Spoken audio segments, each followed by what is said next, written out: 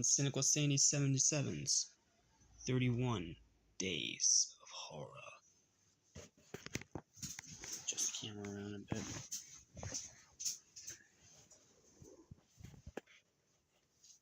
Good enough. What's up, guys? Welcome to 31 Days of Horror, and today we are going to be doing a huge, or as I like to call it, the ultimate Universal Monsters tier list. We're going to look at all the classic Universal Monster films. We're going to look at some of the remakes. And one or two bonus little entries thrown in there. So, let's go ahead and start with the tiers. Also, if you're wondering why it's in landscape mode, it's because if I tried to do this in landscape mode, like I flipped it, and the entire list was hidden. So, unfortunately, I have to do it in this format. So I apologize in advance, and I hope you guys still enjoy anyway. So going over the tiers real quick, we have the horror classic. You know, all the classics, the ones that are absolute must-watches every single year. Bloody Good Time, movies that aren't quite a classic, but still really good in their own right. Kills 2 hours, average movie that's not horrible to sit through, but it's not amazing. Painful for movies that aren't quite god-awful, but are legitimately painful to sit through. And of course, Shadow Realm for the absolute worst of the worst. One thing I should also say before we start is that the Hammer horror films are not on this list. And it's not because I don't count them as remakes. It's because there's so many of those that it would already make this super bloated list even more bloated. So I'm thinking I'm going to do that as a separate tier list later in the month for when I don't have a double upload. And we'll go from there. Sound good? Good. Alright, let's go ahead and stop messing around, light this son of a bitch up, and get this motherfucker started. Starting with Dracula, 1931. That should not even be a contest. Why? This is an undisputed horror classic. Bela Lugosi's performance as Dracula is iconic. Dwight Fry is amazing as Renfield. That laugh still haunts my nightmares. It has a great creepy atmosphere. All the acting across the board, even from like the side characters, is really, really good. Great set design. And it's what set the basics of Dracula. And speaking of which, we have the Spanish version of Dracula, which actually has a few little minor differences from the original version, aside of just a different language. This version goes into a kills 2 hours. It is a good version, and maybe it's because I just don't understand Spanish, or sometimes find those kind of voices a little irritating, because I've grown up listening to like American English speaking movies my whole life, so foreign stuff is still a bit iffy for me. But the 1931 Dracula, it's still worth your time. It has surprisingly better set design than that of the original, and it also has some really good acting as well. It's still worth your time, I just don't think it's anywhere near as good as the original. Frankenstein. Yep, this one's also a horror classic, we all know it, but I do think Dracula is better. Frankenstein is also most well known for creating Frankenstein's monster. Yes, Frankenstein's monster, not Frankenstein. Get it through your fucking head. It has been years. And just set all the basics for what makes Frankenstein's monster. The iconic look from makeup by Jack Pierce to the way he talks, the way he moves, and the way he's the archetype of the misunderstood beast, if you will. Of course, Boris Karloff, fantastic in this role, but there's also a bunch of other great performances here, including Dwight Fry again as the hunchback Fritz, who has also become synonymous with Frankenstein and Mad Scientists. It's a pretty dang good movie. We all know it's damn good. We all know it's a classic. Yeah. That's all I can say there. Murders in the Rue Morgue, one of the two this is one of the bonus entries I threw in here. This is one of the two movies made by Universal based on the tales of Edgar Allan Poe. And I'm going to put Murders in the Rue Morgue in a kills 2 hours. There is a great performance in here by, I believe this one's Bela Lugosi? I could be wrong on that. Actually, let me just go ahead and check that real quick.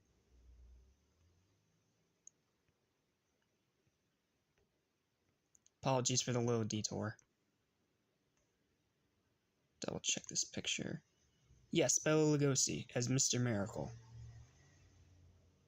Very, very good. Very... yeah.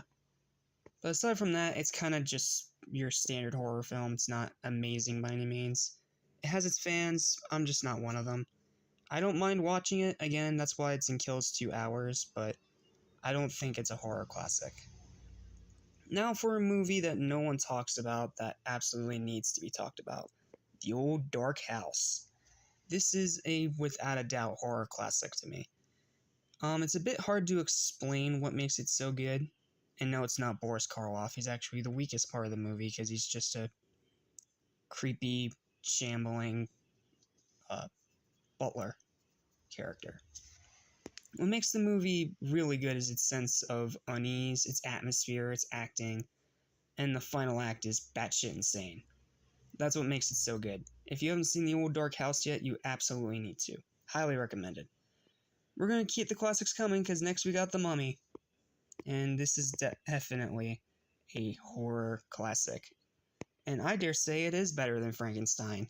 And let me tell you why. Not only because Boris Karloff can actually speak in this version, but Imhotep is a better version of that archetype of the misunderstood monster. Like, you feel sympathy for him despite him being this evil being. It's difficult to explain, but if you watch the two of them back to back, you'll definitely see a difference.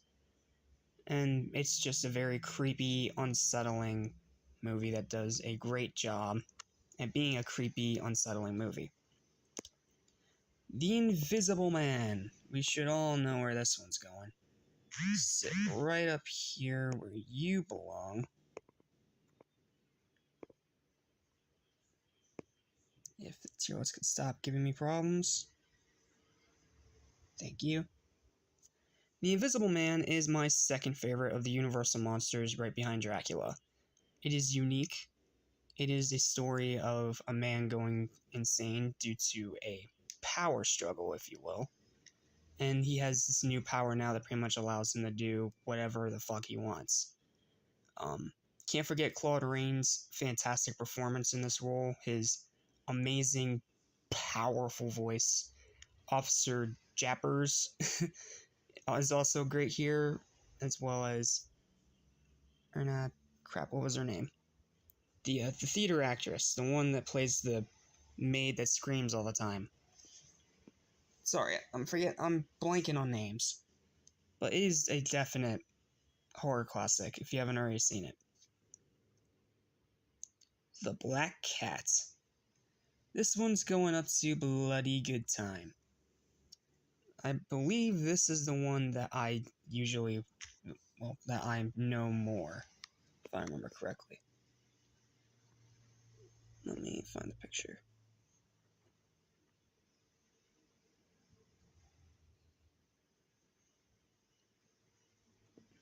Oh yeah, I remember this one. This is the one where Bela Lugosi is in a demon cult, right? Yeah, I think so. Sorry, I haven't watched some of these in a while, so apologies if I get those wrong. But The Black Cat is a bloody good time. It's a really good movie. Bride of Frankenstein. We all know where you're going. Right there. The Bride of Frankenstein is that rare case of being a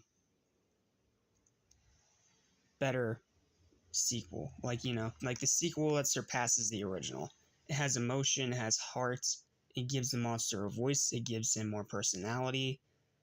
And of course, the bride herself, while she's not in it very long, is iconic. That white stripe in the hair, that hiss that she makes, it's all iconic. And you still have Henry Frankenstein, played by the same actor from the first movie.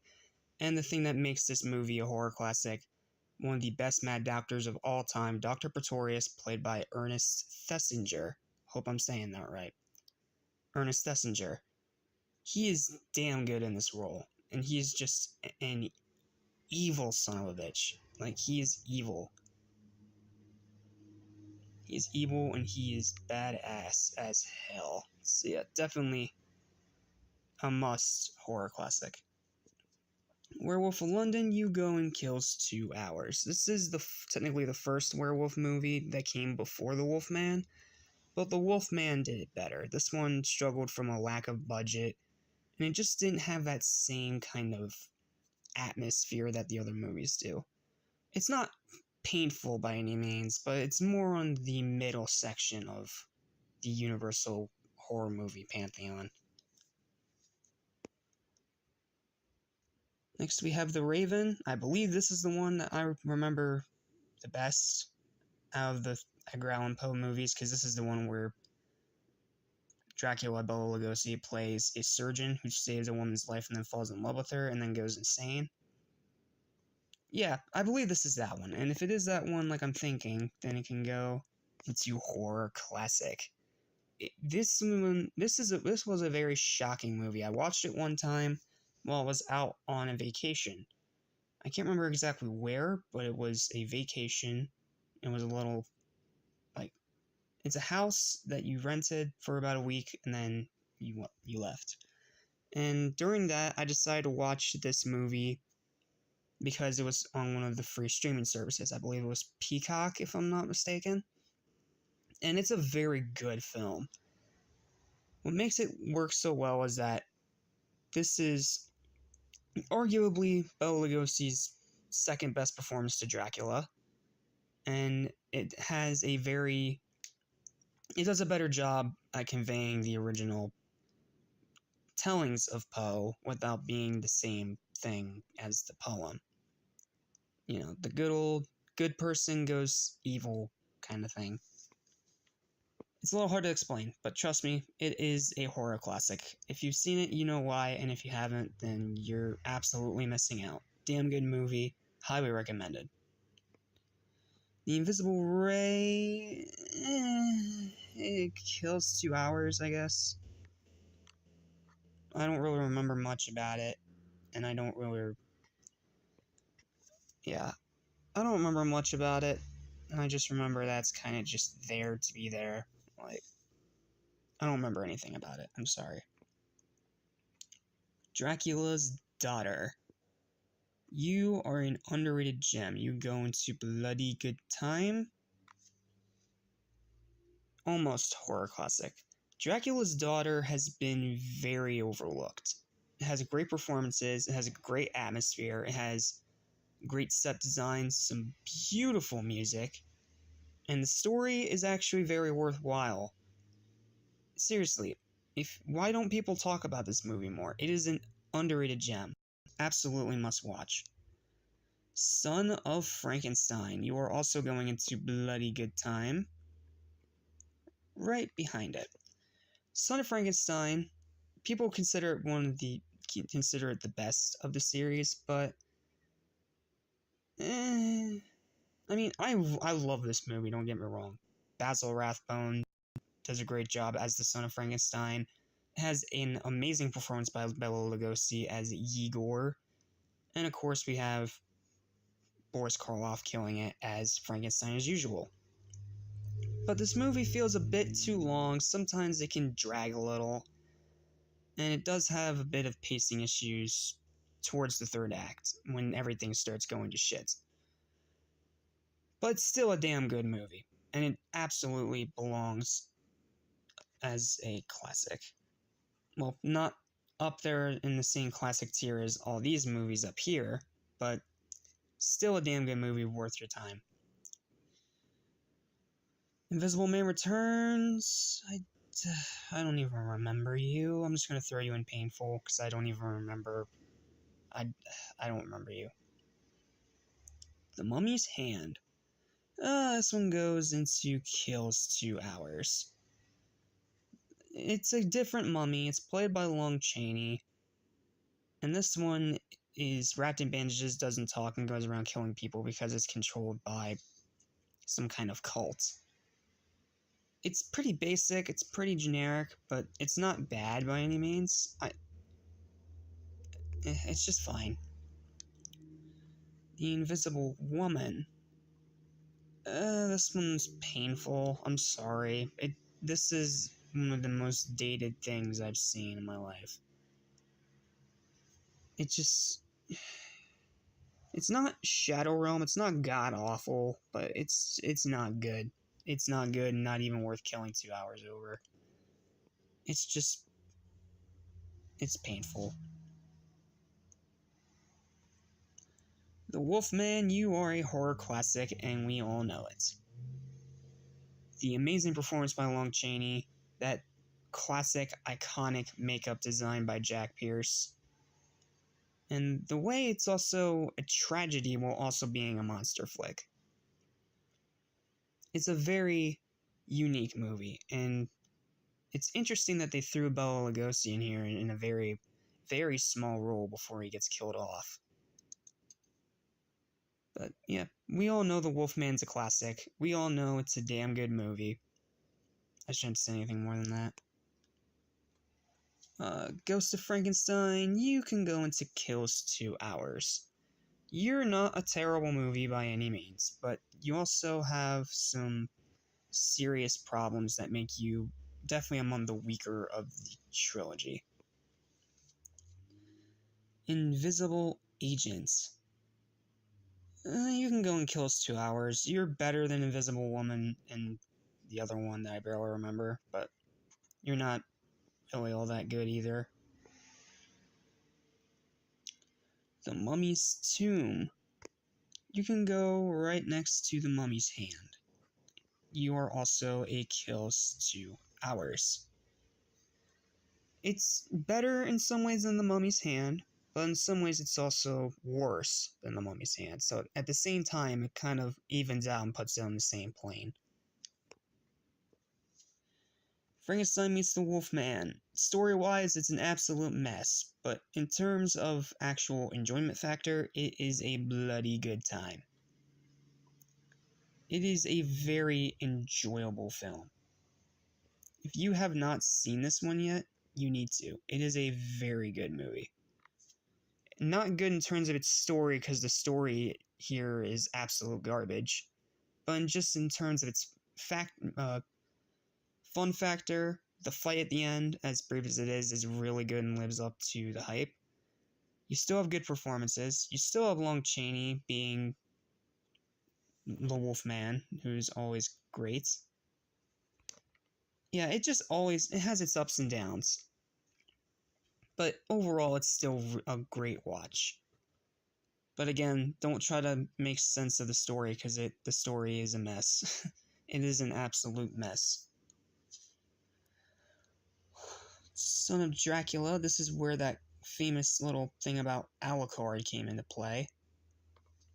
No, you're in kills 2 hours. Stop trying to jump ranks, Werewolf of London. Son of Dracula is a kills 2 hours. I think Alucard is a cool character, and I do like the way they did it with Dracula's name being spelled backwards. But outside of that, it doesn't really have that much value to it. Invisible Man's Revenge, you can go in kills 2 hours. Mummy's Ghost, you are painful. House of Frankenstein, you can go in kills 2 hours. You can go right in the middle.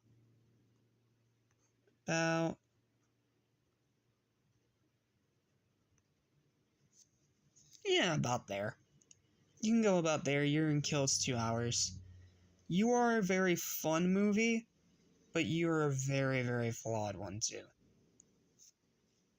It's not a bad movie. It's just a kills 2 hours. Mummy's Curse, you're better than Ghosts, but not by much, so you're still going in painful.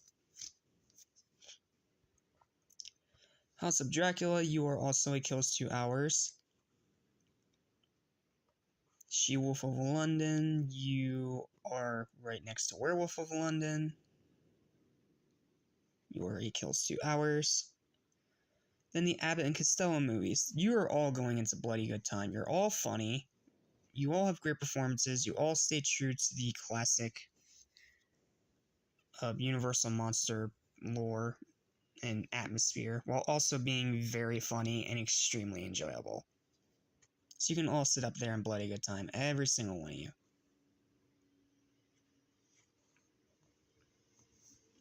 Creature from the Black Lagoon is a horror classic.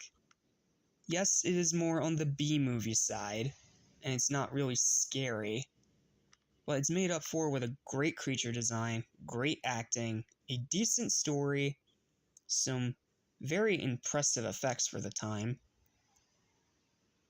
and a very well done atmosphere. And the writing's not bad either. It's a horror classic. There's a reason why it was the last of the classic Universal monsters. You are an absolute horror classic. Unfortunately, both your sequels are god-awful trash. Like, ugh. Those movies suck. Now, that's all the classic Universal monster movies out of the way. Now we can get to the remakes. Starting with Dracula in 1979. You're not a horrible film. You weren't actively horrible to sit through, but you weren't really amazing either. You can go and kills 2 hours. You're on the more generic side than anything else. Bram Stoker's Dracula, you can also go and kills 2 hours. Yes, you have a laughably bad Dracula design, but your story's okay, your writing's decent, and Keanu Reeves is always a delight. Unlike Mary Shelley's Frankenstein, go to Shadow Realm. You are trash. You are absolute bottom barrel trash. You had great actors, but your story was bad, your writing was bad. You're just a bad remake. Just no. You suck. You absolutely suck. I'm gonna get crapped on for this, but the Mummy trilogy, the remake one from the 90s and early 2000s, kills 2 hours. They're kills 2 hours. They're not actively painful to sit through, but I'd rather not watch them again. I will always prefer the original Mummy movies. Heck, I will prefer the Mummy movie sequels to that remake trilogy. It just... I even debate counting them as Universal monsters because it's more action than actual horror. But it has some horror moments, and it's not god-awful, and it has its fan base. It's just not for me. Van Helsing. I know a lot of you want me to throw this in Shadow Realm, but I'm sorry. Every time I watch this movie, I have a damn good time watching it. Yes, it's flawed. Yes, it has its problems, but it is going on the bottom of bloody good time. I have a lot of fun watching Van Helsing. It is one of my guilty pleasure... Can't fucking talk today. One of my guilty pleasure watches every year. It's not the most amazing thing ever by any means, but it's great for what it is. Fun popcorn cinema with the classic Universal monsters. That's all I'm going to say about that. The Wolfman remake. You have great gore and violence, and your final battle is fantastic. And I can also commend your visual effects for being quite good for the 2010s. But you have a bad story. You have some pretty bad acting, especially from Anthony Hopkins, which is unacceptable. And none of your characters really have any investment, unlike the originals, so... For those reasons, you're not the most god-awful thing in the world, but you are painful. You are painful to sit through outside of your blood and gore and violence. Dracula Untold is a kills 2 hours. It wasn't actively painful to sit through, but it wasn't the most pleasant thing in the world. The Mummy 2017. Oh, we all know where that's going. Just, wow, what a horrible way to try and start a dark universe. You have bad acting, you have a terrible story, you have everything being cluttered and making no sense, you have a shit villain, you have shit CGI effects. The whole thing feels cheap, lazy, half-ass, and just absolutely unacceptable. It is Shadow Realm. It is one of the worst pieces of shit I have ever had to sit through. Fuck that movie straight to hell. Now for The Invisible Man 2020. This is a very unique remake. People praised the hell out of it when it came out, but some other people like Angry Joe were just calling it good. I'm on Angry Joe's side here. This is a good remake because it's barely anything like the original movie, but it's not the most amazing thing ever. It does have some story problems, and it can be very slow. But the great performances, the way it modernized the actual Invisible Man itself, and the way it makes everything unique and not be a carbon copy of the original set in modern times. That is really good. I like the Invisible Man remake. It's a bloody good time. And then these 4 just suddenly got mixed around. Let me just throw these in their spots where they were.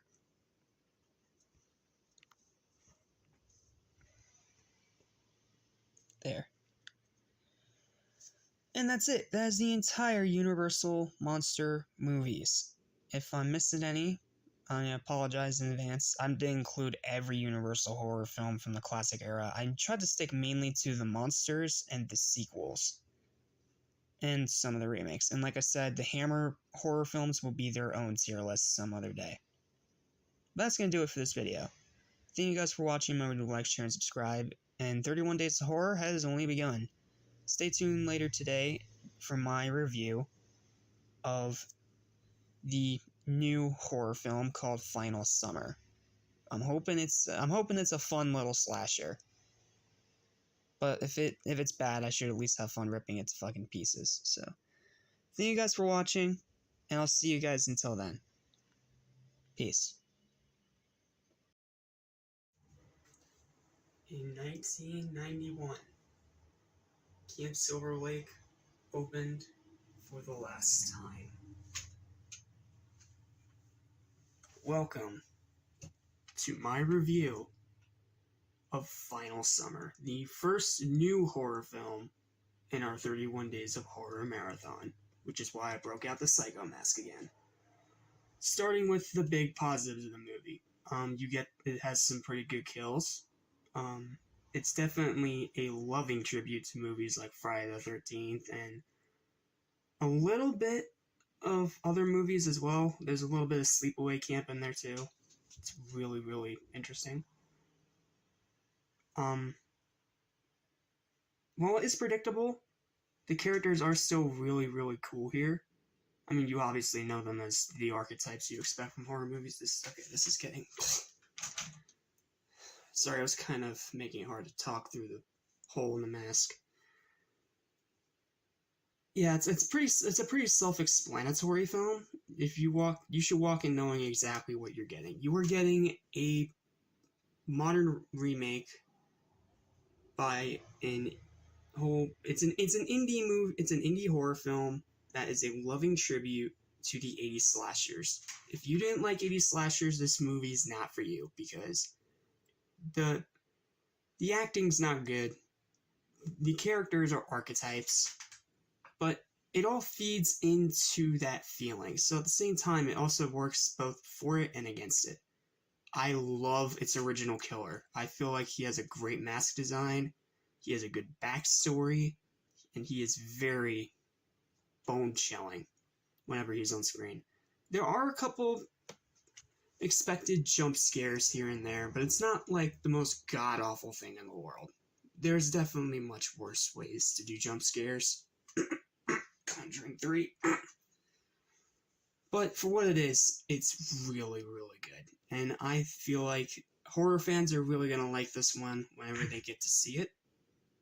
And I just want to thank the director personally for giving us a movie like this, even with the stacked, awesome year of horror that has been 2022.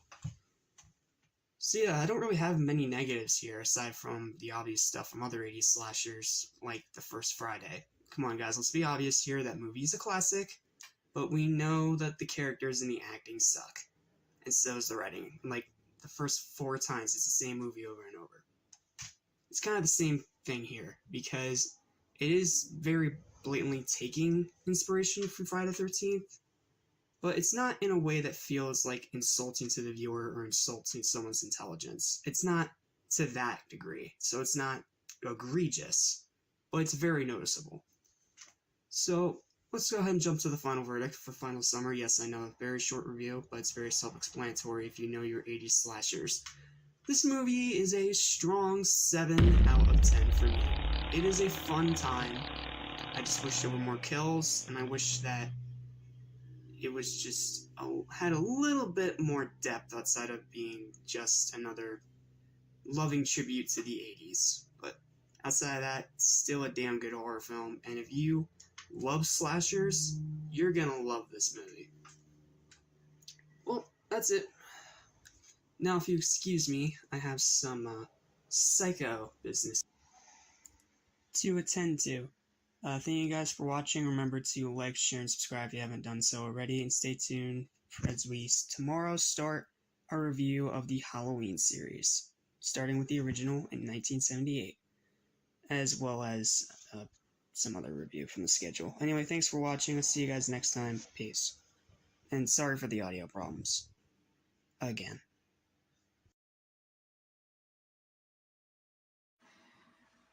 How's it going, everyone? Jack Small, your one and only Cynical Saiyan, 77, back at you again with another video, and we continue our 31 Days of Horror, because it's time to take a look back and review the first season of the Chucky TV series. Now, if you're wondering why I'm doing it in this format, if you haven't watched my latest video I just put up on Animation Station, I'll give you a little gist. I have been having fucking audio issues all night when I try to do it in that usual format. For some stupid fucking reason, I honestly don't know. So, I'm gonna do it in this format this time, and then hopefully tomorrow we will be back to the other format. So, with all that said, let's get into the Chucky TV series. Starting off with the big positives here, I actually really like the main cast here, specifically Devin and Jake. Those two are really good characters, the actors are really good, and you understand the situation. And of course, Chucky is always great as always, and then some of the legacy characters are in here too. Andy's really good for the little bit that we see of him in here. Tiffany, always a delight. Jennifer Tilly is always a delight. And then Kyle is good. She just doesn't really have much to do, unfortunately. My other big pro for it, it definitely has great camera work. It has amazing directing from Don Mancini, who's really come a long way from Seed, let me tell you what. And of course, Chucky himself is still Chucky. He's still spouting one-liners, he's still being one rude fucking doll, and he is still as badass as he's ever been. And then my next big positive is the kills. Despite this being a TV show, there is actually some really good kills and gore in this show. You have eyeballs popping out, you have people getting stabbed horrifically, you have defenestration, you just have some pretty fucking crazy kills, and they're not afraid to show the blood either.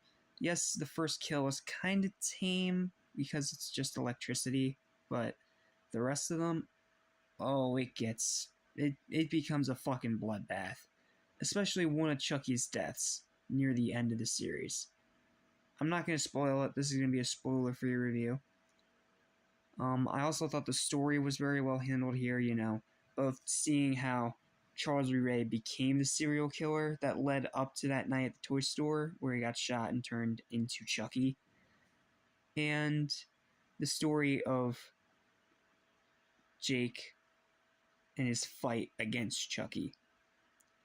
I do have some things that I need to critique on the show, though, and that is the main thing right here. This character on the far right, Lexi. In the first few episodes of the show, she is an absolutely unlikable little fucking bitch. Like, she is an absolutely despisable character. But they decide to give her a hero arc where she redeems herself. It's fucking weird. I do think that they should have just killed her off. I don't think she's a good character. And while they make her somewhat relatable in the final few episodes, I still thought she was an absolute bitch. But the way I see it, it's kind of like the experiences that she goes through is what causes her to end up changing into this other person. That's why it's a mixed aspect and not a negative, because it kind of makes sense if you binge the entire show in one sitting. But if you were one of those people watching it like episodically back when it first came out, you would have been really fucking confused. And hell, maybe you are still fucking confused. I don't know. But Lexi's definitely a mixed aspect. I'm hoping in season 2 they can somewhat fix her character, but you know, it is what it is. The other mixed aspect here is that it's kind of a very loose sequel to Cult of Chucky, because it starts out with this entirely new story where you have just Chucky going with this new character for supposedly to try and make more killers. But at the same time, as you watch it, then that's when it starts throwing in the curse and cult connections and all that stuff. And you do have Nika Pearson here as well. She's good as always. And then the other mixed aspect is the ending of the show. Not the ending where the three of them, you know, defeat Chucky and all that. That part's fucking awesome. I mean the final one, specifically that final scene. I believe it's pretty much infamous now, between Nika and Tiffany. I'm not going to say what happens in it, because again, this is a spoiler-free review. But it's a bit of a mindfuck.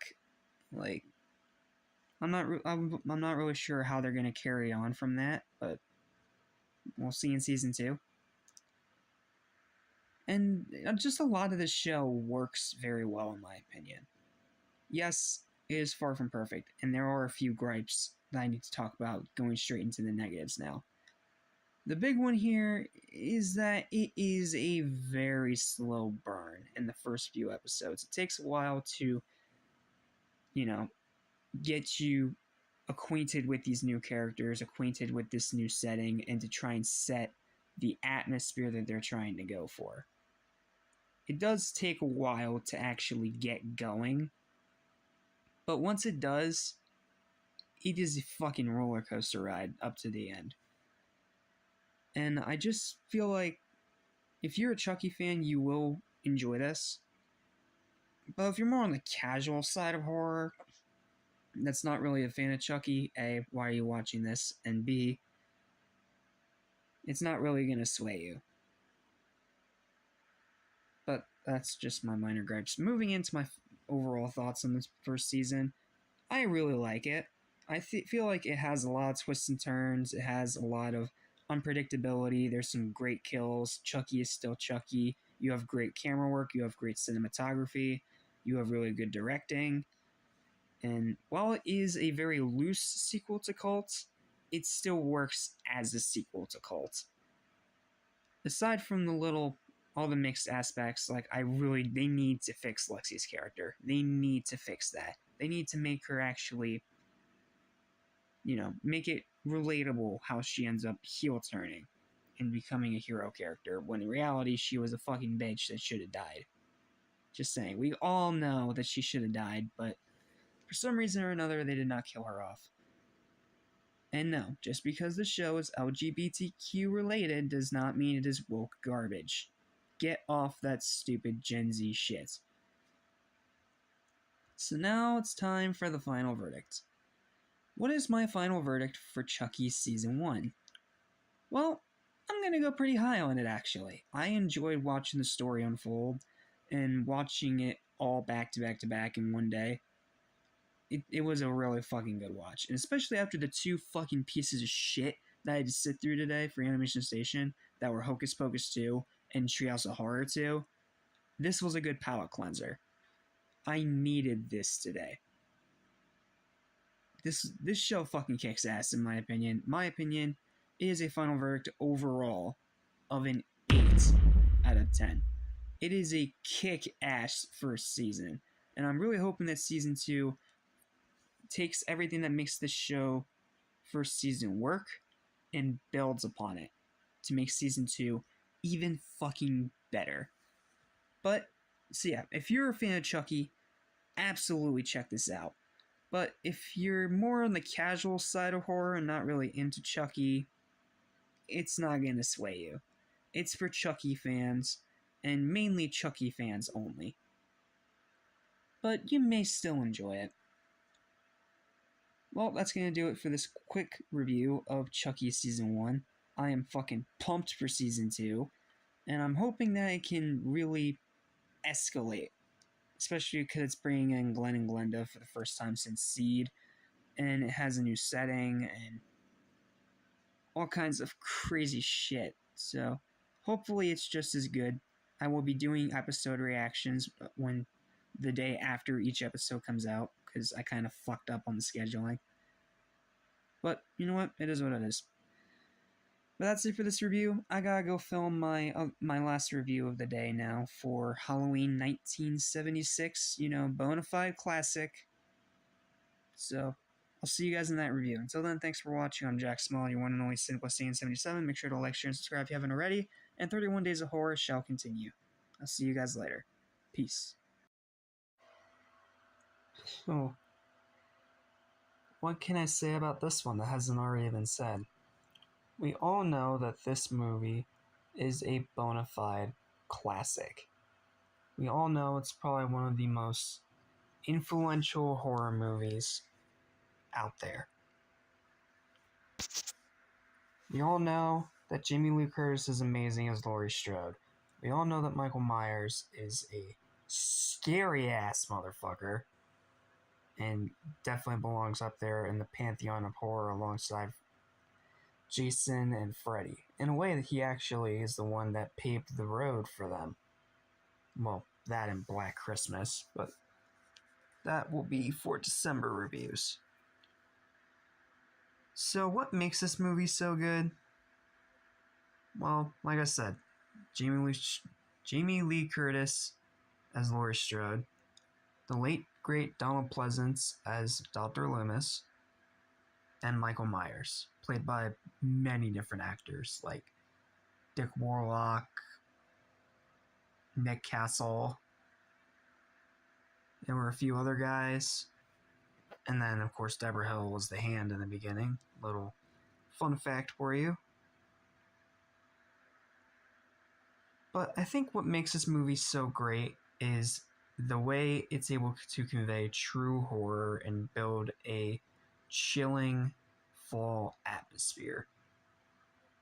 You know, Michael Myers, we see the movie literally opens with us seeing him murder his sister as a child. Like, you can't get any more crazy and fucked up than that. And then it turns to years later, he ends up breaking out. He goes back to Haddonfield, where we run into the first con of the movie, and that is that the acting of the two friends of Laurie are, how do I put this politely, a little bit insufferable. I mean they have cool deaths, but I mean, like, as characters, they're just nothing. They're flat. But again, it's all made up because of Loomis, because of Laurie Strode, and because of the great performance of Donald Pleasance. That monologue is going to haunt your nightmares. But really, this movie is all about atmosphere. It's all about setting a mood. It is all about just immersing you.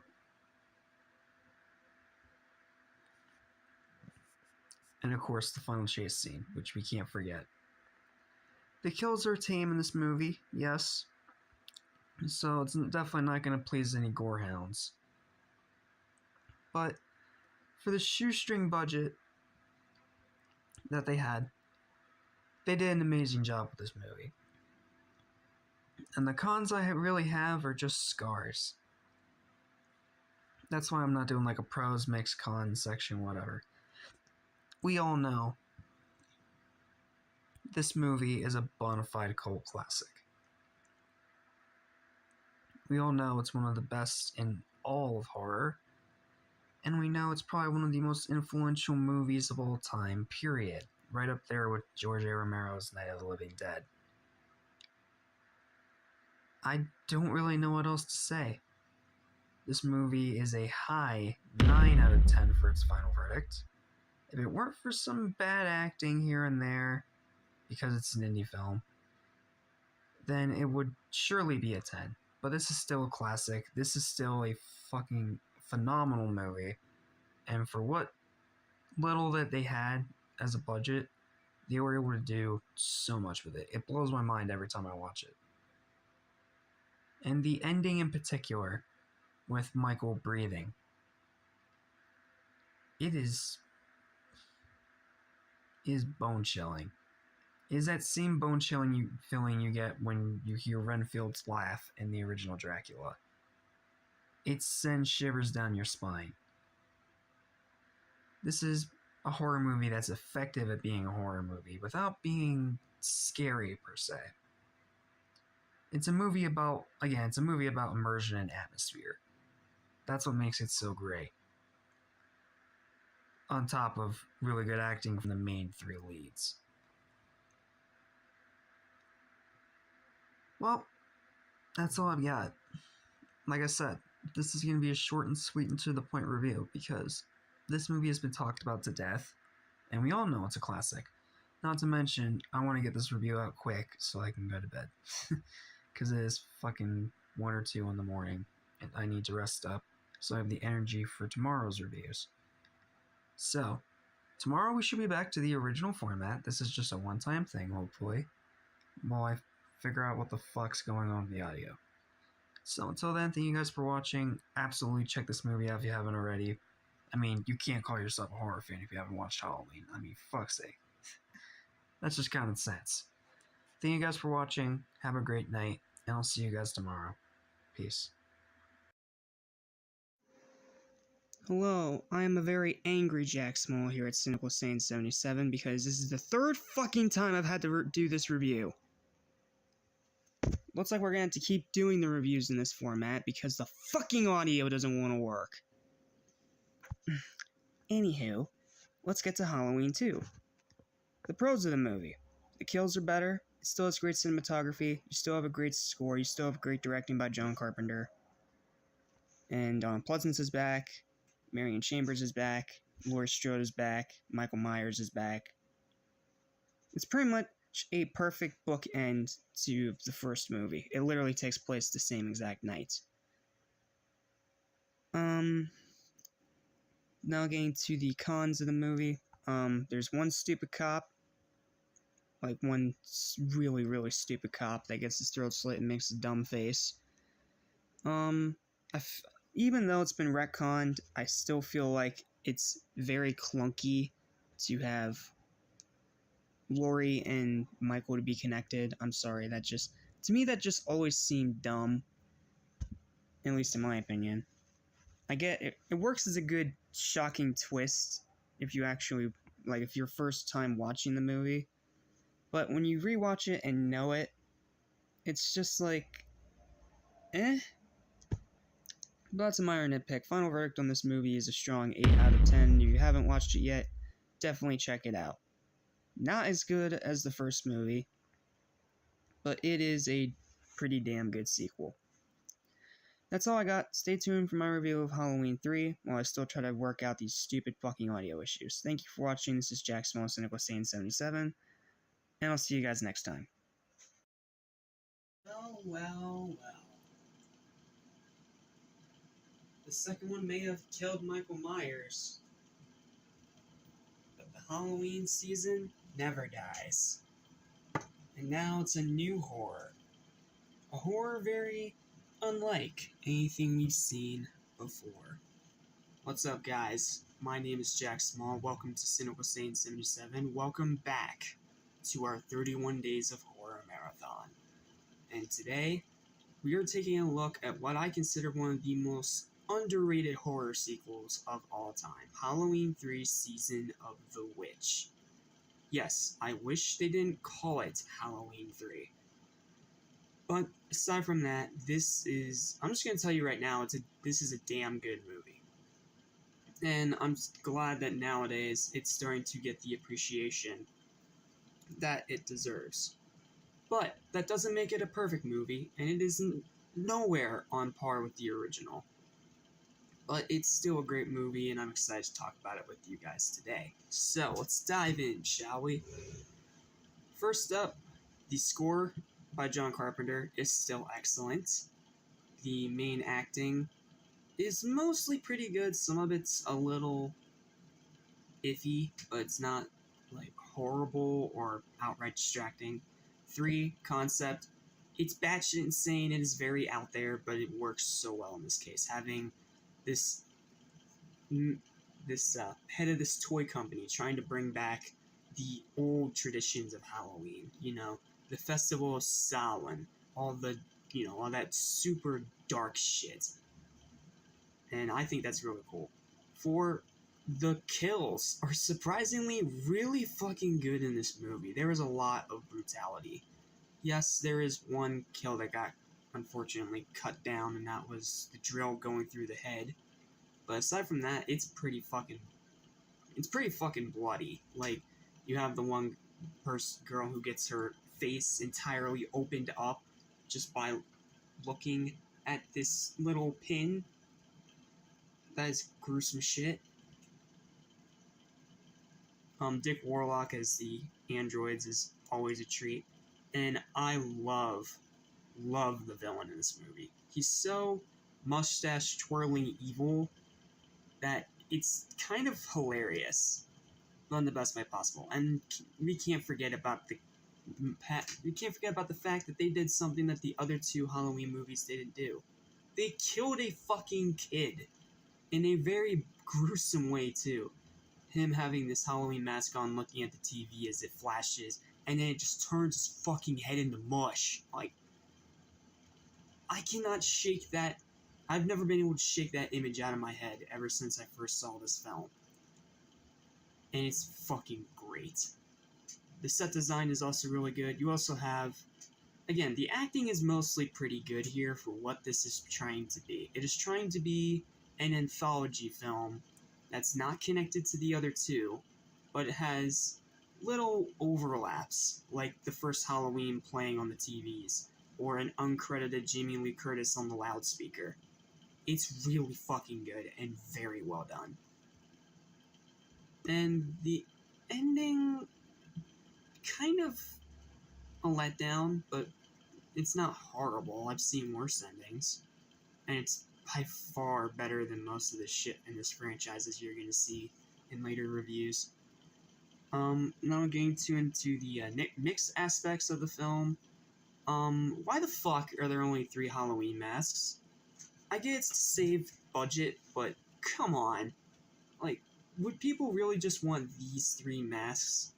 Like, for fuck's sake, I feel like that's completely unrealistic, because I feel like people would want more than just 3 fucking masks to pick from for Halloween. And they're, not only that, they're kind of the most generic masks you can think of. The skeleton, the witch, and the pumpkin. Really? This mustache-twirling asshole couldn't get more than 3 masks? Like, come on. Like I said, the ending, very iffy. It's good because the hero wins, but it's also bad because it kind of goes on forever. It overstays its welcome, and is kind of disappointing. After all the momentum that's been building up throughout the entire movie, the ending's kind of a farce. It's not horrible by any means. And like I said before, the acting is also very iffy at points. Tom Atkins, he is good in this movie. And so is the main villain, Colonel Cochran, and of course Dick Warlock, because he doesn't have any speaking lines. He's just a silent, vicious killer. Well, one of many, apparently, because there's more than one of those androids in the movie. But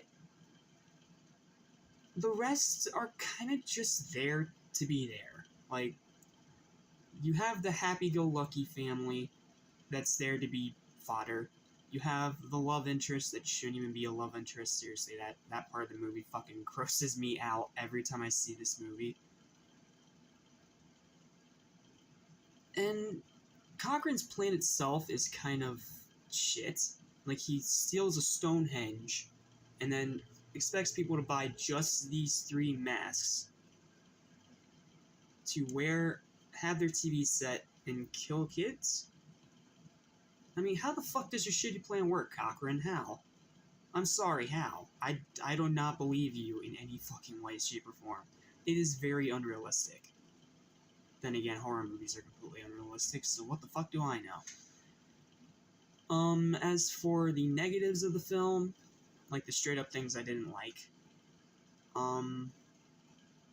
for one, calling it Halloween 3. You shouldn't have called it Halloween 3. If you did not call this Halloween 3, you wouldn't have set yourself up for failure, and this would have been known as a Halloween classic, another John Carpenter masterpiece to watch every October. But because you called it Halloween 3, you set that expectation of people thinking that it's going to have Michael Myers in it again. But to see that it doesn't have Michael Myers, but yet you call it Halloween 3, that's how you piss people off, and that's why your movie fucking tanked and threw your entire concept out the fucking window. Just saying, you shouldn't have called it Halloween 3. If you just called it Season of the Witch and called it its own standalone movie with the same little references and nods to Halloween, everyone would have been fine with it. But because you called it Halloween 3 and because you set the expectation, you kind of fucked yourself up and shot yourself in the foot. Just saying. But that's really just a minor nitpick at that point. This is a great sequel and one of the best movies in the franchise. It's shit according to actual sequel rules because it has nothing to do with the first 2 Halloween films, again, outside of little nods and references. But it's still really fucking good. I still really enjoy it despite the things that I said I didn't like. And I definitely made this a tradition to watch every Halloween ever since it was first introduced to me by Nostalgia Critic of all fucking people in his most underrated Halloween classics list. He had this movie. It was my first introduction to it. And then shortly after seeing that list, I watched it myself. And I fucking love this movie, man. I have always loved this movie. I'm gonna love this movie for a very long time. I think it is a kick-ass film. I think it is definitely very underappreciated. And yes, while I think calling it Halloween 3 was what got it to fucking tank and ended up with, since people wanted the same fucking thing over and over and over instead of trying something new, what the fuck do I know? I didn't grow up in the 90s or 80s, so what the fuck do I know? But this is a really good movie. I really enjoyed it, and I definitely think that deserves a high final verdict of an 8 out of 10 for my final verdict. An 8 out of 10. It is a must-watch every Halloween for me. It is one of the best installments in this franchise, and I definitely cannot recommend it highly enough. It's on the same level as Halloween 2, but it's not... I can't decide which one's better between this and Halloween 2. I really like both. But the original's still on top in this case, so it doesn't fucking matter. But yeah, nowhere near as good as the original, but on the same level of quality as Halloween 2. While it is batshit insane and it's obviously not for everybody, if you can respect someone trying something different, then you're going to fucking love this movie. But if you have that dead set mindset, like most people did when this movie came out, that if it didn't have Michael Myers, it was obviously a piece of shit and mismarketed, then you're gonna fucking hate it. It's not for everybody, but for horror purists like me, it is a fucking classic, and it is definitely a movie that I'm glad, once again, it's finally getting the recognition it deserves after all these years of it getting shit on. Well, that's it. That is all I've got for this review of Halloween 3 Season of the Witch. We're going to be doing it in this format from now on because, from what I can tell, this one doesn't have audio issues, so I can actually be somewhat in-depth and do longer reviews in this format. So we're going to do all the reviews in this format from now on. That way I don't have to deal with audio issues or any of that stupid fucking bullshit. And you'll still be able to see me and my moody lighting. So, that's all I've got. Thank you guys for watching. And tune in tomorrow for my review of Halloween 4, The Return of Michael Myers. The beginning of the downhill spiral. But until then, thanks for watching. I'm Jack Small, your one and only Cynical Saint 77. Have a spooky day, and I'll see you next time. Peace. They say making another legendary horror villain nowadays is impossible. Well, this clown says otherwise. And if you dare say anything against him, he will fuck you up. What's up, guys? Welcome to my second double review of Cynical Saint 77 today. We are taking a look at Terrifier 1 and Terrifier 2, which I just sat through. Terrifier 1. This is the movie that gives Art the Clown the full spotlight. After having one segment in All Hallows Eve, he makes his full feature film debut here.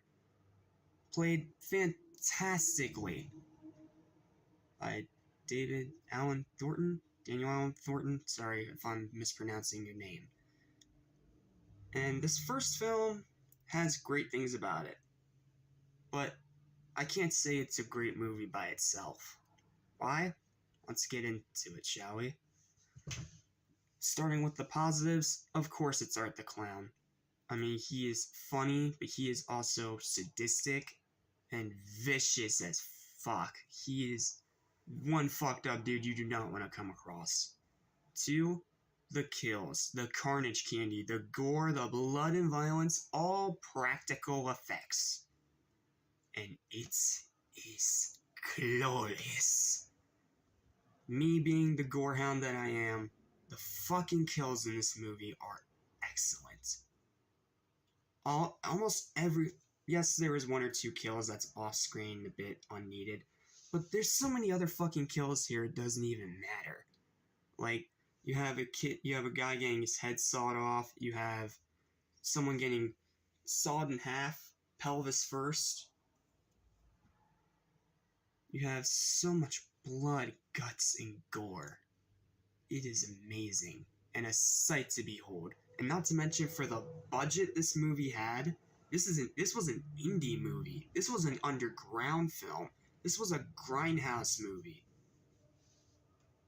It is fucking impressive what they were able to do. And the kills in this movie are fucking great. And Art the Clown is also great. Unfortunately, everything else kind of falls into the most mediocre territory. The characters are unmemorable and just slasher fodder. The story is disjointed and a bit convoluted. The writing was definitely not on par with some other movies. Not on par with the original Halloween. Not on par with the original Nightmare on Elm Street. Stay tuned for that review. But it serves its purpose. It's good enough. And it is definitely an enjoyable watch. At least in my opinion. But, like I said, not a horror classic in my opinion. And it is definitely a little overrated. But because Art the Clown is so good, because the fucking kills are so great, and because I didn't actively hate myself while watching, and I did have a good time, and I still have a good time every time I watch it, I'm giving it a 6 out of 10 for its final verdict. It is still a gory good time. Now, take everything I just said about the blood, guts, and gore of Terrifier 1. Well, According to Terrifier 2, that is the fucking Care Bears. Because, holy shit, Terrifier 2. Just, holy shit. This movie is legit awesome. It is even more graphic and gruesome. Art the Clown is even better than he was in the first movie.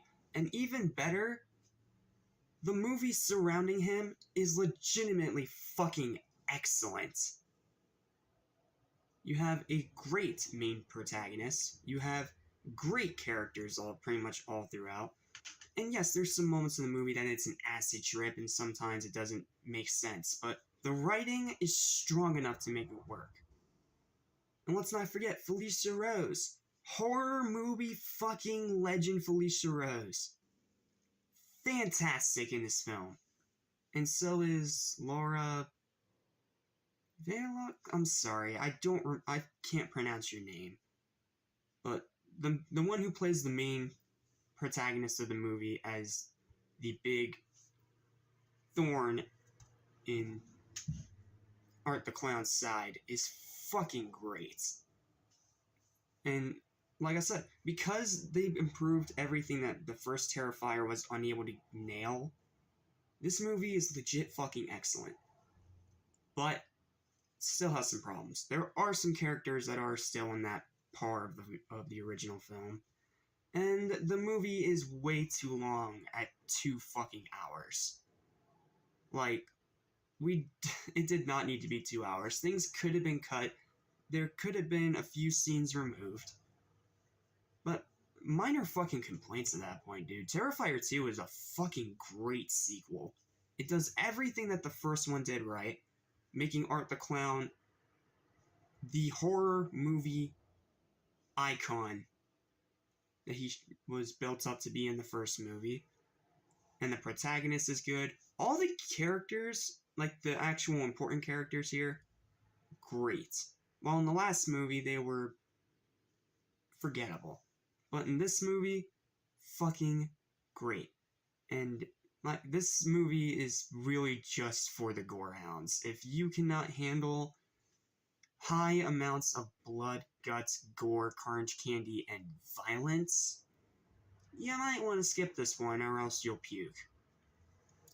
And the practical effects, even better than last time. And obviously this movie was given a bigger budget than the last movie. But by today's standards, it was still pretty low. But despite that, they were still able to make this movie as vicious, bloody, and gory as they possibly could get away with. They even released this movie in theaters and at Fantastic Fest with an X rating. They didn't even try to appeal to the censors. They were like, fuck you, censors, this is our movie, this is what we want to do. Tough shit. Seriously, guys, if you guys love horror movies and if you love Carnage Candy, you are going to fucking love Terrifier 2. It is a high 9 out of 10 for its final verdict, and it is one of the best horror films of the year. Right up there with The Black Phone. It is fucking phenomenal. And this cements Art the Clown for me as a horror icon. Well, that's it. That's all I've got for these 2 reviews. Definitely check these 2 movies out if you haven't already, but just, for the first movie, set your expectations accordingly. And for the second movie, just, fucking buckle up. That's all I'm gonna say. But thank you guys for watching, and I will see you guys for my next endeavor, which is a full reaction/review of Chucky Season 2, Episode 1. So, until then, thanks for watching, have a fucking bloody good day, and I'll see you next time. Hey guys, just a little preamble before the video you're about to watch starts. I had to delete my Chucky reaction. It got blocked by MC Universal, despite the fact that I tried my fucking best to not put music in there. But apparently it also counts for content. The video has already been deleted. I just haven't refreshed this page yet. We're on my YouTube studio right now. So, I'm sorry, but the Chucky reactions are gonna have to be canceled. I'll do reviews, but I can't do any reactions. NBC Universal, go fuck yourself. I put so much hard work into that video and you fucking screwed me. So fuck you! And now with that out of the way, please enjoy the rest of your regularly scheduled program. Hey guys, just a little preamble before the video you're about to watch starts. I had to delete my Chucky reaction. It got blocked by NBC Universal, despite the fact that I tried my fucking best to not put music in there. But apparently it also counts for content. The video has already been deleted. I just haven't refreshed this page yet. We're on my YouTube studio right now. So, I'm sorry, but the Chucky reactions are gonna have to be canceled. I'll do reviews, but I can't do any reactions. NBC Universal, go fuck yourself. I put so much hard work into that video and you fucking screwed me. So fuck you! And now with that out of the way, please enjoy the rest of your regularly scheduled program. In 1981, Michael Myers was killed, along with Dr. Loomis, supposedly. But apparently, they somehow both survived. Let's be honest, they all survived because money. So, you know what time it is? It's time for another Halloween review. This time a double review, because I'm a little behind schedule. Welcome to my double review of Halloween 4 and Halloween 5. Also known as 2 parts of the 3-part Thorn trilogy. One of the most controversial parts of the entire franchise. And let's start with the 4th, shall we? What are my thoughts on it? Well, I think it's good. Not great, not very good, just good. For a 4th installment in a series, it is rather impressive how good it actually is. It is enjoyable, it is very entertaining, it has high production value, some decently high production value, but I can't call it more than just good, because it has some problems. Well, let's get to the pros first. First up, the big one, Danielle Harris. Amazing performance by Danielle Harris. She did a great job in this movie, and I loved the character of Jamie Lloyd. I also really liked her stepsister Rachel. She does a great job in the movie, and of course, as always, Michael and Loomis. But Michael is more on the mixed aspects for me. I like his design, but I don't like how he's buff like a football player when in reality, he's nothing like that. The kills are also a mixed bag. There's some pretty graphic ones, and some pretty funny ones, like when Michael stabs someone with a gun through a wall, which is just hilarious. But there are a couple other kills that are just neutered and just don't work. And speaking of don't work, the story is a bit weak for a 4th film in a franchise that's supposed to bring these characters back, because Loomis and Michael supposedly both should have died in that fire in Halloween 2. But because of box office dollars, and because Halloween 3 tanked so badly, despite the fact it's a great movie, no matter what you naysayers say, they got brought back, and they retconned it to where they only got grave injuries, but did not die. So, Loomis is chasing Michael again, so we're back to the same old shit. But because of Jamie Lloyd and Rachel, it's not as bad as it usually is. What makes the movie, I think, work is the fact that you believe this connection. You believe the connection between Jamie and Michael. Also, the ending. They don't get to capitalize on the next movie because it's thrown away. But the ending is really good and really made a really good possibility of what could happen next. Not the whole Michael falling down the mine shaft thing. I mean, the other part. Not gonna say anymore. But there's also a lot of horror movie cliches, and most of the side characters are absolute slasher fodder idiots that are absolutely unlikable. And because of that, I can't say this movie's more than just good. It's entertaining, no doubt. And for a fourth installment in a franchise, it is rather impressive how good it actually is. But it is flawed, and it is nowhere near the quality of the first three movies. And for that reason, it gets a final verdict of a 6 out of 10. It is just good enough to stay out of average. Because of great performances from because of Daniel Harris, Michael Myers himself, and Donald Pleasance. And Rachel's pretty good too. Now let's get to the complete opposite. Halloween 5 sucks. It takes everything that the last movie built and throws it out the window.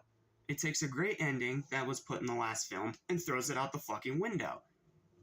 It takes all the positives of that first installment in this trilogy, and guess what? Throws it out the fucking window. This is the most definition example of sequelitis. Because the writing is shit. Like, the writing and the story is so fucking bad here. And not to mention Michael's design. My god, what was that alien-looking mask? What the fuck? The kills also suck. Let's not forget the stupid fucking cop characters with those stupid fucking clown noises. Oh, and let's not forget the other part of this mysterious Men in Black that was put in during rewrites just so it had some kind of sequel bait. Like, what the fuck? This is the definition of a fucking cash-in sequel. Not only that, it destroys Rachel's character and then kills her off early on. And then we're stuck with Tina. Oh my god, fucking Tina. She is one of the worst fucking horror characters I have seen in a long time. She is airheaded. She has no brain. She is absolutely insufferable every minute she's on screen. And I do not care about her in the fucking slightest. And what did you do to Jamie Lloyd?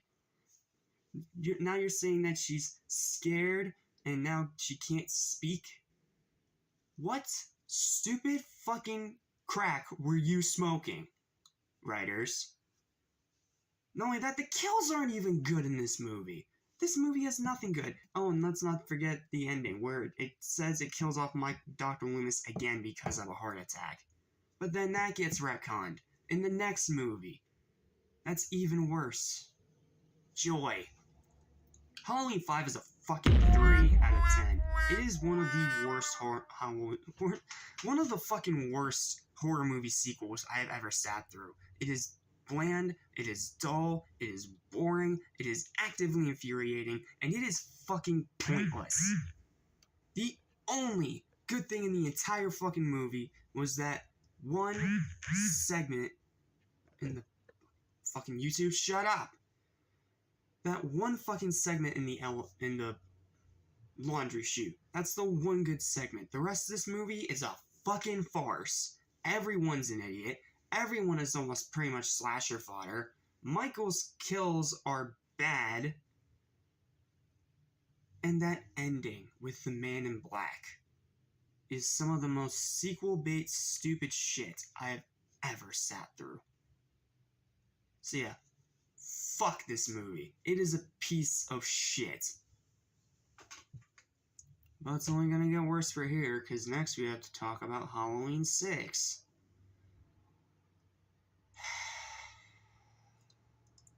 Fuck me.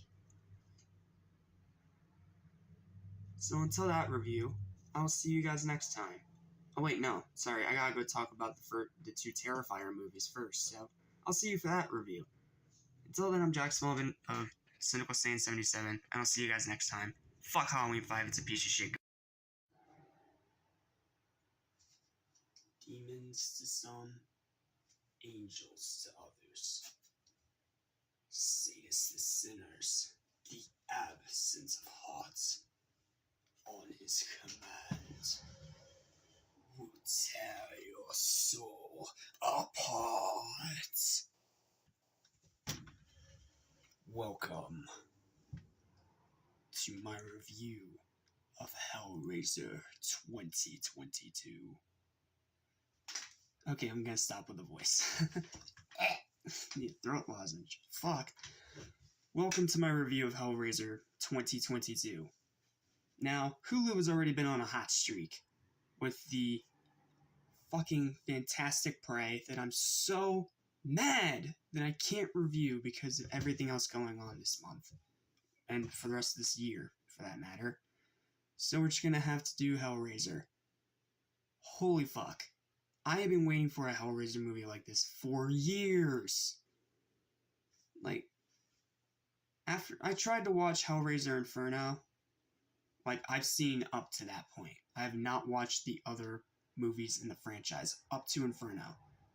But I love the first Hellraiser. I really like the second one. I fucking adore the third one, even with its problems. And the fourth one is pretty good. For the most part. Pretty good. Bit flawed, but pretty good.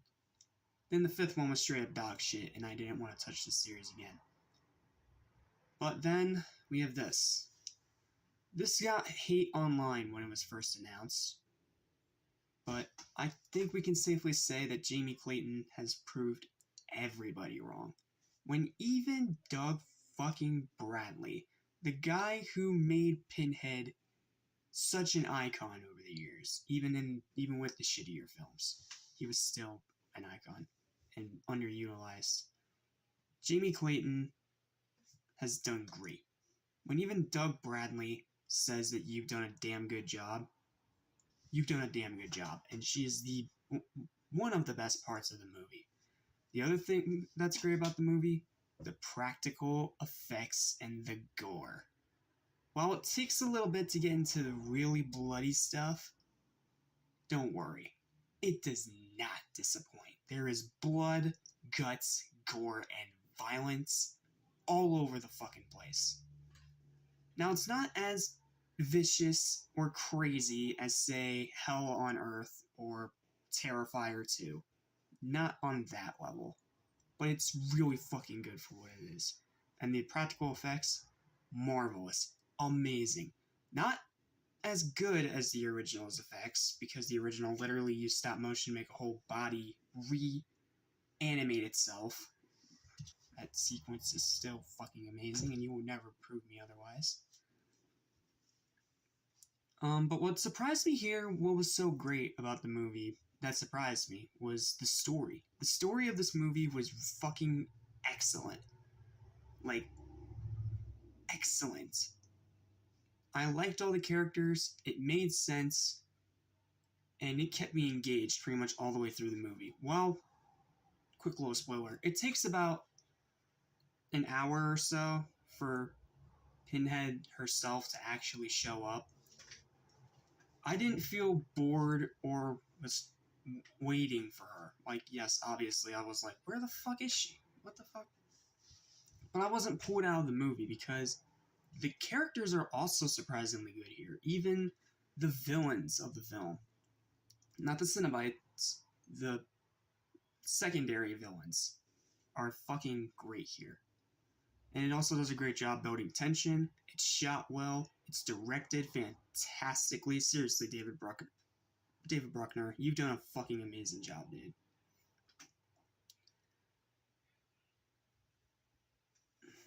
I can overglow about this movie for hours, talking about every little detail, but this is a spoiler-free review, so I gotta restrain myself, you know? I might do a spoiler review. I don't know, maybe. Depends on how many other ones there are on the fucking internet already. But all you guys need to know is that Hellraiser 2022 is fucking incredible. It is just as great as the Rotten Tomatoes score and the critic reviews online have been saying. It is such pleasurable pain and such sweet suffering.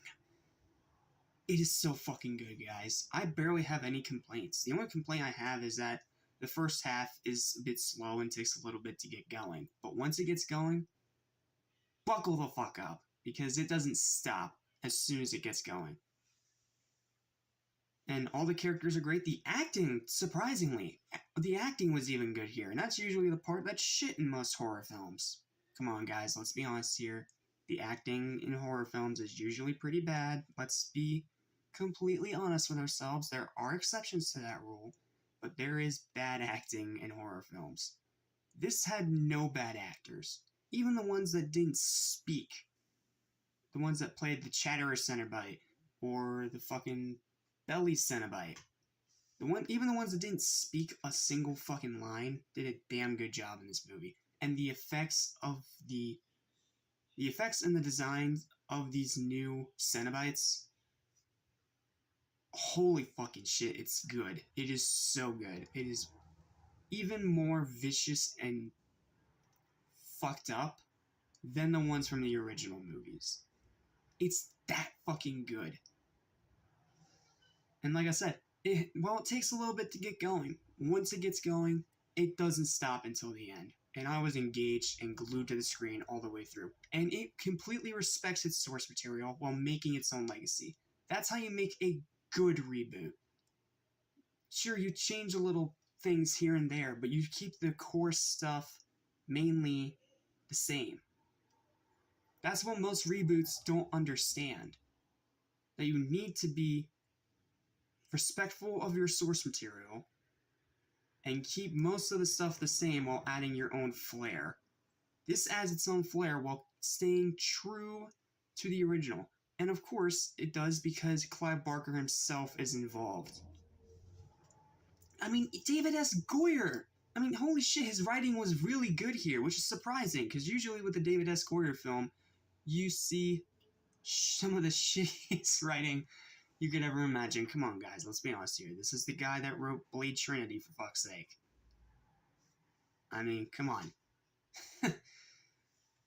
But the writing's good, the acting, all of the movie's fucking excellent. My only nitpick is that it takes a little bit to get going. The first 15, 20 minutes, I want to say, take a while to really get going.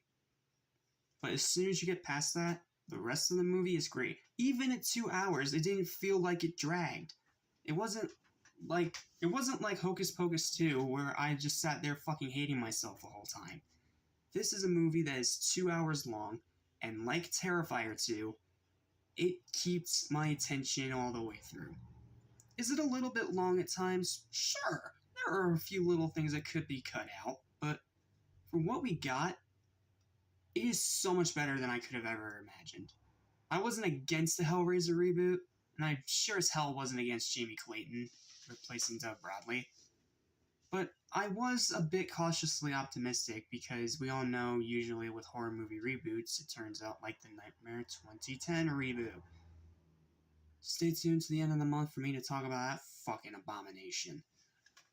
But for now, all you guys need to know is that this movie is fucking excellent. It is a high 9 out of fucking 10.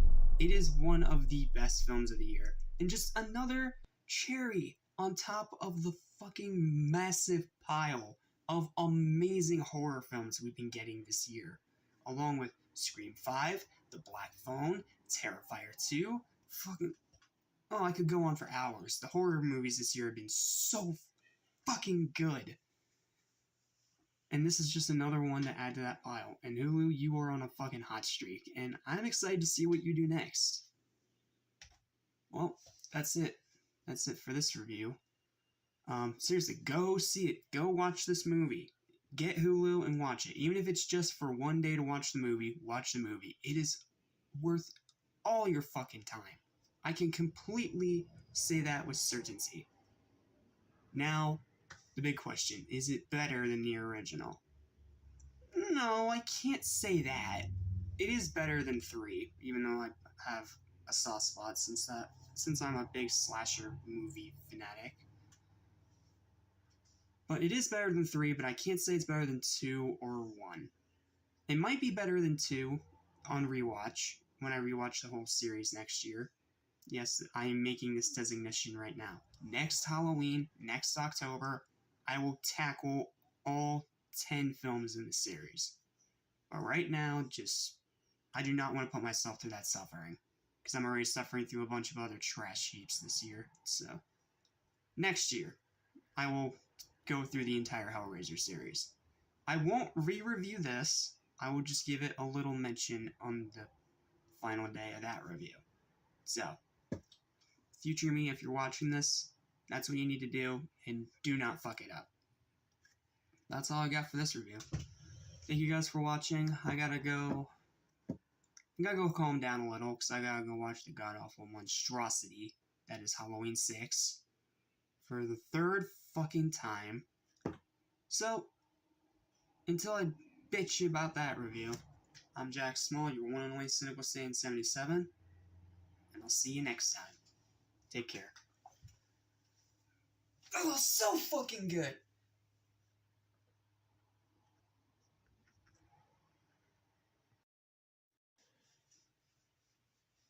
Yes, this movie sucks ass. I know. I know this film is a piece of shit. We all know it's a piece of shit. But I already had this fog machine on, and I already had the lights and the fog and everything when I did my review for Hellraiser 2022. So you know what? Fuck it. This is a shit movie that we're going to tear apart, but we're going to have some moody lighting. Because why the fuck not? Welcome to my rant/review of one of the most god-awful pieces of shit I have ever had to sit through for this channel. Halloween 6, The Curse of Michael Myers, the final movie in the abysmal fucking Thorn trilogy. Let's dive in, shall we? Does this movie have anything good? Well, one thing. In the producer's cut, it has a head exploding.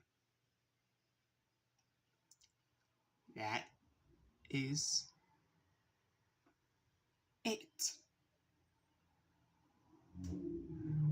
Now for the rest of the movie. Shit. Complete, total trash. Not entertaining in the slightest. A fucking pain in the ass to sit through without a drink. And just such a fucking miserable abomination that it put the series in the grave for a long while until Halloween H2O came out, which is a much better film that we will get to tomorrow. So what's wrong with this movie, aside from its everything? Well, it's acting. Even from Jamie Lloyd herself, who isn't played by the same actress, I should point out. So we don't have any connection or love for this character. And then she gets killed off. The story? Michael is now an incestual rapist. He raped his own niece just to give a baby as a sacrifice to the Thorn Cult. I want to know what fucking crack those writers were smoking when they came up with that demented, disgusting shit. The characters all suck, including Michael himself. And poor Donald Pleasance, this is the last time he gets to play Loomis because he passed away shortly after production was done. Poor guy. And the final thing he utters on film before his death is a yell. And I just fucking can't believe they would do him like that. And not even Donald Pleasance can save this movie. He couldn't save the last one, and he can't save this one. And it's obvious that he was tired, he was very old, and he was done with this shit. But because of box office dollars, they brought him back anyway. For one final performance, pretty much giving a big fuck you to the man's legacy. And this is we even have Paul Rudd in this movie. This is his introduction. This is how he became Ant-Man. This is how he became an actor, because of this movie. And that's one positive. Problem is, in the movie, he still fucking sucks like everybody else. And the whole Strode family in this movie, all of them are assholes, all of them are idiots, and all of them are completely unlikable. The little kid Danny, the fucking father figure, the old lady who gets killed pretty much right away. This movie's dumb. It is dumb, and it is an abysmal shit. It is an abysmal fucking shit stain on the Michael Myers legacy. This horror killer that was raised up to be this vicious, menacing motherfucker, to haunt everyone's nightmares and be the boogeyman that haunts everyone else's nightmares, is now stopped by two shit fucking endings. The first one, a circle of rocks, of stones. A circle of stones freezes the guy in place. He doesn't die, but he can't escape. You mean to tell me... Oh, let's not forget, it's not even Michael. It's Dr. Wynn, the Man in Black. Michael gets to get away as the new Man in Black. Why? And then there's the second ending, being beaten to death with a pipe. Michael has survived beatings before. Have you seen Halloween Kills? The man has survived beatings like that. But this one kills him? That's fucking pathetic. It was obvious you had no way to even... You had no idea how to end this movie. So you end it with two shit endings, and it doesn't matter which one you get, they both fucking suck. And the rest of the movie is still shit. Either way. Your script is shit, your writing is shit, your acting is shit, and even your cinematography and directing is shit. The whole fucking thing is an abysmal mess. And to think this isn't the worst movie in this series somehow, even with all these problems. Because we have two other shitfests to get through. Halloween Resurrection and Rob Zombie's Halloween 2. Fucking shoot me.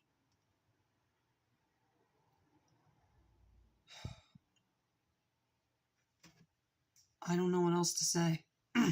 This is more of a rant than a review, because this thing doesn't deserve a fucking review. It doesn't even deserve this fucking lighting. But because I had it set up, I'm just like, fuck it. I will just hit the button on this fucking remote, so we have the orange light.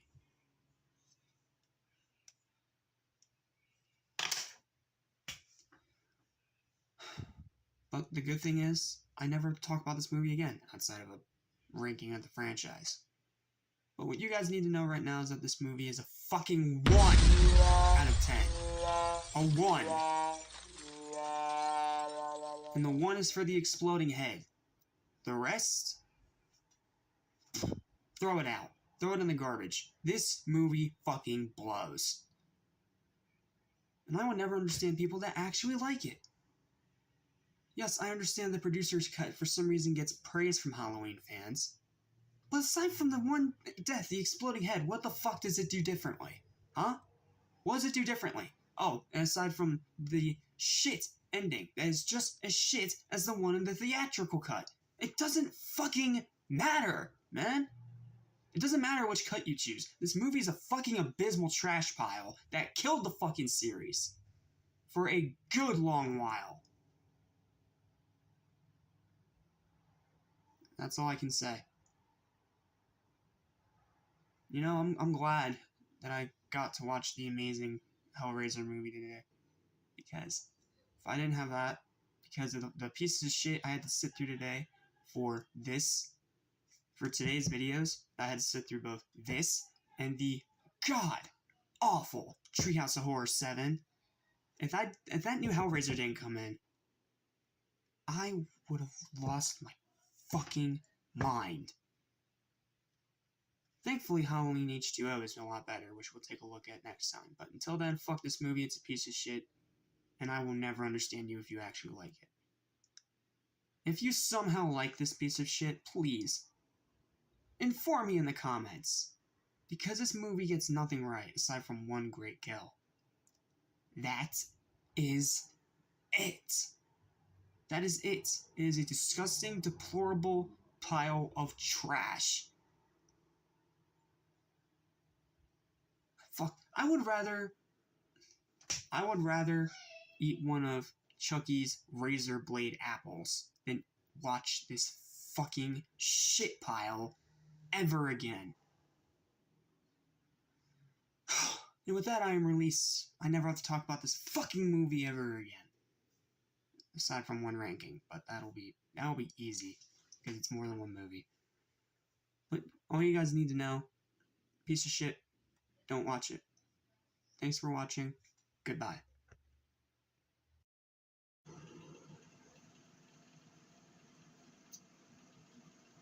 Well, after that abysmal trash pile that we had last time, things can only go up from here. And thankfully it does. This movie's really good, I'm telling you right now. Greetings, I am your one and only Cynical Saint 77 Jack Small, and whenever I'm not trying to get people to answer the fucking phone on Halloween, I'm here at the Fandom Cave, reviewing movies.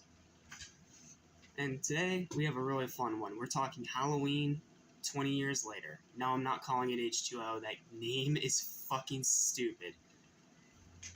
So, slashers kind of died for a good long while after what happened during the after Halloween 6, which was a horrible disaster. And then slashers ended up going out of style for a while. That is until the 90s when Scream brought it back. And to help capitalize on the huge success that slashers are now getting with Scream, here comes Halloween 20 years later for a 20th anniversary, bringing back Laurie Strode, this time Carrie Tate, under a alias, as a administrator of a huge school, of a huge, high-profile boarding school, but she still has this PTSD from the night. Now, I'm just going to tell you guys right now, this movie is a far, far better film than that piece of shit Halloween 6. But I can't call it great, because of a few things. One, Michael's design. His mask in this movie is fucking abysmal. Like, it's bad. I mean, there were two different masks they had for the movie, and it sometimes switches shots.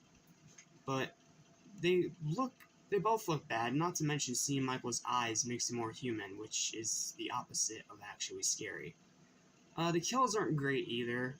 They're mostly just your standard stabbings, but there are some great ones. There's the one where when Michael Myers pretty much turns one of the side characters into pretty much one of those Halloween Horror Night animatronics. And then another one early on with an off-screen ice skate to the face.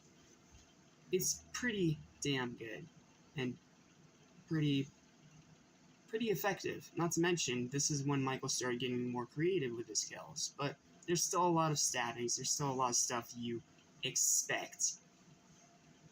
But it's not amazing. But it's not horrible. It's not horrible by any means. Yes, it's a lot less gory than some of the later installments have been, but I think in this case it works and makes it more mainstream, because a lot like Scream, it still works either way because of the good story it has to tell. Is it amazing by any means? No. But is it good and worth a watch? Yes.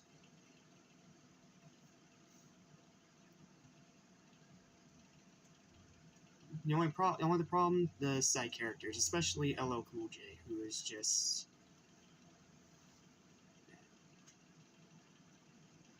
One minute. Wild on this trip. I wish I could jump in the TV and give that piece of shit a swirly like he fucking deserves. Nerds make me so goddamn angry. Sorry about that, but we're back. Sorry I had to go take care of something. But we are back to the review.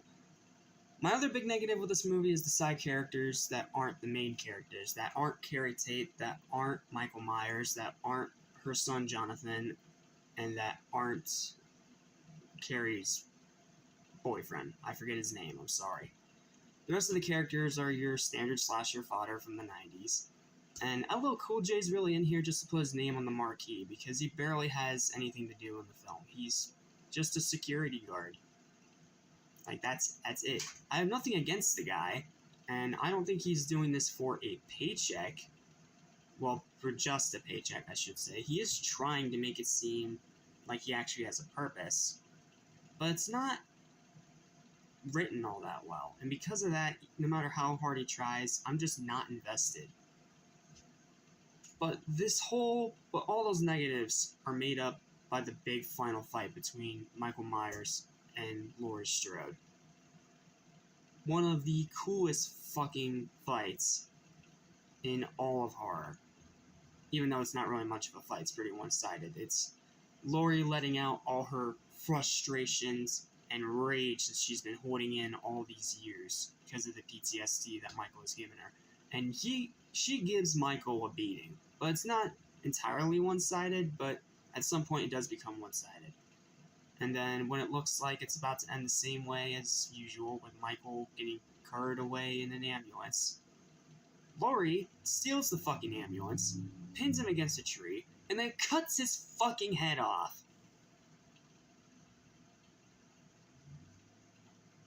I wish I was alive to be in the theater for when that happened, because from what I heard, that audience erupted in cheers as soon as Michael's head got chopped.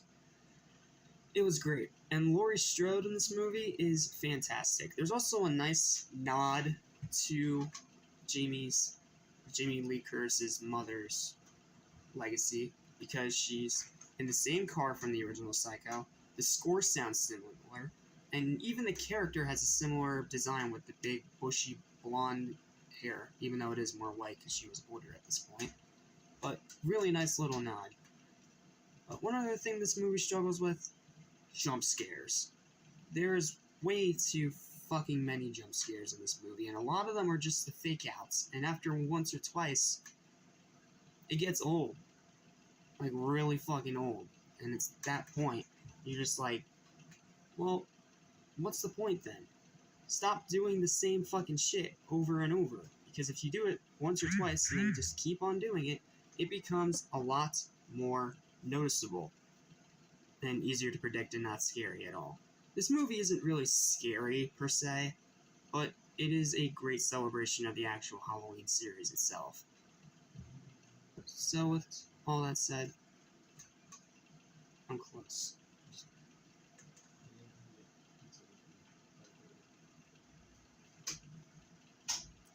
So with all that said, let's go ahead and get to the final verdict. My final verdict for Halloween H2O, fuck, I said anyway. Halloween 20 years later is a 7 out of 10. Very good movie. It's not great, though. And it's nowhere near the level of those first 3 films. I'm gonna keep fucking saying it. At that point, those 3 films are such a high quality and so consistent that I just feel like nothing else really matches it. Well, aside from maybe the David Gordon Green trilogy, which we will get to. But the closer we get to Halloween Ends finally released, which we're getting closer and closer, and I'm excited to see it, which is why I'm doing Halloween first, so I can end looking at this franchise by looking at its latest installment. That way, I don't miss it and have to shove it into next year's 31 Days of Horror. But this is a pretty damn good movie on its own. It's definitely very 90s, and it's not for everybody. But if you like Scream, you should really like this one. Well, that's it. Sorry for this review being a bit scatterbrained, and sorry for it being, a bit interruptive, but it is what it is. I still hope you guys enjoyed anyway, and I'll see you guys later today for my review of another classic game from my personal gaming library. What game is that? Well, hang tight. I'm going to show you.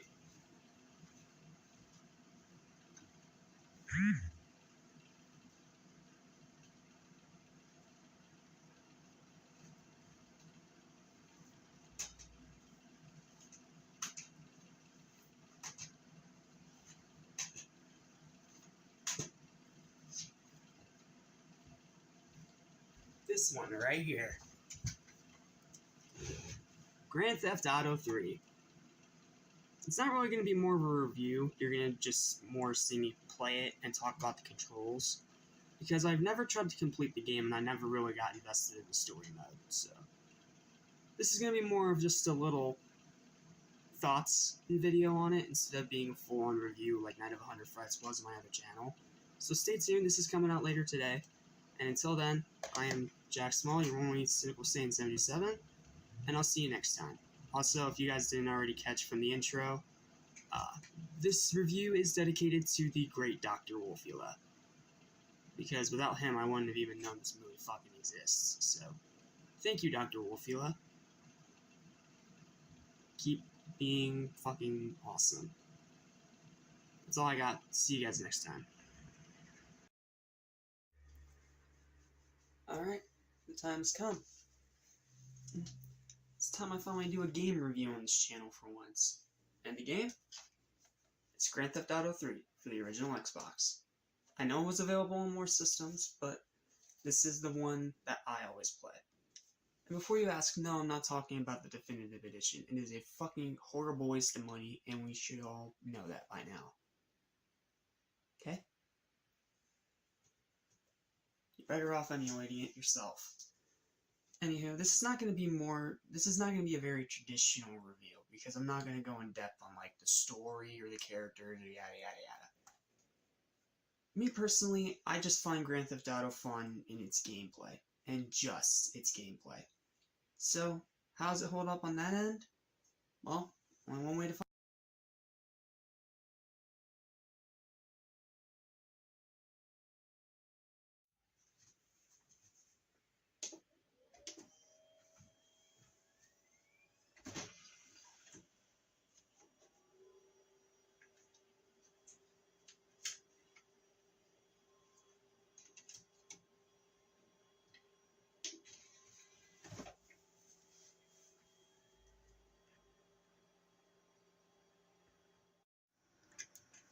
Alright, now, diving into the game itself, first thing I gotta say is that the graphics for the time period look good, quite detailed.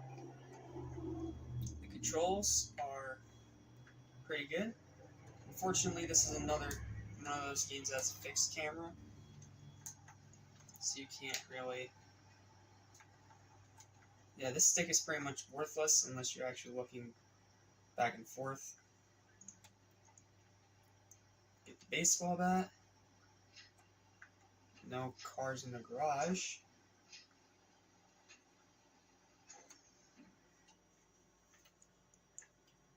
The apartment is where you go to save. But I don't really care about saving right now. I just want to have fun. Your R trigger is to fight. Your X trigger is to jump. Holding A while you're walking is your sprint. Or at least I thought it was. So I haven't played this game in a while. So I'm trying to get the hang of these controls again.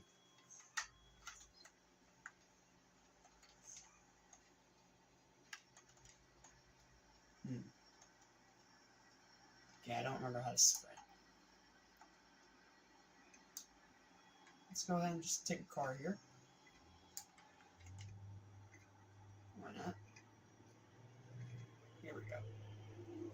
this guy's car. Ah, shh. Wrong button. Out of the car.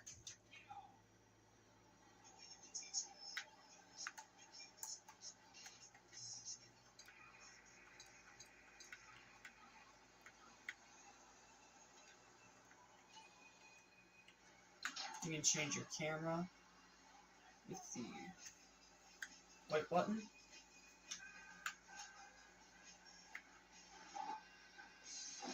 Come on.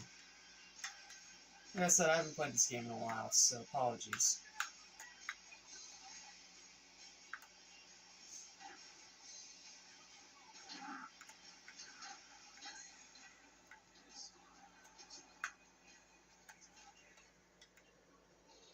Yep.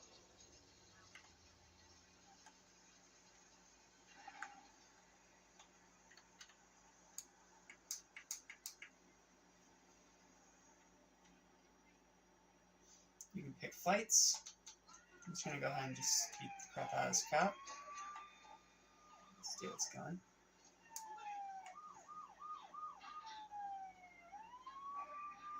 So yeah, you can piss off cops. This is pretty much the early version of what people call today a sandbox game. A game where you can pretty much do whatever you want.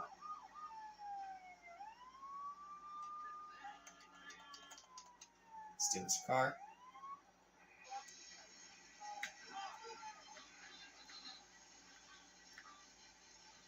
And this is pretty much what I do the whole game. Steal cars. All kinds of crazy stuff. I definitely do think the graphics have not aged most graceful. And sometimes you have stuff like this where it outright glitches out. But, you know what? It's an old game, so I'll give it a bit of slack. I wish I could turn off the radio, but fortunately I can't. So, if this gets copyright claimed, I am sorry.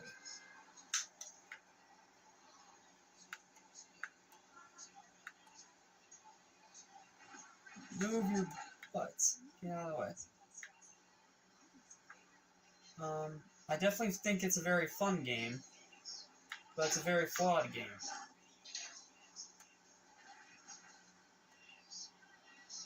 For one, if you're one of those parents that actually let a kid play this, it can definitely give them wrong ideas.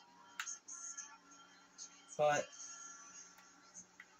if you actually have like a sense of morality and that kind of stuff doesn't bother you, then it's not as bad. Get out of the car.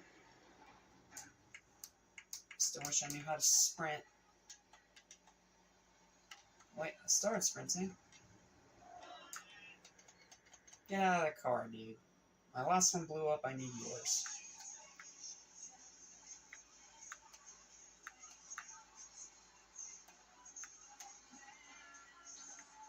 Oh, wait a second. Go back a second. Hold on. Run this guy off the road. Get out of my way! Freaking lights. What's in here? Out of the way.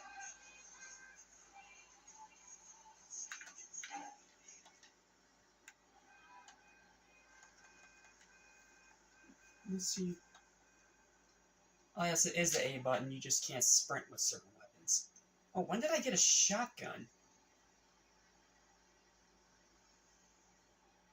Oh, let's try it out. Alright, I can't sprint. That makes things a little hard. But yeah, that's pretty much, in my opinion, the appeal of these games, being able to do pretty much whatever. And that's pretty much the fun of it, at least in my opinion. Obviously, people actually play it for the story and stuff like that. But me, I just have fun messing around. This is what I like about sandbox games. You just do whatever. Pretty much no limits. I'm just gonna go ahead and hit this cop, just for fun.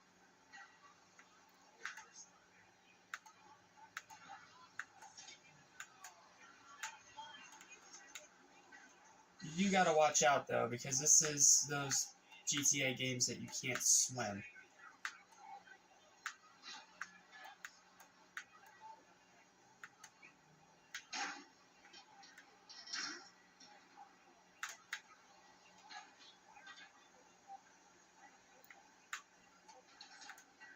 It's obviously a game not for everybody, but I enjoy it personally. I'd give it probably an 8 out of 10, but I'm not really doing final verdicts or anything, because this is more of just a reminiscence review, more on just usual. I ran over one too many people. Whoops.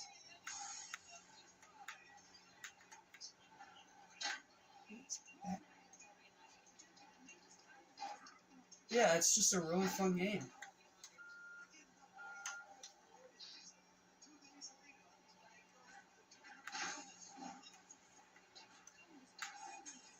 It definitely has a bit of a walk to it, but it's not horrible. I've played worse. Swish. Obviously, don't do this in real life. This is just for fun. Just for fun in a video game. An interactive fantasy, if you will.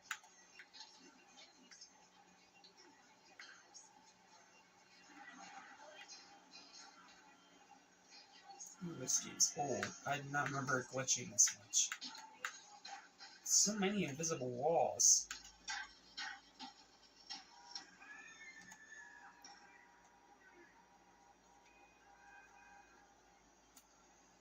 Now we can have fun. Watch this. Gun you down. I'll take the money.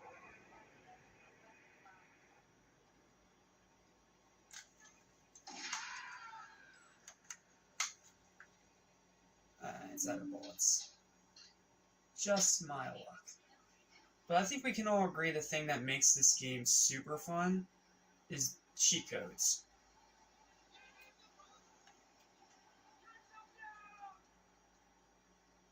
You're not getting me, buddy.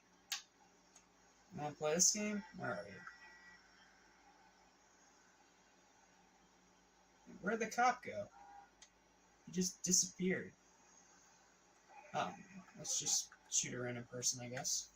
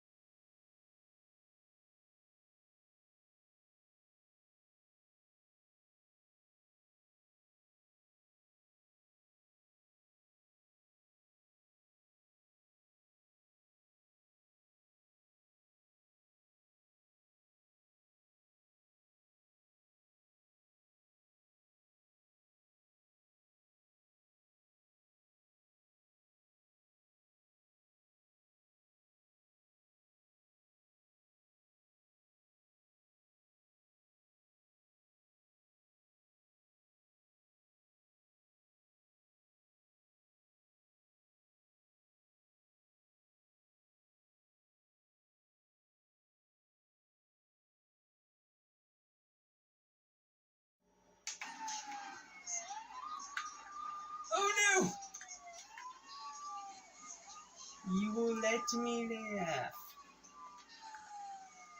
I need a new vehicle.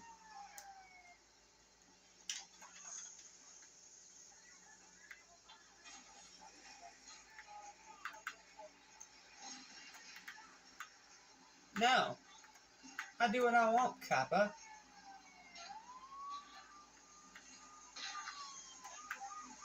Get out of the way.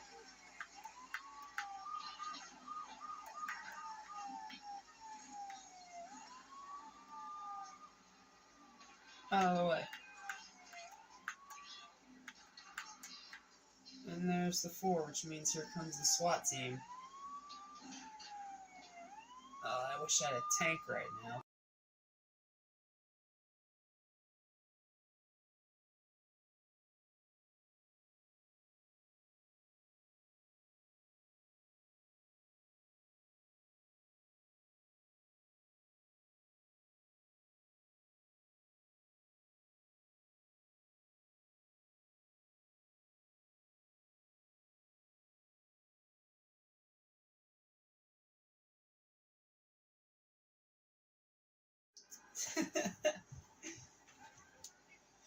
Alright, well, that's that.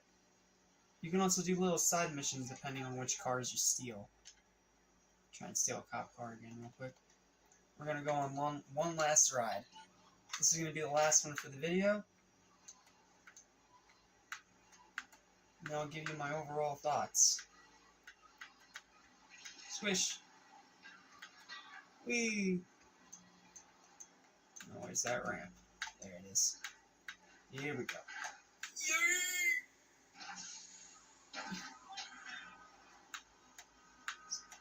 Get out of my way. Oh, come on. He was in my way. That was his fault. Ow.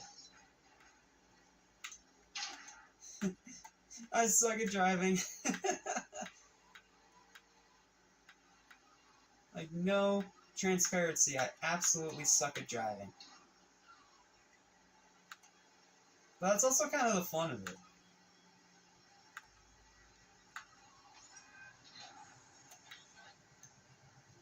No, I didn't mean to do that.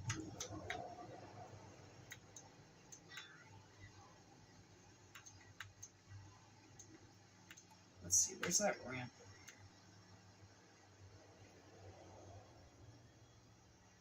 There it is.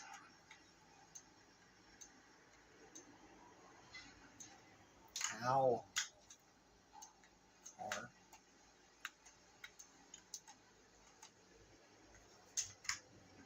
Hold on a sec.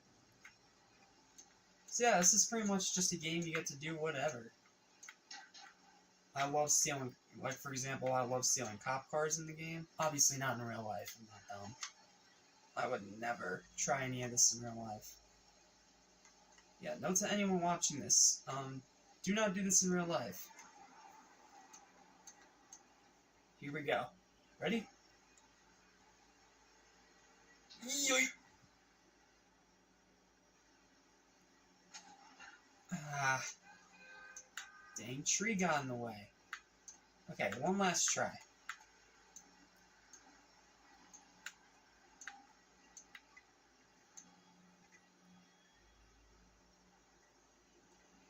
You guys ready for this?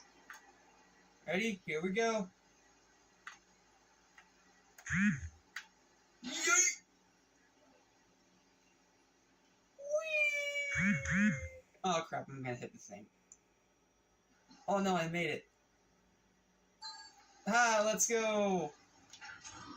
Ah!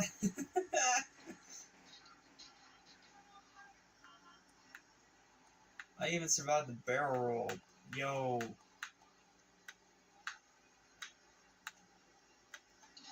Oh no! Get out! I'm not losing my money.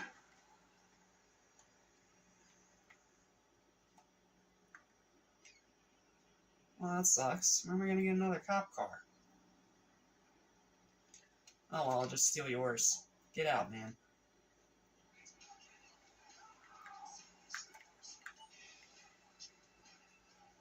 This is cool, because you can play this.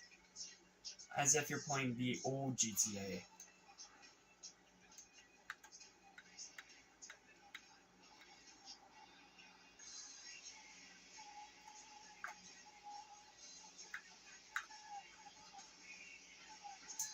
Oh, now it hits the thing. Come on, I had that too. You guys saw that. That was a beautiful jump. Okay, I gotta change the camera. This is disorienting. It's cool to play in that top-down view, like the old games, but it's also very disorienting. There we go. Oh no, I am not going in the water.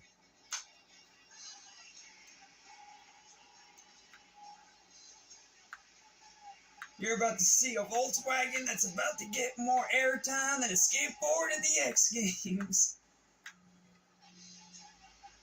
Whee!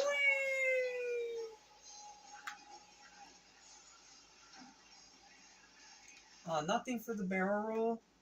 Oh. And get out of the car. Ooh, a shotgun. Wonder who I can piss off with this. Hi, baddie.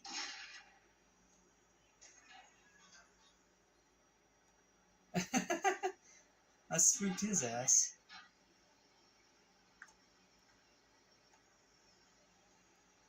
Why, hello there. Would you like to die?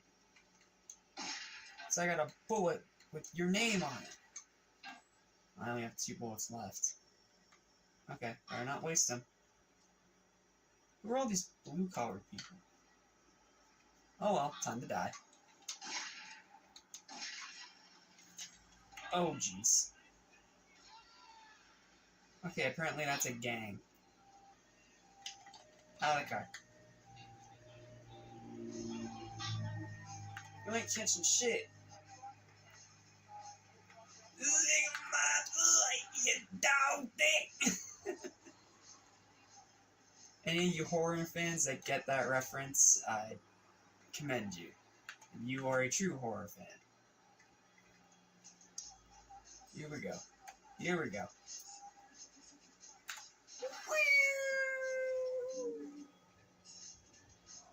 Alright. Now that is a jump. Now can I stick the landing? Oh, I did. Haha, and I even got money. Wait, where'd that gang go? Oh wait, it's a cop.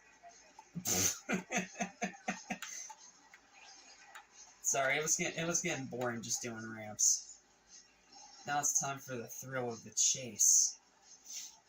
Hey coppers, do you want to come get me? I'm ready when you are.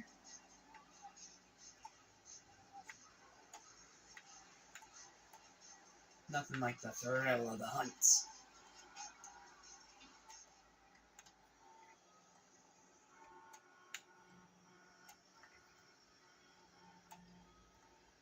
Oh wait a second, get back in the car. I can hold up traffic with this.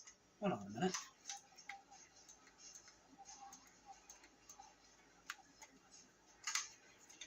Put that car there.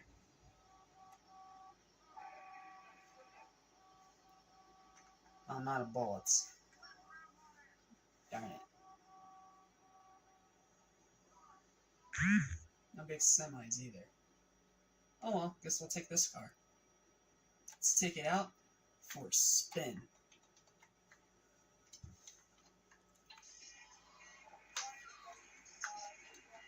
Oh, where did you... That mother... You can't run from me!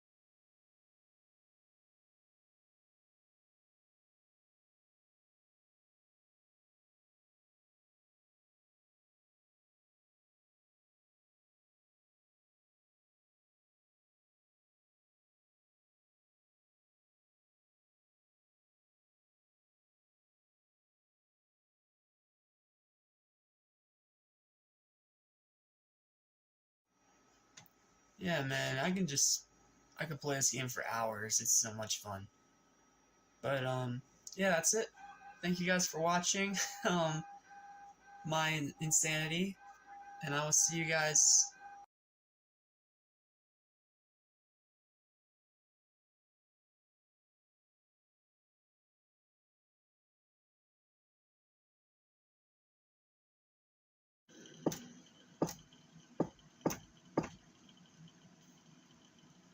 You just had to.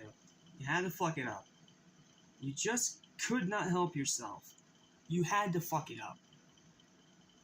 What's up, guys? Welcome to my rant/review of the god-awful piece of shit that is Halloween Resurrection.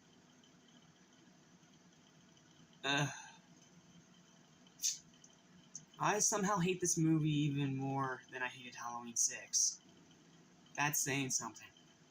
Does it have anything good about it? Well, Michael's design is okay. It's better than it was in H2O, but that's not saying much. Freddy, played by Busta Rhymes, is okay. He's entertaining. And don't blame the actor for the things that happen with that character in the movie.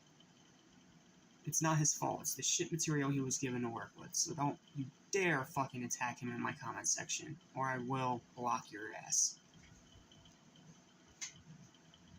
And there's one funny scene with Freddy dressed up as Michael arguing with the real Michael Myers. Like, if those kids come around here to see you with the same shit, it's gonna ruin the whole effect.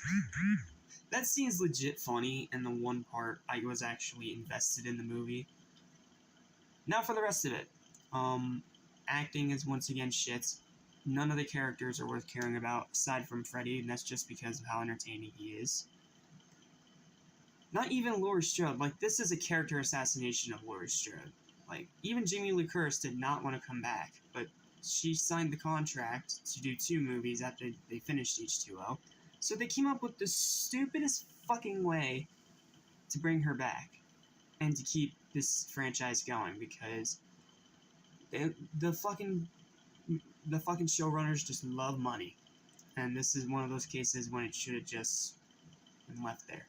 The concept, fucking stupid. Having this reality TV show set inside of the Michael Myers house, when they are pretty much fully well aware that Michael Myers is still alive. That is fucking stupidity on a whole different level. The kills, bad. All of them. They're just stabbings. Okay, there's one decapitation.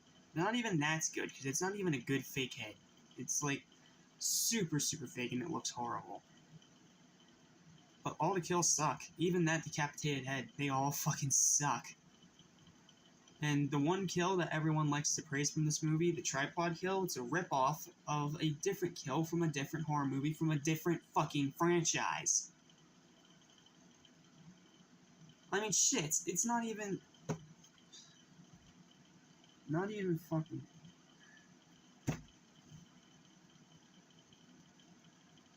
all the characters suck too, aside from Freddy. All of them. The main protagonist sucks. The stupid random guy fucking sucks. All the other characters suck. None of them are likable. And pretty much as soon as they killed off Laurie Strode in the stupidest fucking way imaginable,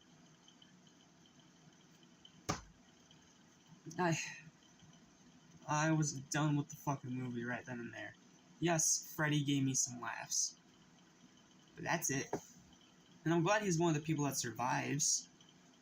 But the main character that we're supposed to be caring about, the final girl, is fucking stupid. And let's not forget, this is probably the most insulting Michaels has ever been. He gets karate kicked around, he gets thrown downstairs, he gets stabbed. Heck, I'm surprised they didn't do a fucking kick in the balls joke. That's how bad this is. And all the characters are morons.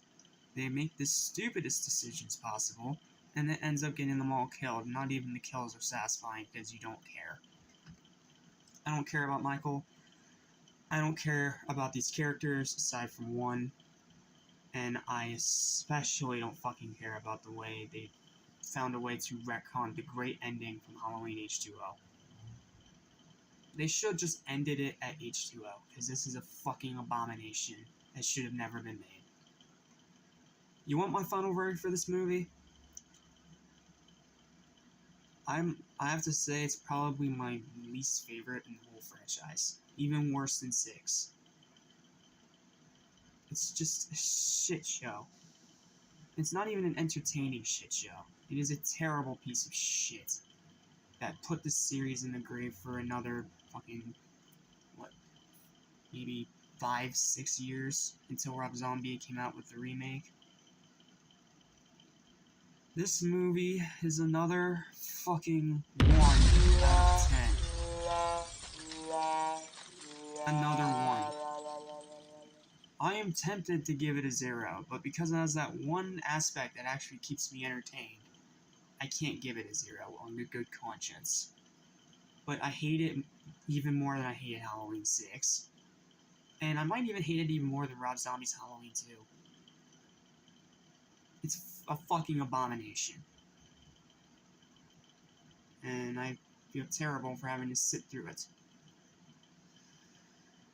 Okay, we're done talking about Halloween Resurrection.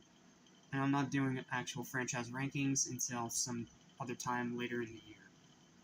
Because I don't want to fucking watch this movie again for a long while. Well, that's it. That's my review of Halloween Resurrection. I know it's not as long or as angry as my Halloween 6 review, but trust me, I hate it even more. And the reason why I'm acting so bored and monotone is because that's just how this movie makes me feel, bored and monotone, and offended that they shat on Michael this way. So, what are we reviewing next? Another game. Okay. That game is Grand Theft Auto Vice City. I'll see you guys tonight for that review. Until then, thank you guys for watching. Remember to like, share, and subscribe if you haven't done so already. And hopefully we're on the up and we're getting to the up and up stuff very soon. So just two more painfully mediocre things to sit through, and then we'll move on to the actual good stuff, the trilogy by the David Gordon Green Blumhouse trilogy. I'm excited to talk about those movies. So, until then, thanks for watching. I'm Jack Smalley, 11877. Go Eagles, and I'll see you next time. We are almost to the good shit. We are very, very close. We just need to get through 2 more. What's up, guys? Welcome to my review of Rob Zombie's Halloween remake released in 2007. This is a movie that I've been very mixed on ever since I first saw it. I like that it's more brutal than the original. I do like how Michael Myers is actually scary again. But this is just another one of those movies that Rob Zombie almost sinks with his crappy writing. I'm sorry, Rob. I respect you for trying to do something different and for trying to leave your own mark on horror in your own way. Problem is, you can't write to save your life. Get a different screenwriter, please. It'll save you in the long run. It's not as egregious as it was in, say, The Munsters 2022, but it's still quite bad, as we have a new origin story for Michael Myers that didn't need to be there. Laurie Strode is now just as dim-witted and stupid as everyone else. Loomis is just a one-note asshole. And Michael is just vicious for the sake of being vicious. I mean, I don't know where to begin. Let me tell you right now, this is a movie that falls more into the dead average category than outright bad. It's better than Resurrection and 6, no doubt. But nowhere near as good as those first 3 movies. Hell, it's not even as good as 4. This is one of the most dead average horror remakes I've seen in a while. I respect it for trying to do something different, which is what a lot of remakes struggle to do something different to stand out. But here, it's not for the better. Yes, the kills are a lot more brutal, I'll give them credit. And yes, again, Michael is actually scary here. But it's a movie that lacks substance. It's a movie that lacks characters to root for. It's a movie that lacks in the writing department. And as a remake, it just fails. Now, it has some good things about it. It has 5 good things about it that I will talk about. I've already mentioned the kills. They're simple, and some of them are direct homages to the original kills, like the pin to the wall with the knife, but still cool. 2, I respect the idea of trying to give Michael an actual origin story, but we don't need to make this guy sympathetic, because what made him scary was the fact that he grew up living a good life and then just turns to murder out of nowhere. He is the literal embodiment of fucking evil. But I respect him for trying. 3, Michael himself is scary as fuck. Like, this is definitely a Michael that is setting out to scare the shit out of you. Not kid Michael, but adult Michael. I had 2 more positives. I'm trying to remember.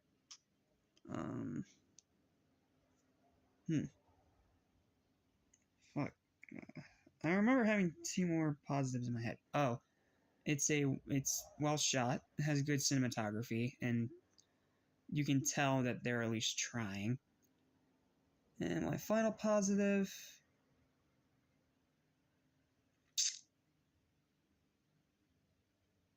Ken Foray cameo. That's it. The rest of it's just a bore.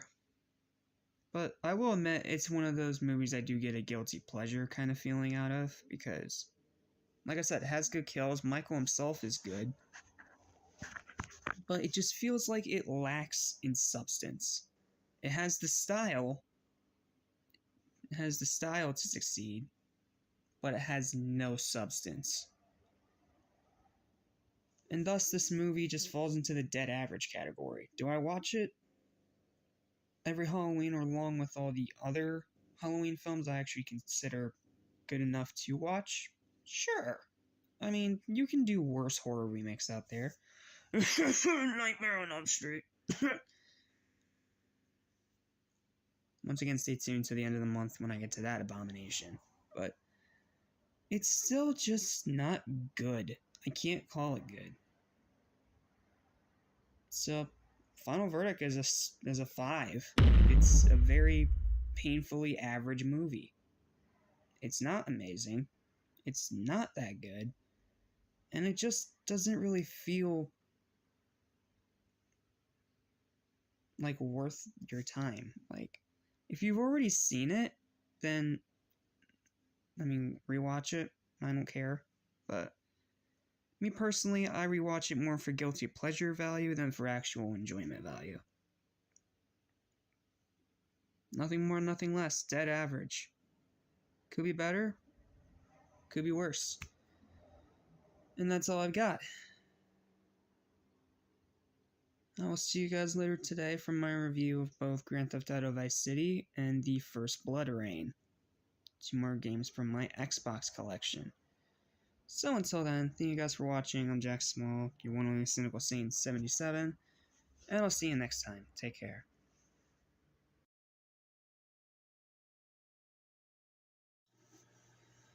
Well,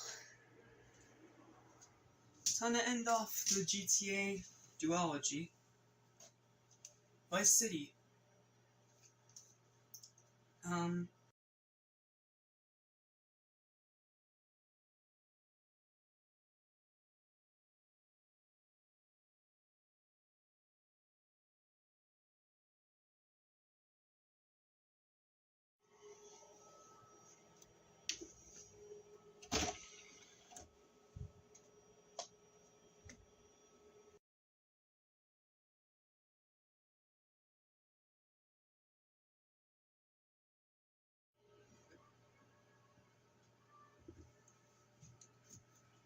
Alright, well, a few things I guess I should start with this game is that it's definitely more colorful than it was in 3.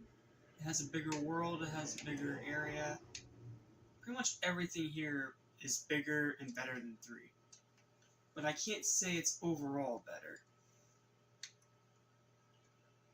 Because you still can't swim, you still have some crappy aiming controls at times.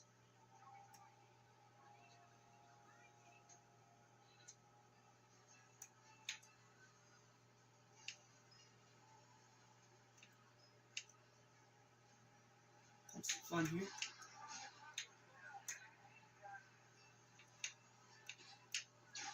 I gotta get a better car. This car sucks.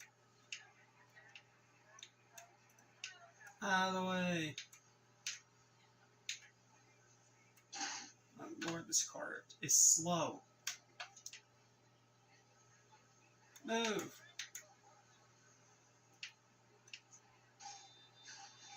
Get out of the way.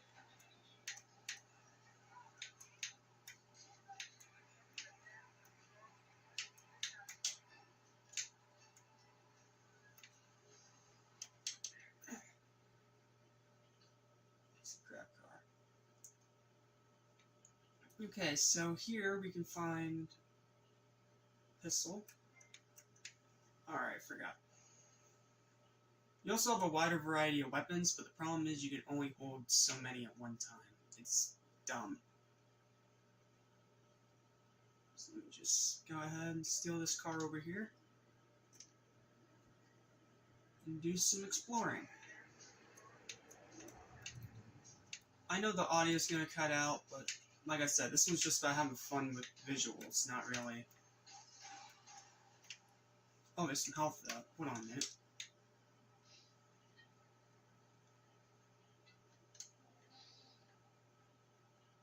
There we go.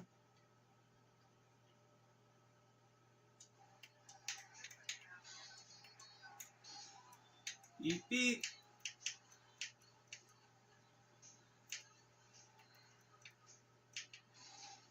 No. This will not be an Austin Powers situation. There's also a lot more places you can do ramps and stuff, which is also appreciated.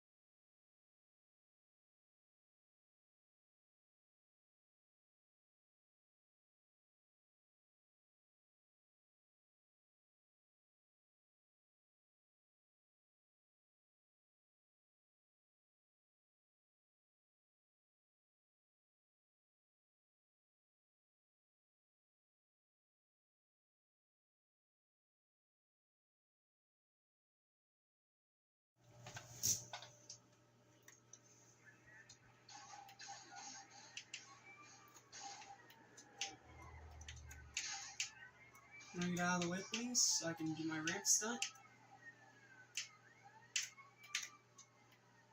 The driving could still be better, but there's a cheat to improve it, so it's not that bad.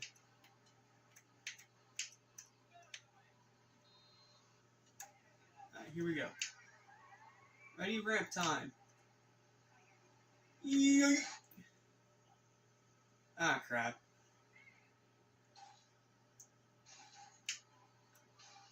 Ha, I landed. And I still got nothing? Come on.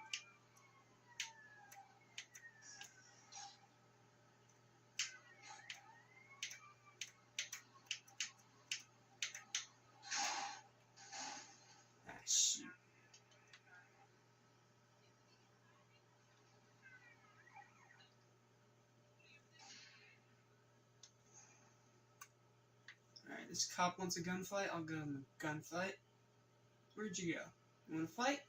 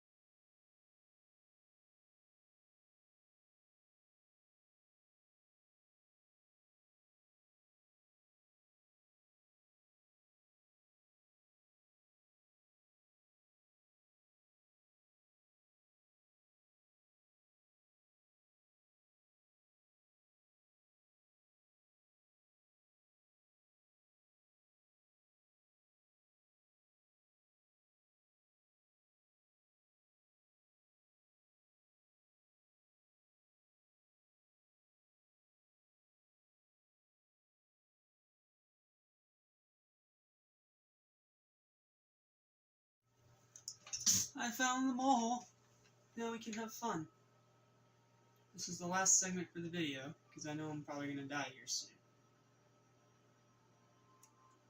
Let's check the upstairs.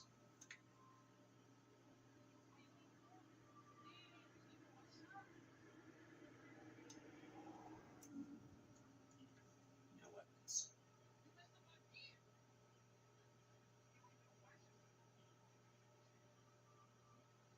So many gang members. Oh, I wish I had a gun right now. Oh, I know this place. Yeah.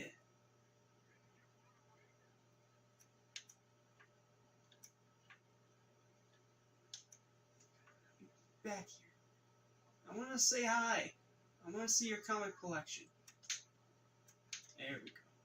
Hey, what's up, buddy? I just want to ask you a question.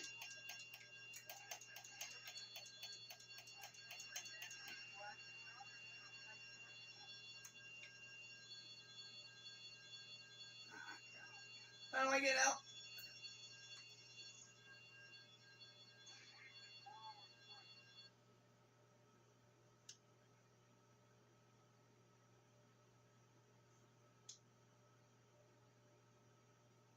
That's cool. Oh yeah, we can stock up on stuff now.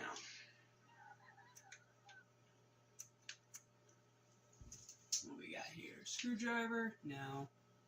Hammer? No. Meat cleaver? No. Knife? No. Ah, I wish we had the katana.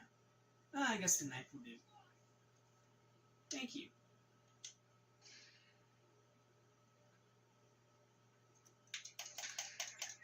You wanna fight me?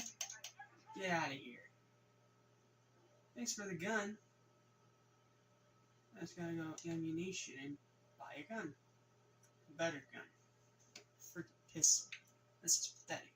400. Oh, come on. You're out of stock of the cool shit. Okay. And I guess we will do an Uzi.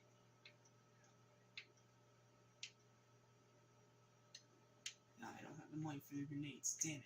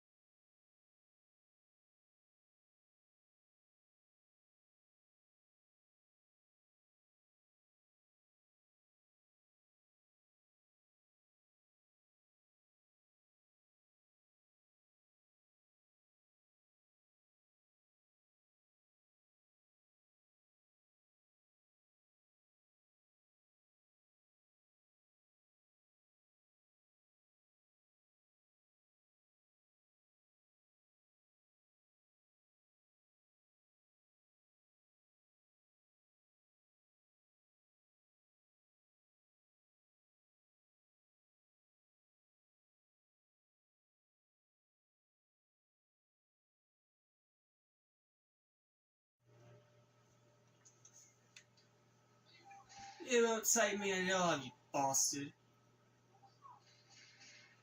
Wait, I'm running the wrong way. Actually. Get out of the car. Please get out of the car. Thank you. Where's the parking? Ow. Let me find my parking garage. I want to do cool stuff. Get off me.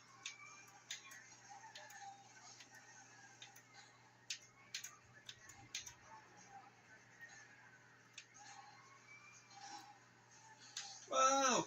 I'm a tumbleweed! No! No!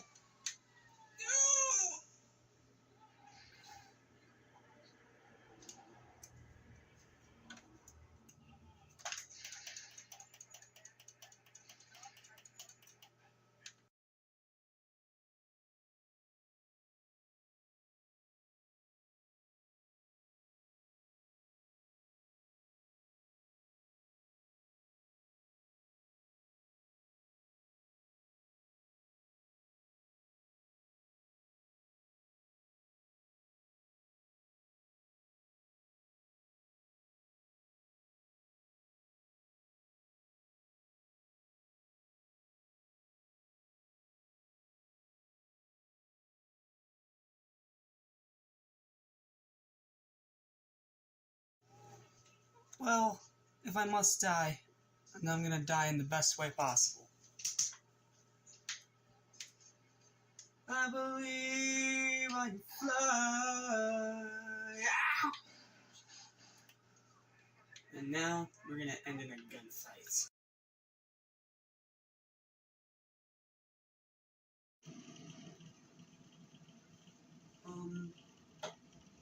What the fuck did I just watch? Seriously, what the fuck? What did I just put myself through? I mean, the remake was okay, but this? Terrible. Thankfully, it's the last bad Halloween movie we have to do for this marathon, so... We are almost done with the Halloween series, guys. This is the last bad review you're going to be seeing from me out of this series, because I like the David Gordon Green trilogy. Well, I like 2018. I love Kills, even though it's very flawed. And I'm hoping to really, really love Ends when it comes out on the 14th. So, let's just get this last bad apple out of the way nice and quick, shall we? First of all, the story is a total mess. Michael is still scary, yes, but it's too over the top to be taken seriously. Problem number 2, Laurie's still terrible. Like, absolutely terrible. 3, the movie is more of an acid trip than an actual, movie. Yes, it takes place after the events of the remake, and I'm glad it's not a straight remake of Halloween 2 from 1981. But, my lord, it's bad. Imagine that horrible, horrible segment from the very beginning of the Halloween remake with that garbage writing. And imagine that for the entire movie. For 2 fucking hours. I mean...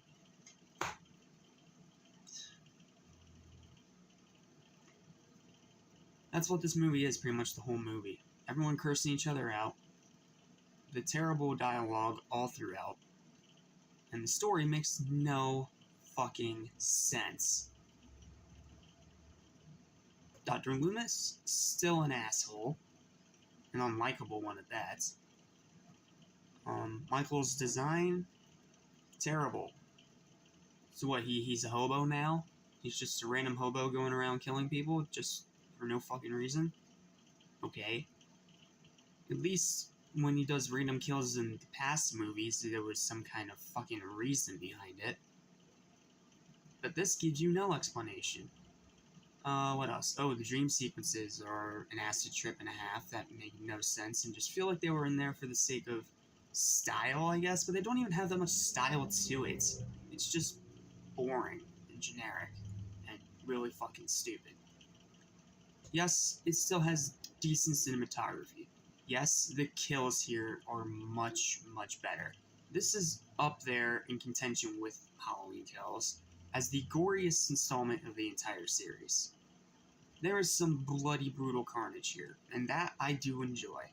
And like I said, the cinematography is still good. It's still a well-shot, well-made film.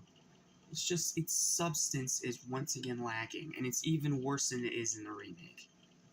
It's just bad. Instead of being bad because it's trying to recreate something, instead it's bad just because of it's straight up bad. Like, this movie, there's no fucking way for me to even try to explain this movie's plot to you. All you need to know is that if you even if you moderately liked the remake, you are going to fucking hate this movie. Unless you're Cody Leach, who somehow finds enjoyment in it. But you know what? You do you, Cody. You do you. But I don't see enjoyment in this movie. And I don't understand why people sometimes come to its defense. Aside from the gore.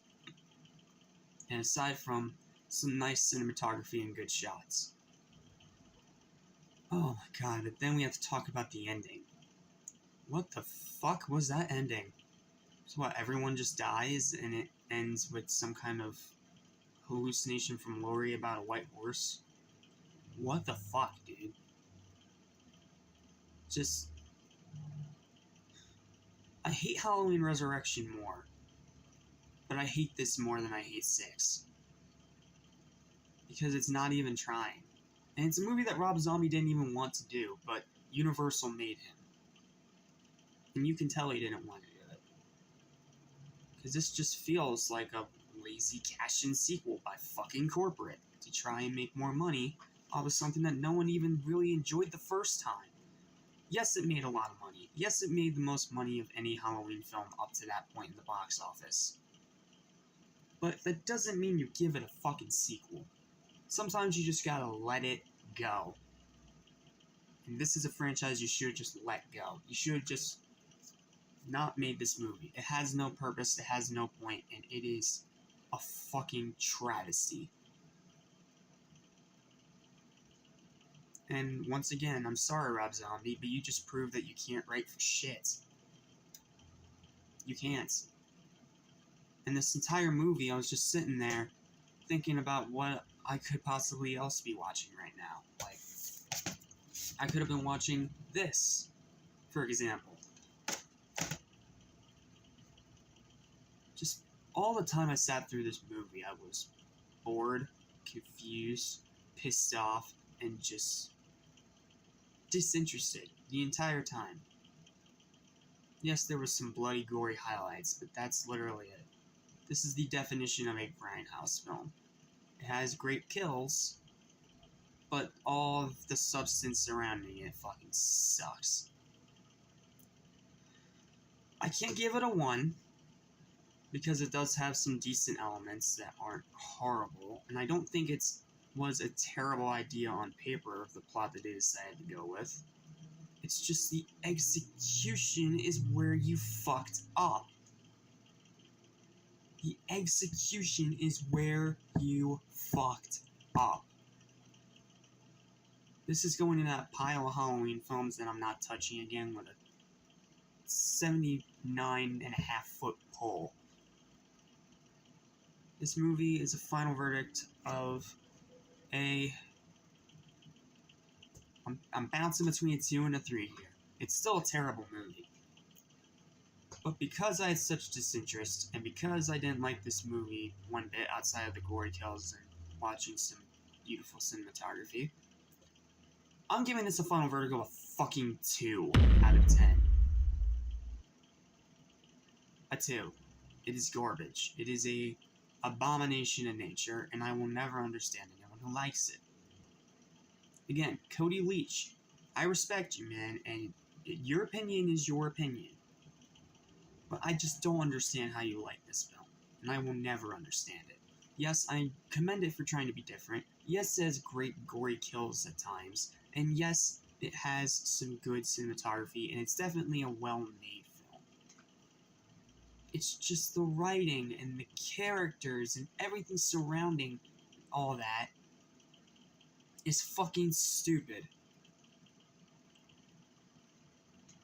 That's all I've got. This movie's a piece of shit. Don't watch it. Well, there we go. And with that, we are done. Look, we are done trashing the Halloween series. I hope. Please, ends. Please, ends. Halloween ends. Please don't fucking suck. But next time, we're gonna get into the more positive stuff, because we're finally gonna talk about the David Gordon Green trilogy. I have been waiting fucking years to glow about those movies. Like I said, I really like 2018. I love Kills, and I'm really hoping to really like Halloween Ends. But we'll see. So, I'll see you guys later today for my review of... Let me check this.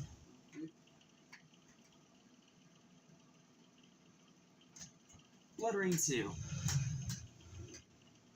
Blood Rain 2 on Xbox. So until then, I'm your one only cynical saying Jack Small. I'll see you guys next time. Do not watch this movie. It's a piece of shit. Goodbye. Well, I got some bad news, guys. My copy of Blood Rain 1 doesn't work. So, unfortunately, we're gonna have to skip the first game and just go straight into 2. Yes, I know it's in this bargain bin GameStop case. I'm not the one that bought it, okay? Sue me. But, this is the one I definitely remember playing the most, because this is the one I actually own.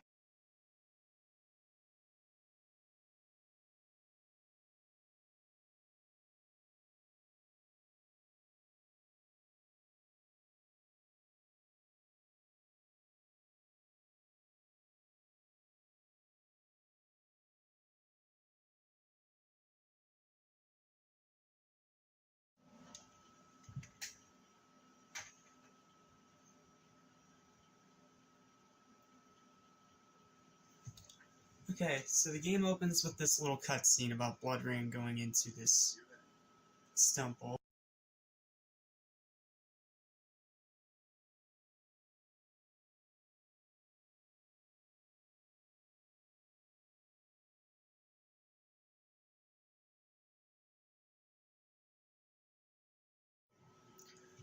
Alright, and now we get into the gameplay. So, R is to move the camera, the left stick is to control the character, pretty simple. A is your jump button. Since you're half vampire, you can jump pretty high. And there's even a double jump. She's very acrobatic.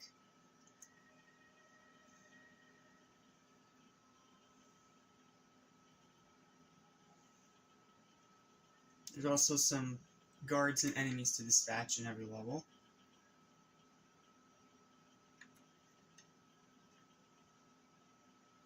Got some prompts here. I'm just double checking there's no secrets. Let's jump down. Music is nice and gothic, so it fits the game pretty well. Into the cutscene we go.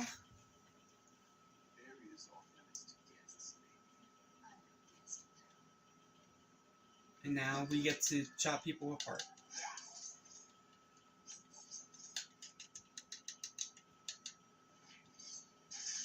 Yep, there we go. Decapitation. You can also sever limbs. And apparently you can make the game glitch out. Look at him go. I never remember the game being that buggy. Okay, so moving on. You can also feed on people to restore your health, and then when you're done, decapitation. You can also cut off other limbs if you can aim it right.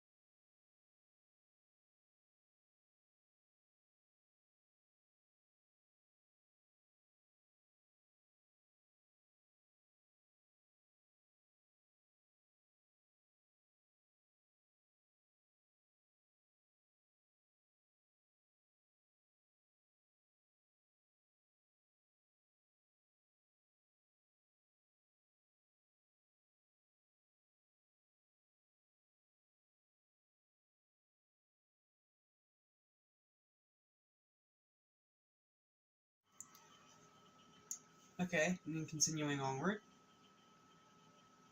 Let's go this way.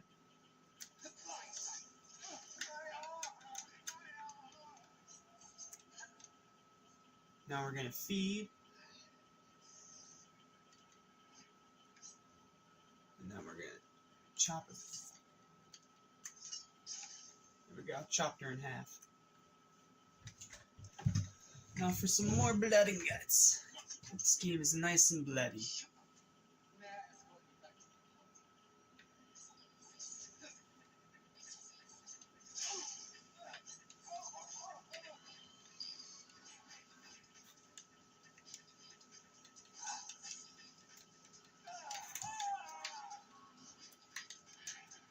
Ooh. And you can do cool shit like that. Get off me, you little bitch!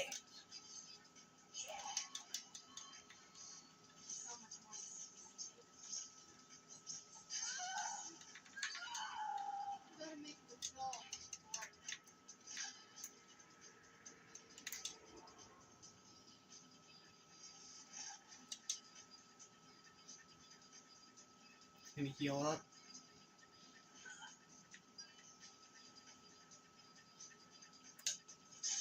There you go. Get off me! Douchebag?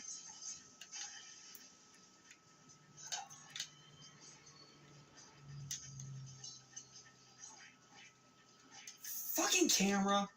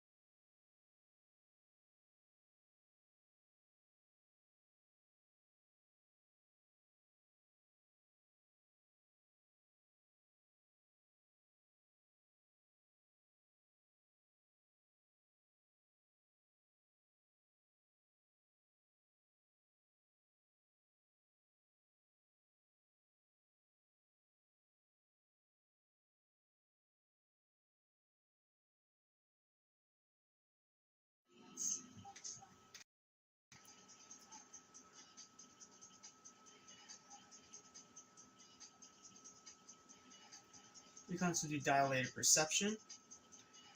This makes combat a little easier.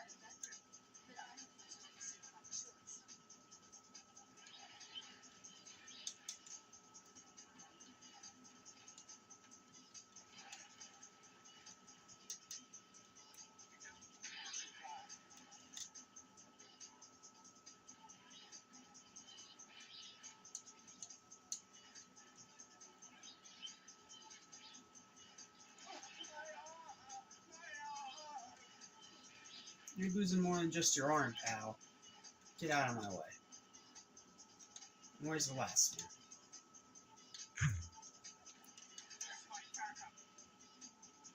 It's right here.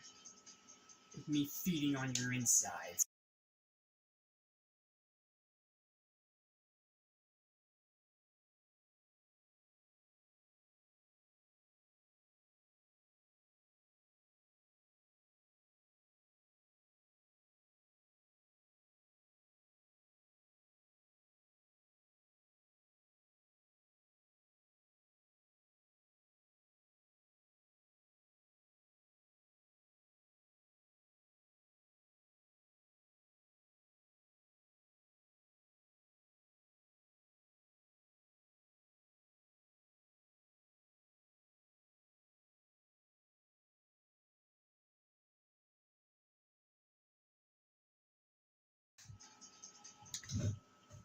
Fuck you!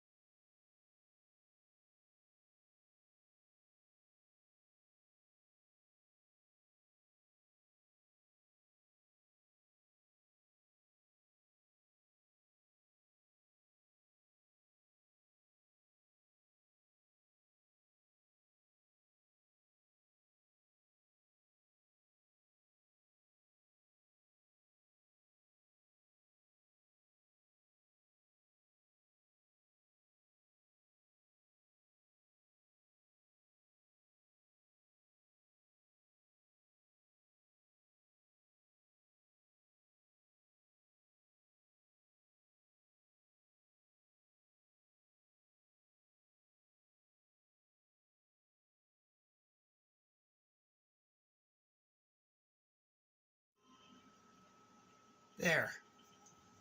That was a whole lot of stupid bullshit.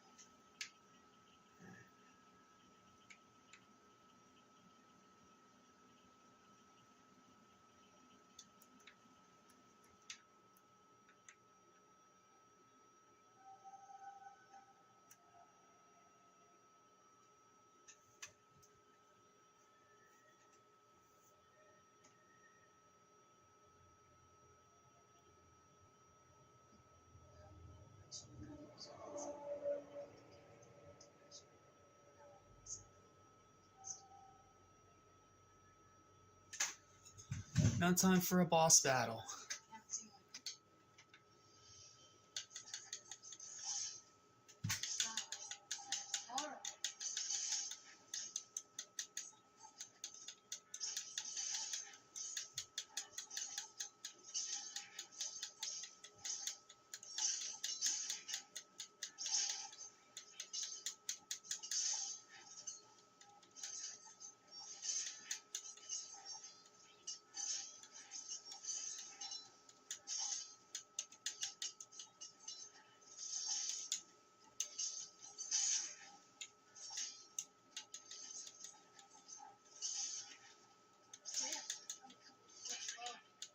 Yeah, fuck you!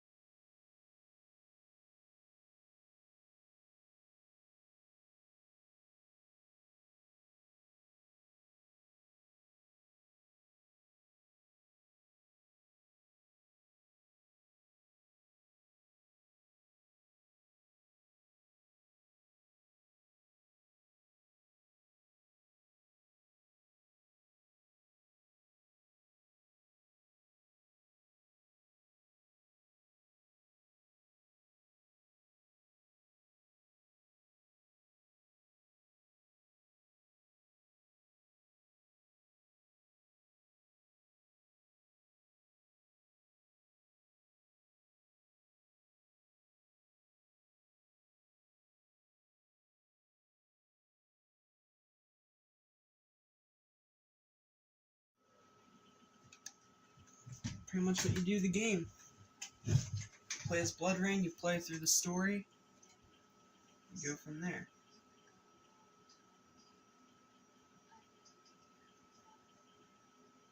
So Rain's pretty much on this revenge mission.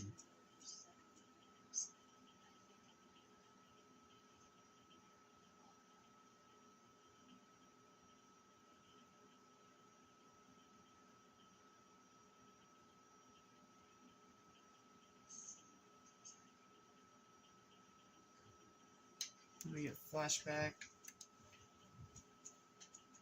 Alright, you guys ready? I'm gonna set this doofus on fire. The master, I mean, Mr. Zarinsky, would prefer that all the guests remain downstairs. The master can run. Wait a minute, look, she's down here. Maybe one of the masters.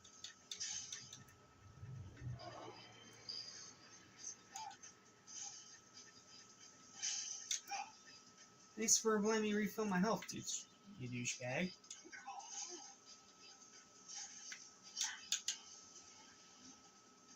Haha, set you on fire. Now we get to watch the bitch burn. I still need a little health, though. Thank you. And the fire.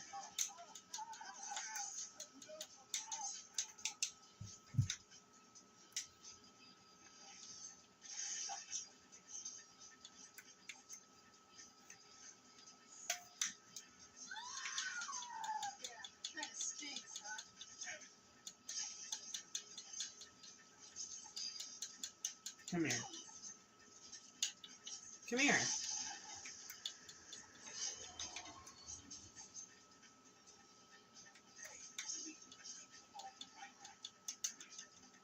I think you need to get off of me, you little fucker. Get off me. And as for you, get over here. Oh, you didn't need that, did you?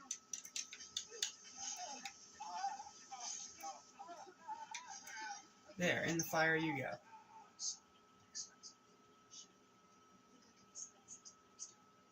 Let's wait till we see the final document.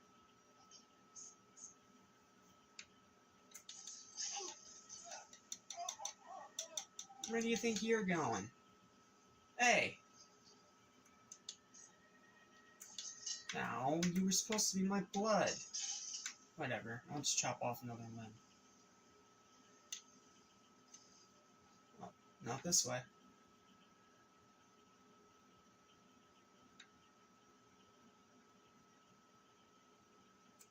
Down the chimney.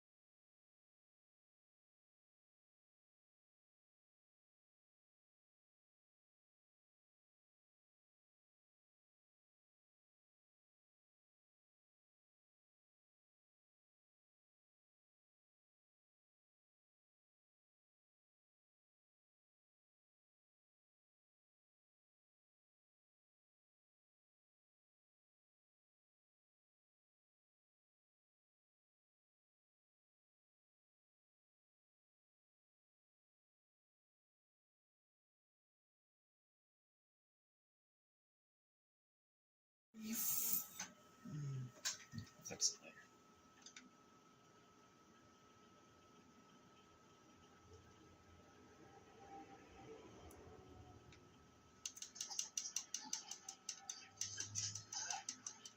And I'm gonna kick you till you're dead.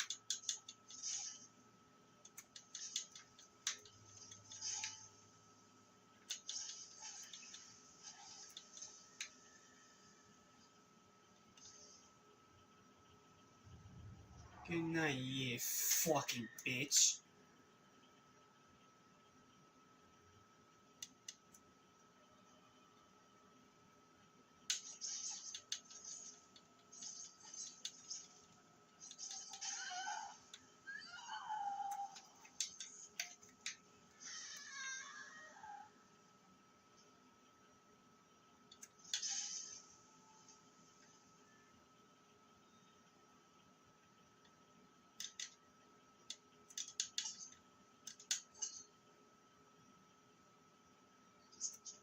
I was there earlier. Have you been practicing your acrobatics? Yes, just going for trouble.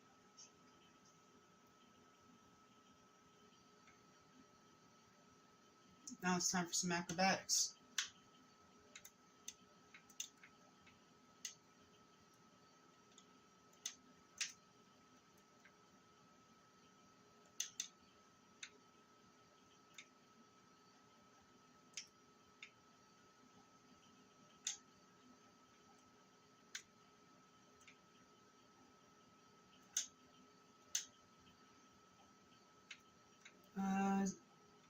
It's a just me or the acrobatics a little slow? Maybe because I'm just so spoiled with Batman games now.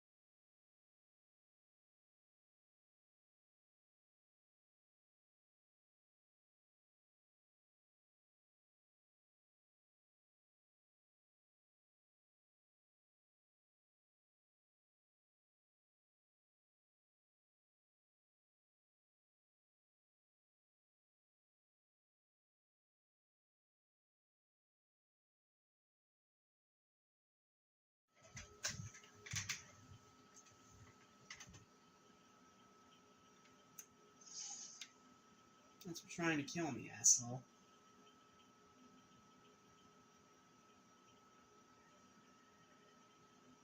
Not that way. This way.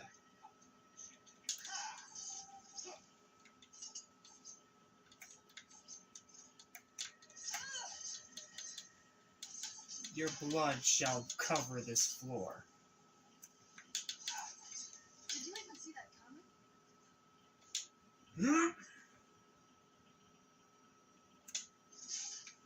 Chop off your leg for good measure. Bastard.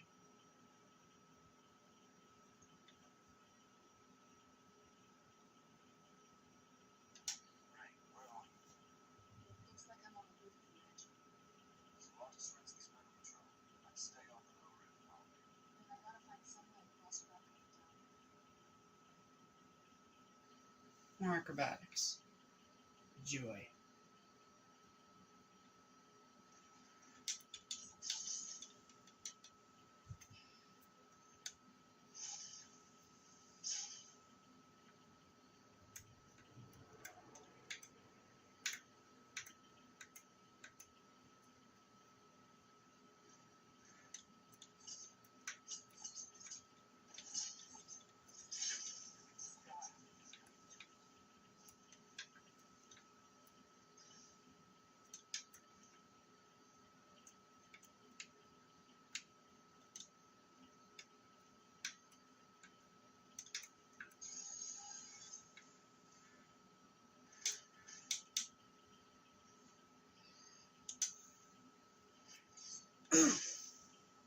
No fucking head for you, asshole. Oh no.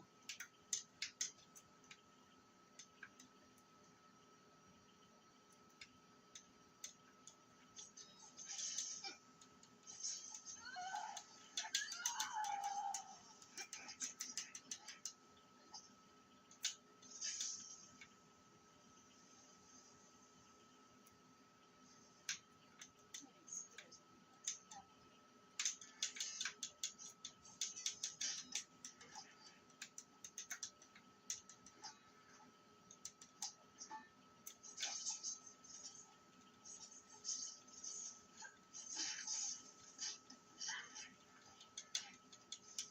Get off me, you fucking bitch!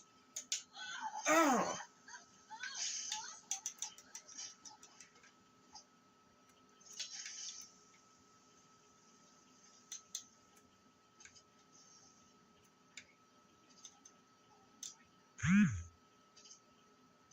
Motherfucker!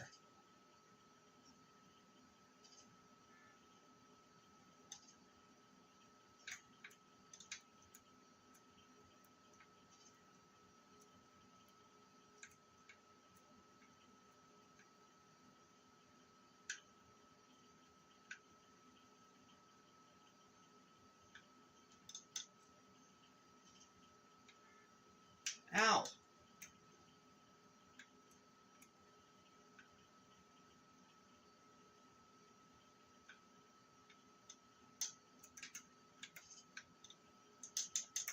Fuck! That's gonna be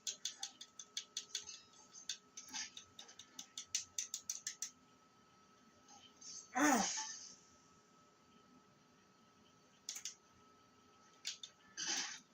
Motherfucker!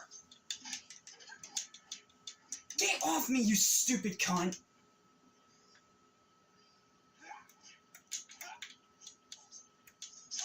Fuck.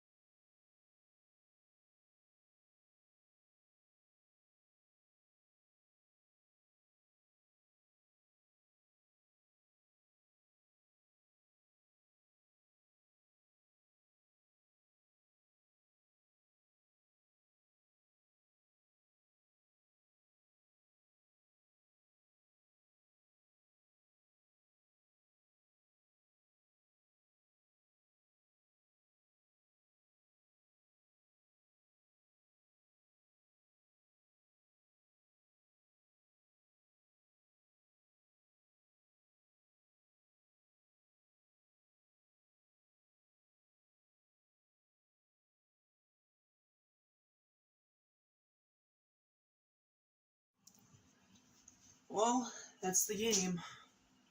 Pretty simple, self-explanatory, and to the point.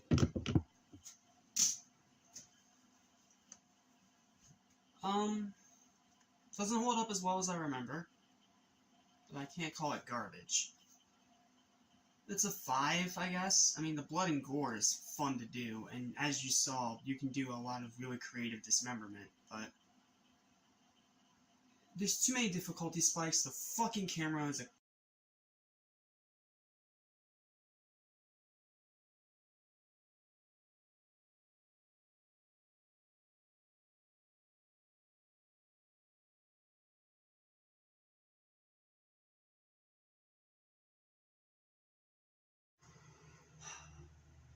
We're almost done with the Halloween series.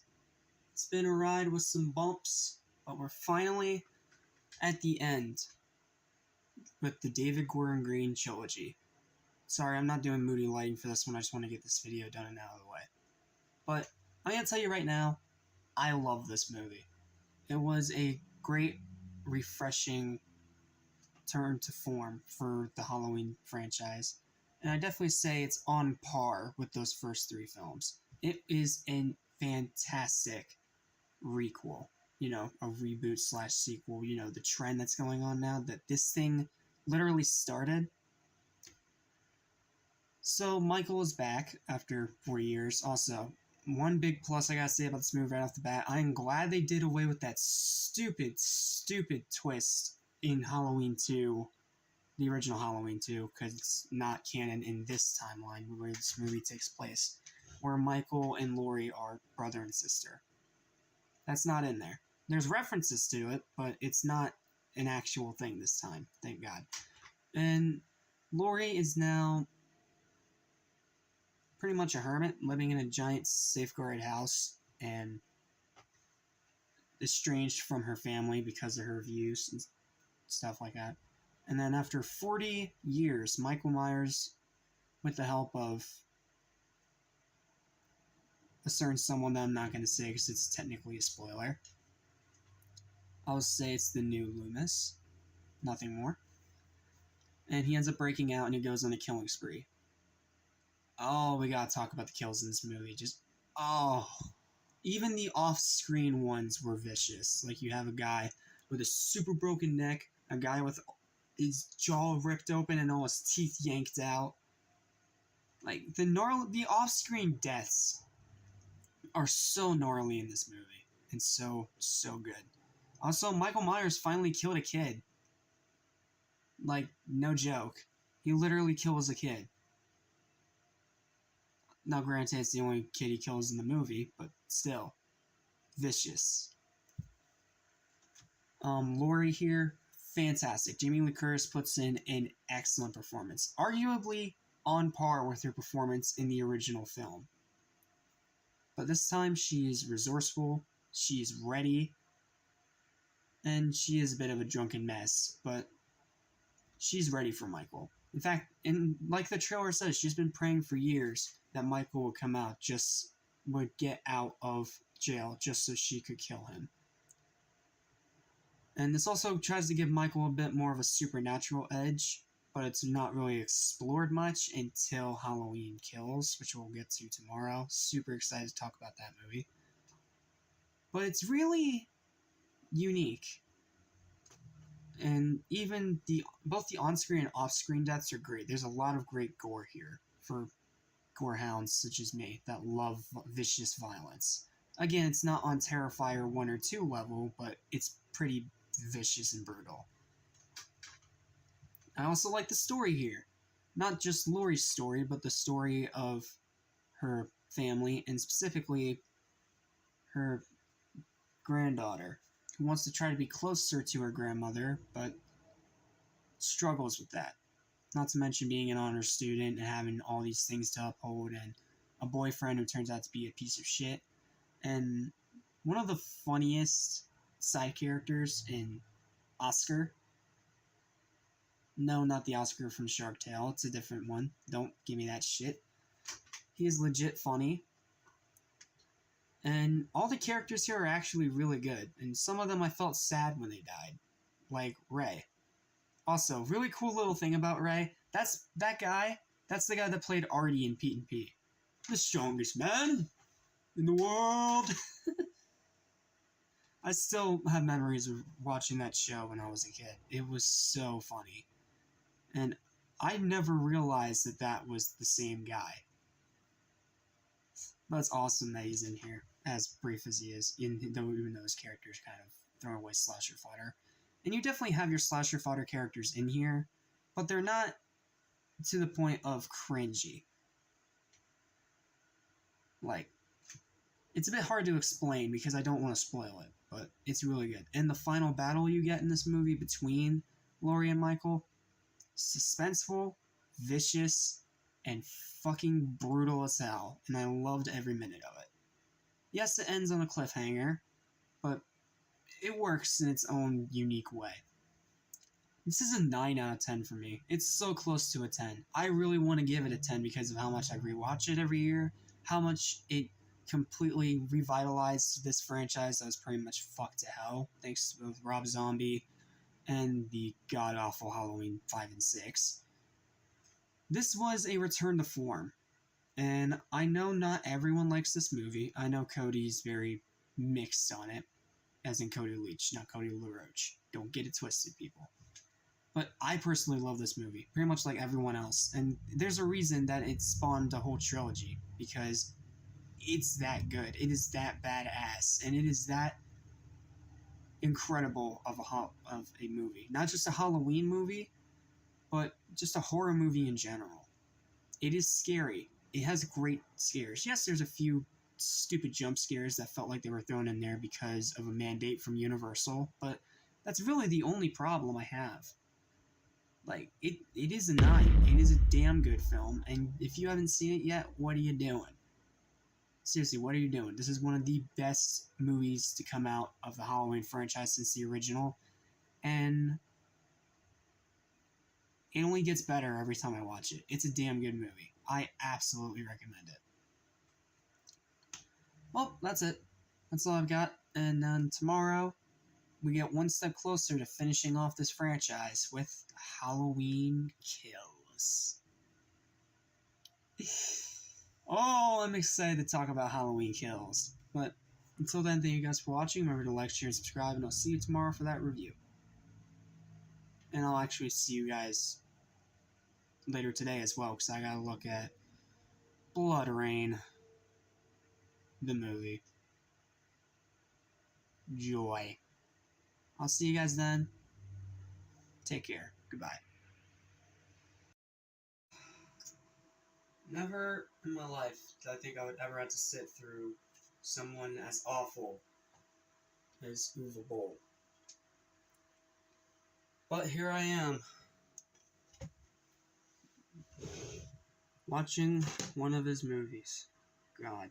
Well, just finished watching one of his movies, you know what I mean. Blood Rain. As far as video game adaptations go, it's terrible. But you should already know that, because we all know Uwe Boll doesn't even try, because of stupid German tax loophole shit. He's able to get sequels and just keep making money, even if a movie sucks ass. But this movie... Now, I can at least say this. It wasn't painful to sit through. I wasn't actively hating myself while watching. But as someone who really enjoys the games, this is an abomination. And no, I didn't buy this. This is my brother's. His dumbass bought it because he doesn't keep up with this shit like I do. But, like I said, it's a relatively painless sit. And it's not the worst thing I've ever seen. How Uwe Boll's done worse movies. May I bring up Alone in the Dark? Yeah, didn't think so. So, what exactly is wrong with this movie, aside from its everything? Well, the acting is shit, the writing is shit, the story is shit, and not all accurate to the games. And no one looks like they care, no one looked like they were invested. This just screams paycheck. Paycheck, paycheck, paycheck, paycheck, paycheck. And I don't know how this douchebag keeps getting these very talented people to work on his garbage movies. Like Michelle Rodriguez, Christina Loken, Michael Madsen, Ben Kingsley, Meatloaf, fucking Billy Zane from Demon Knights. Why do you guys work with this guy? Why? But like I said, it was a relatively painless sit because it does have 3 things that are decently enjoyable. One is the gore. There is lots of vicious, bloody, massacred carnage candy. Even when it's not done well and you can tell it's low budget, it's still nice to see. You don't see things just like decapitations. You see people get split in half, you see people get ripped apart. It is some gory shit. And that part is definitely the best part of the movie. The gore is the best part. Just watching how all these vampires and humans and Brimstone Society members all get brutally dismembered. What can I say? I'm a gorehound. I like that shit. 2 is Rain's design. it's not accurate to the video games whatsoever, aside from maybe the first game. I don't know. I feel like in the first game she had a different design than this, but it's relatively close and it's fine. It's not like gouge your eyes out bad. And she does have her blades. And it's a movie that's fun to make fun of.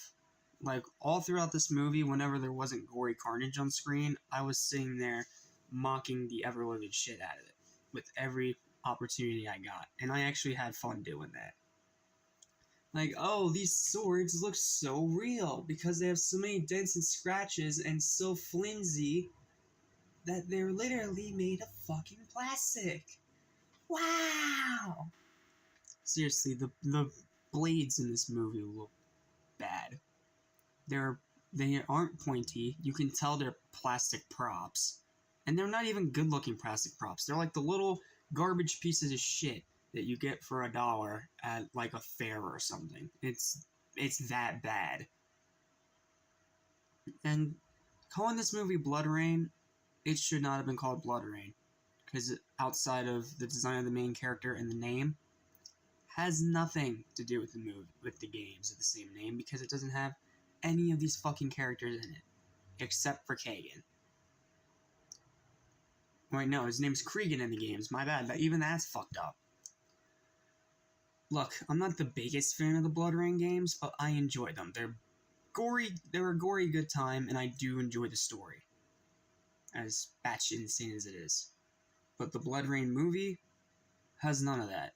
The only enjoyment factor you're going to find in this movie is the vicious blood and violence, and some of the most impressive practical effects you're going to see for a movie with this low of a budget.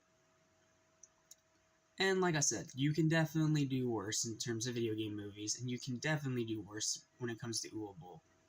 But he's a terrible director, he's a terrible filmmaker, and he is an absolutely abysmal human being. And this movie just sucks. Now, granted, it's fun to watch. Like, if you're looking for something that's just that B-grade, like that bottom barrel garbage horror trash, that you can just have fun looking at the bloody carnage and then just make fun of everything else, that's what this movie's for.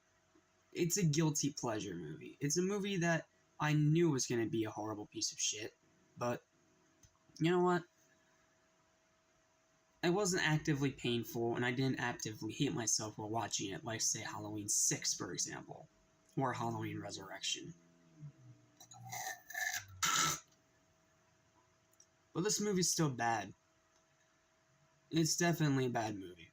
You can get some enjoyment out of it, and you can have even more enjoyment out of it if you have a drink with it, but it's not a good movie, and Blood Rain deserves a better movie than this, and apparently there's 2 sequels.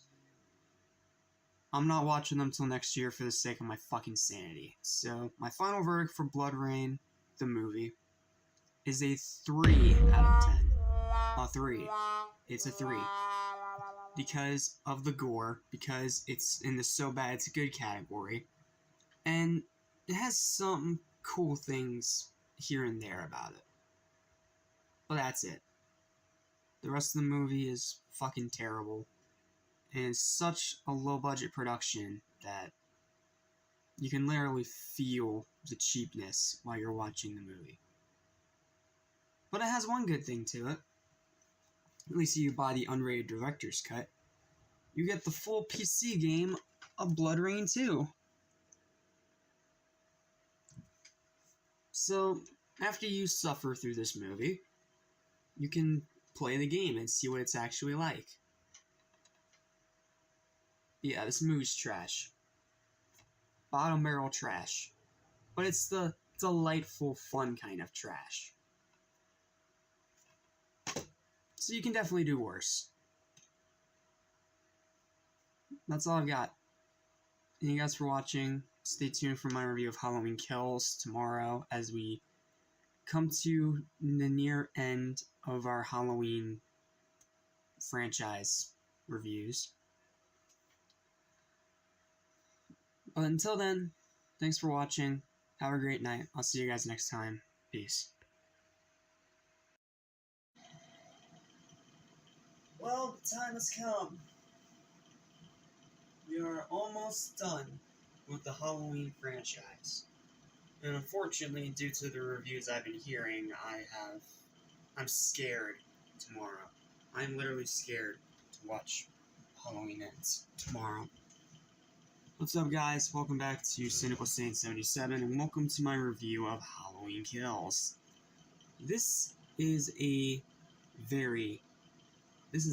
I love this movie. I'm just gonna say it right off the bat. I know it's flawed. I know it has problems. I know it is definitely on the more mixed side for most people.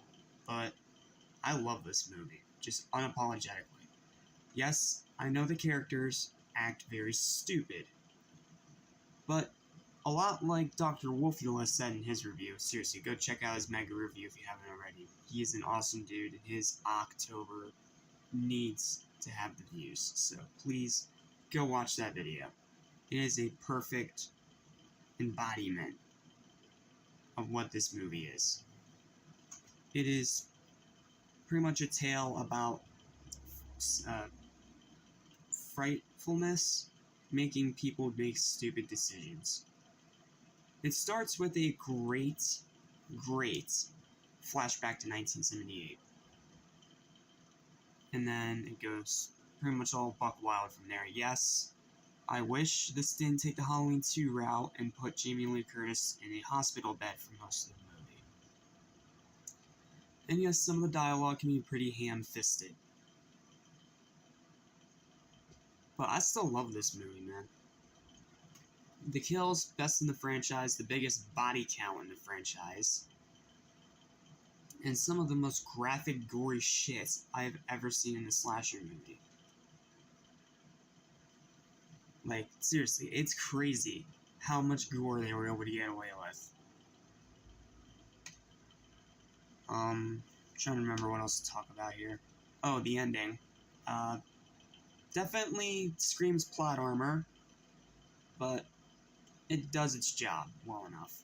I think the legacy characters here are mostly quite good, except for the nurse character, who is completely wasted in more of a glorified cameo. I think that Michael is at his most scary, brutal, and menacing in this movie. And while I think it's a negative that everyone's acting stupid, it's also a positive too, because it's literally Haddonfield becoming the monster that they so fear. And it's what makes this movie work so well, especially since, just like the original Halloween 2, it takes place the exact same night as its predecessor. And here it works very well in that case. You see Michael rise up from the ashes from what should have killed anyone. And then you also get this more supernatural element with the fact that the more this dude kills, the stronger he gets and the more immortal he becomes. Like, seriously, it is a wild, wild ride. Now, it's not as good as 2018 because it does still have its problems. I think the mob mentality thing could have been toned down a bit. Some of the dialogue is very ham-fisted. And I do think that some of its messages come off a bit mixed. But it's not terrible by any means. And hey, Cameron got his just desserts for being a dick, so I can't be that mad. That dude finally fucking died. Sorry, I never liked that character. Especially after he became a one-note asshole at the penultimate part of Halloween 2018. Halloween Kills is a damn good second installment. It has its problems, but it is damn good for what it is. For that, it is the final verdict of an 8 out of 10. It is definitely going on the pile of movies I watch in this franchise every October, and it's really damn good for what it is. But we have Halloween Ends tomorrow. Tomorrow we say goodbye to Michael Myers for at least probably another, I want to say 10, 12 years tops. And from the reviews I've been seeing online from Cody Leach and 3C, I'm scared. I am scared that it's going to be another failure. I am scared it's going to be another Halloween Resurrection. I'm terrified it's going to be another Halloween 6. Or a Rob Zombie's Halloween 2. I am dead scared that it is going to be just another timeline and that falls flat on its fucking face. Now I'm hoping I'm wrong, and I'm in that minority that actually likes it. But I'm scared. That's all I got. I'll see you guys later today for my review of Chucky episode 1 and 2. So thanks for watching. Goodbye. Okay. Set this aside for just a sec. What's up, guys? I just got done watching the first episode of Chucky Season 2 for the third time, I think. Because I watched it the day after it originally aired because Sci-Fi has been putting these episodes on YouTube. So thank you, Sci-Fi. You're really helping me out here. And now that the second one is also uploaded to YouTube, I haven't watched it yet. I just finished rewatching the first episode of Season 2. And as you guys know, it was a whole debacle that I already talked about how it got blocked by NBC Universal because they're a bunch of fucking douchebags. So I'm gonna have to do it in the traditional format again, and I am sorry in advance. But this is literally the only way I'm gonna be able to talk about these episodes. So let's begin, shall we? With episode 1. So it starts with that hilarious bald guy scene that was released as a clip on their Instagram. And it was fucking hilarious, as always. And then Andy kills Tiffany, the doll, not the person. It's confusing, I know. And then all the Chuckies try to attack him, so he throws himself over a gorge along with the 72 that were in the truck with him. And supposedly he doesn't survive, even though, I mean, come on, it's Andy. They wouldn't just kill him off like that. More than likely he's still alive. And more than likely so is Kyle. Somehow. Plot armor. I don't know. And then we pick back up with Jake going to a new foster family, and he gives his boyfriend Devin one last kiss goodbye. It's adorable. I will always love that relationship, no matter how many hate comments it gets me in the comments section. And then we pick up 6 months later after that, where it's Halloween and Jake is going out with his foster brother, Gary, as Batman and Robin, and he gets this phone call that turns out that's from Chucky, taunting him and talking about Tamara, who is a character from a past movie in the series, so a nice little Easter egg. And then he sees that he may or may not have broken into Lexi's home, so Devin calls 911, and Jake keeps an eye out. Or starts heading over, one of the two. It's not really clear. And then Lexi's having sex with some vampire guy. Like, he's really not important, so it doesn't matter. And then the cops break in right when they're about to start having sex, and she starts putting 2 and 2 together and realizes that Chucky may or may not have snuck into the house. And it also turns out she's a drug addict now, too. Because she's still traumatized from Chucky nearly killing her in the last season. Which reminds me, why didn't Chucky just kill her in the last season? I don't know, weird. Weird shit I'm not getting into right now. But, then it goes to Jake heading to Devin's.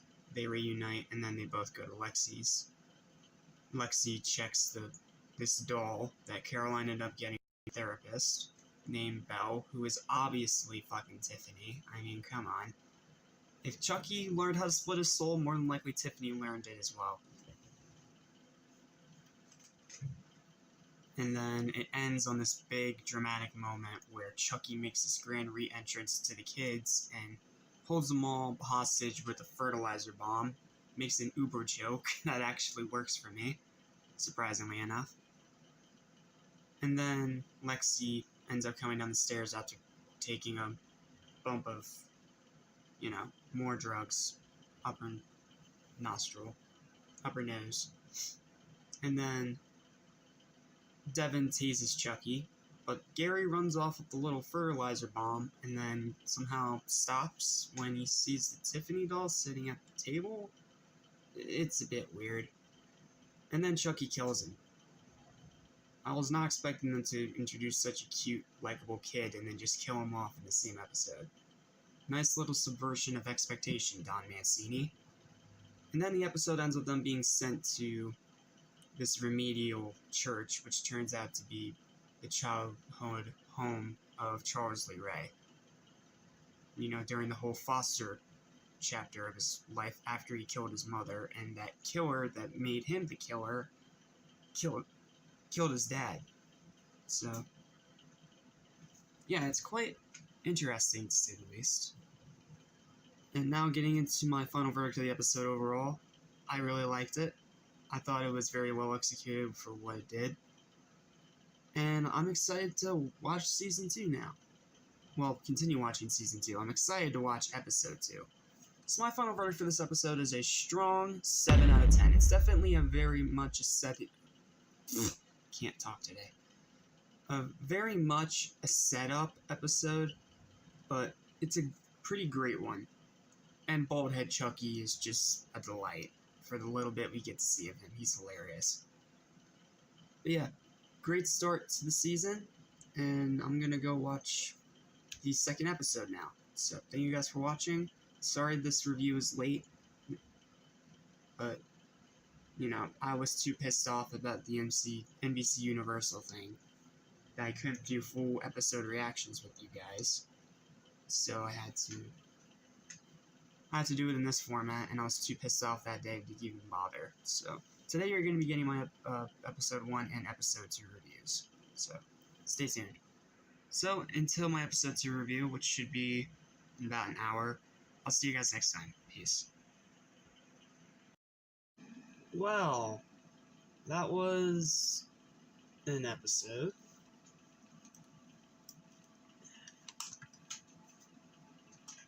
What's up, guys? Welcome to my episode 2, season 2, episode 2 review of the Chucky TV series. Only just a little bit ago, we took a look at episode 1. Now we're going straight into episode 2, and I'm going to get back on schedule and try and put these out every week, every Thursday. Because hopefully, Sci-Fi should keep uploading these episodes on their YouTube. So, let's dive in. So this episode opens where we left off, setting up this remedial Catholic school, and we meet this new character. I'm sorry, I already forget her name, but she's a redhead with glasses, and she's a very weird but interesting and quirky little character. I like her. And then we just get a little bit of a setup here and there, and then we get to our first actual part of the episode, where Chucky ends up causing another heart attack, in a reference to Child's Play 3 when he killed the sergeant in the same way. Which is weird, but you know what, it's okay. And I kind of like how demented he is. He's like, just the mere sight of me gives you a heart attack? Thank you. Evil bastard. Just an evil little bastard. And then they make a Harry Potter joke, and, shoot, what was her name? I'm blank, I don't know her name. Lexi, thank you. Lexi gets to meet up with her former tormentor, and she thinks that she'll get the advantage of, showing that she's above him, but then he turns out to be, a Billy-like person. And by Billy, I mean like Billy from Stranger Things, where he is creepy as fuck. He is creepy, he is unsettling, and he is he is a something, I'll put it that way. Meanwhile, Jennifer Tiffany Valentine in the body of Jennifer Tilly has Nika at this house since Charles Ray's old house blew up at the end of season 1. So she's at this house tending to Nika, and Nika's still trying to get her digs in at her, but she's really just ignoring her. And then here's my first evidence that that Andy actually survived the crash, because she wakes up in this new house, the first scene in this new house, she wakes up in the bed, and in the bed is the decapitated head of the doll from that gunshot that Andy shot. So my guess is that either Chucky put it there to fuck with her, or Andy somehow snuck in there when she was sleeping and stuffed that under her pillow. Well, under the covers, you know what I mean. And then we have Devin and Jake having to hide their relationship again because, you know, Catholics do not like LGBTQ for whatever reason. I'm not a Catholic, so I wouldn't know. And then it goes on and on. She ends up getting this visit from this cop. She finds a way to shoo him away the first time, and then the second time he has to come in the house because he's starting to put 2 and 2 together, realizing that Nika is in the house. So Tiffany, of course, slips his throat with a nail file. Again. But as soon as he does, that's when Glenn and Glenda show up. And she's trying really hard to try and hide this bloody mess that she made from slaying the cop's throat. And she can't. And right in the middle of her trying to clean it, they just walk through the door. Like, yeah. I'm still not a fan of what they're doing with Nika's character. Taking off all her limbs and making her, you know, like that. But she's still doing great as Chucky, as always, when she's possessed by Chucky, and she's still doing great. Fiona Dwarf is still doing great. I just wish that the character went in a different direction. But, you know what? Small nitpick. And then we get some more stuff about this remedial church, and we see more about this area. We get more of the classrooms, more of the layout of the place. And of course, Jake tries to take out Chucky. But the pastor, the lead minister, I'm going to call him, played by Devin Sawa, which is weird. Why the fuck is Devin Sawa playing 3 characters in one show? Are they, like, low on casting, or do they just not want to let Devin Sawa go? I don't know. It's weird. Like, first he was playing Jake's dad, then he played Jake's uncle, and now he's playing this head minister. Like, does Devin Sawa have a thing for playing assholes? Like, what is it? I don't get it. I really don't get it. It's weird. It is weird. And then Chucky ends up getting snuck into Lexi's room somehow, which clues in her roommate that this doll is indeed alive. So she's aware of it, and she's now pretty much friends with Lexi. Even though she says that they aren't, but they very clearly are. And again, I already like this really quirky character. If they kill her off in the next episode, I'm gonna be pissed. Because they worked so hard to try and make her actually likable. And then Jake and Devin find him in the bathroom, the Chucky doll, because he ends up finding a way to get the dresser unstuck just enough to slide through the door and down the hallway while the girls are screaming. And inadvertently, Lexi makes a diversion. And then Jake and Devin end up cornering him in the bathroom. He tries to get the jump on Jake, but thankfully Devin's there, boots his ass halfway across the room, which was funny as hell. This episode is funny as hell. That's some of the best Chucky moments. And they realize that they can just tie him up, because this Chucky is a scout, which means there's more than one Chucky that survived that crash. Well, more than 2, because the one from the last episode killed himself to kill Gary with that fertilizer bomb. So I don't know exactly where the series is going to go from here, but I am very excited to see where it's going to go. I do think this episode is about the same quality as the first one, around an 8. It's a bit confusing at times, but I like where it's going so far. But again, the Nika character, they need to fix that. Give her robotic limbs or something. Seriously, don't make her such a helpless spectator.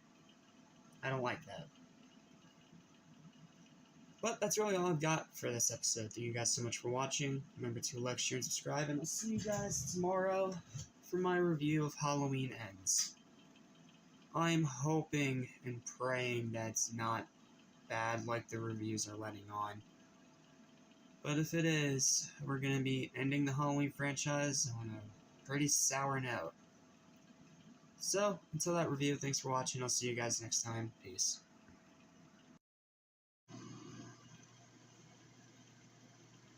Okay, I'm going to let you guys in on a little secret of mine. I was expecting Halloween Ends to be awesome. Well, I'm still expecting. I haven't watched it yet. I'm about to.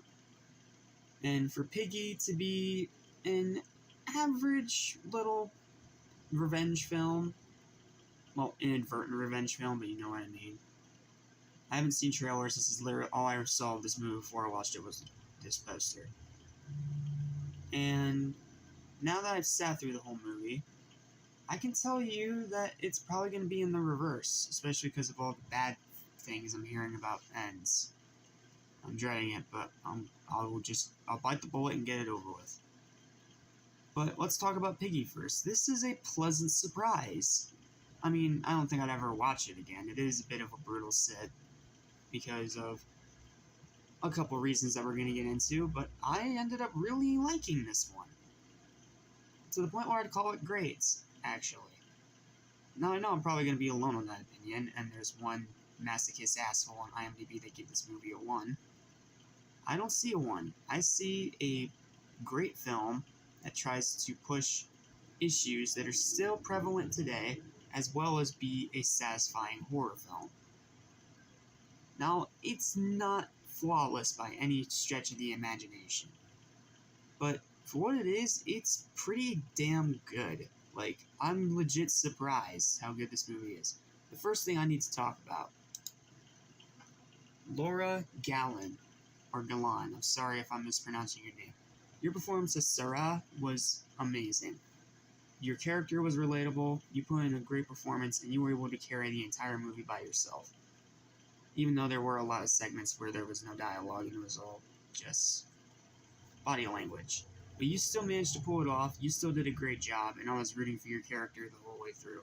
You did a great job, and I'm hoping to see you in more films, because you are a very talented, very, very talented actress. Seriously, guys, give this actress more attention if you can. She is great. The other great thing about this movie is the story. It's a bit scatterbrained at first, and the synopsis of the film that you read online is going to be a bit misleading. But it takes you on a wild ride to places where you couldn't expect, and it does a great job, kind of like this reverse of the descent into madness trope. Like, it's a very unique movie. Like, there's no films like Piggy. Because it's a revenge film, but it's a revenge film done by someone else that is trying to do this for the character.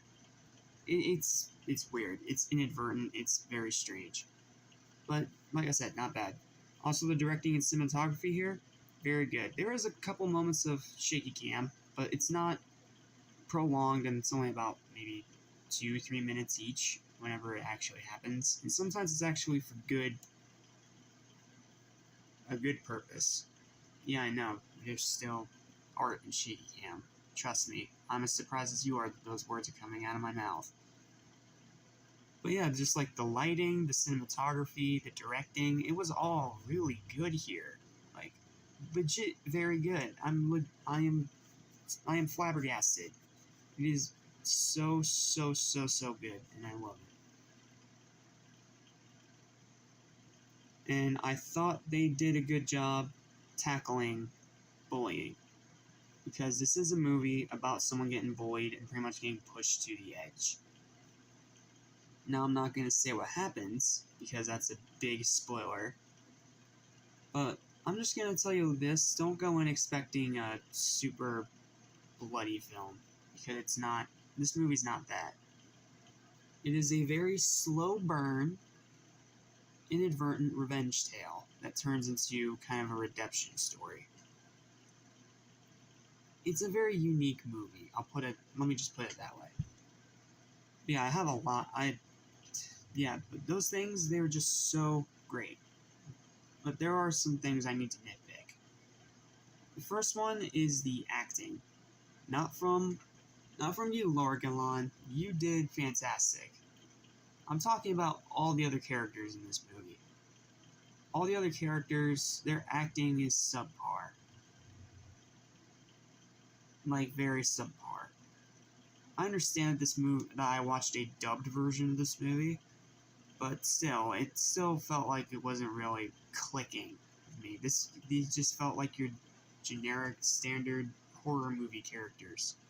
You know, what we here at Cynical CN77 like to call slasher fodder. Pretty much. Even though this movie has a surprisingly low body count. Which is surprising.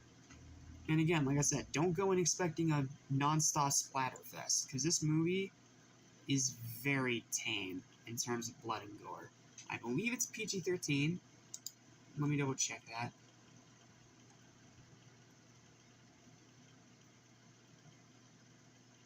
Huh. Doesn't say. Might have to look it up. Hold on a second. What are the comments say?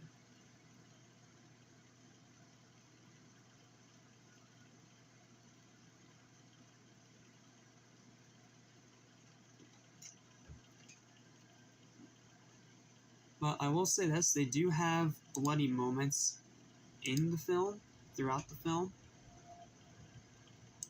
that will make you cringe a little bit. But it's not until the final half hour we get to, like, the real bloody stuff. So, yeah, that's all you guys need to know, really. It's a very interesting film, and it's quite the anomaly. I cannot find what this movie's rated.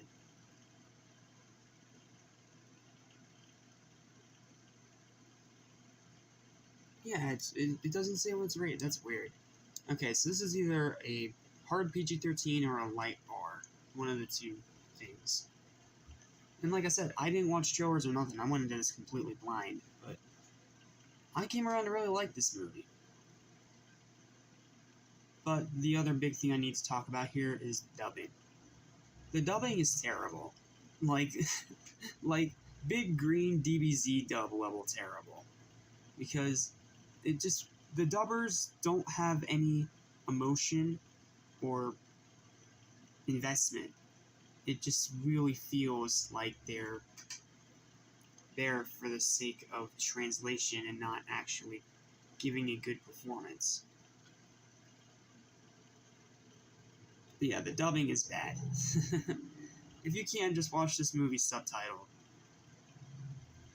Because the dub is quite bad. It is a very... Yeah, it's a hard movie to review because it's one of a kind own thing. I wouldn't really say it's scary, but I would also say that's not gonna be suitable for children either. And then my one big negative with this film, and this is gonna go into a little bit of spoiler territory. I'm not gonna talk about the main event itself. I'm just gonna talk about the overall problem. This character that the killer of this movie that kidnaps her tormentors and tortures them. That he doesn't have much of a reason or a character. Like he never explains the reason of what he's doing. He only has like 1 or 2 lines of dialogue in the whole movie. This movie's nearly 2 hours long. And he has just no dimensions to him. It just doesn't... It's not clicking. Let me put it that way. It just didn't click with me. But that's really a minor nitpick. I really enjoyed this movie. I'm not sure if I'll be able to watch it again because its subject matter can make it a bit brutal to sit through. And there are some scenes that are abusive, I'll put it that way. Not abusive to the actors, abusive to the characters in the movie to help sell the story. You guys know what I mean. It can be a little hard to watch, especially if you're someone that's gone through this kind of stuff before. So, that's my warning to you. If you are someone that has dealt with bullying or is traumatized by bullying, do not watch this film. It will trigger you. But if you're one of those people that can actually get past that, and if you don't mind a slow burn, you're in for a pretty great movie. I would probably give Piggy a final verdict of an 8. I'd actually give it an 8 out of 10. I think this movie is a lot better than I was expecting. And it may or may not just squeak into my best of the year list. Maybe. I'll have to double check the scores of all the movies I've seen this far this year. But yeah, check out Piggy. Unless, again, you're traumatized by its subject matter. Then don't, because it's just going to trigger you. But if you're not traumatized by bullying, that's actually happened to you in real life, then give this movie a watch. I highly recommend it. I'm glad that it's winning all these awards at the Sundance Film Festival. And I'm glad I got to see it. Well, that's it. This is a much longer than expected review. And that's going to bring this video to a close. Thank you guys for watching. Remember to like, share, and subscribe. And I'll see you guys later today for my review of Halloween Ends. I'm scared to death, man. Scared to death. But until then, thanks for watching. I'm Jack Small, your one only cynical Saiyan 77, and I'll see you guys next time. Take care. Well, this is it. After over a week over Halloween reviews, it's time to finally say goodbye to the franchise with this one last review. Welcome to my review of Halloween Ends. And boy, it's a movie that exists. I'm gonna be blunt with you guys right now. This movie is bad. It's a bad finale to a timeline. Again. So yep, that curse continues. It started with 6, and then it continued onward with freaking Rob Zombie's Halloween 2, and then Halloween Resurrection. I know I got the 2 backwards, just fucking bear with me. And now you can add this to the pile. Like, wow. Wow, this movie's bad. But it's not the worst thing I've ever seen in my life. And it might just barely, mind you, miss my worst movies of the year. Because I've given out a lot of 2s this year. Not just from the reviews I've already done, but from movies I also watched that I haven't had time to review. So, yeah. This is where it goes, and this is how it ends, huh? It ends on a whimper. Well, we have a lot to talk about, so let's dive in. Let's start with the good things. I like the opening. It's that perfect amount of creepy and brutal, and really goes for shock value. And it starts out okay, with Laurie having supposedly moved on from the death of her daughter in the end of the last movie. And she bought a house with Allison, and Allison's working as a nurse, and she's trying to be an author and write a book about all her adventures with the boogeyman. And Michael pretty much disappeared after Halloween Kills, because this takes place like 4 years later, I think, something like that. And we get introduced to this new character. I'm already forgetting your name, and honestly, I do not care, because you are a very pointless character and a wasted potential thing. Let me put it that way. In the last movie, Laurie went on and on about how the more Michael kills, the stronger he becomes. Well, Ends is here to tell you that's not at all what happens. Michael Myers in this movie is a complete fucking joke. He is a spry, waddly, 60-something-year-old man, and now he actually moves like a 60-year-old man. He lost a wrestling match to one of the characters, someone who is human, who hasn't killed as much as he has. Like, what?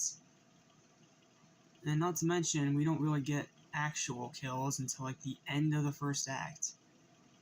And aside from Laurie is great as always. Jamie Lee Curtis puts in a great final performance as Laurie Strode. That's one of the best things about the movie. And I like the little arc they go on with her character throughout the film. But this kid, Corey, I mean, at first I wanted to like him because he seemed like that tragedy stereotype where you have a terrible reputation or a horrible backstory and you find some way to redeem yourself. Well, I'm just going to say that it doesn't do that. This is spoiler free, so I can't go into the super meaty details. If you want that, after you actually no, don't watch this movie. Not worth your time. Well, don't watch it unless you're watching it on Peacock. If you're watching it on Peacock, on streaming, or you're just going to wait for the DVD, that's fine. It's worth a DVD rental, at the very least. But it's not good. One sec.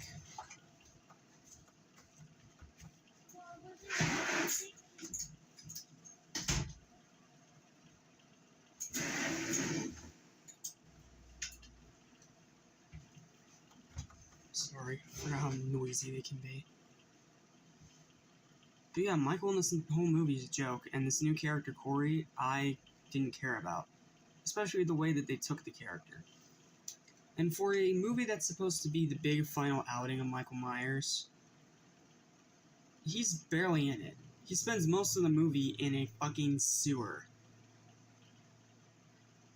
Like, what the fuck? And then the rest of the characters that weren't in the last movie all suck. Every single one of them suck.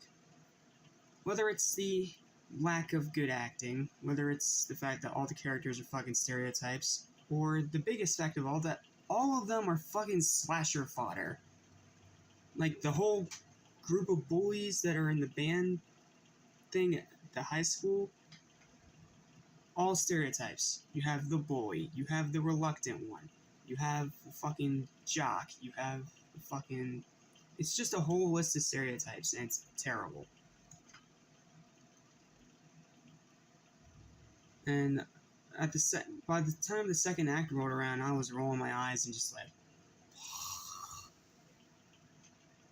bored. Bored, confused, and a bit pissed off. But then we get to the third act, when everything goes batshit crazy.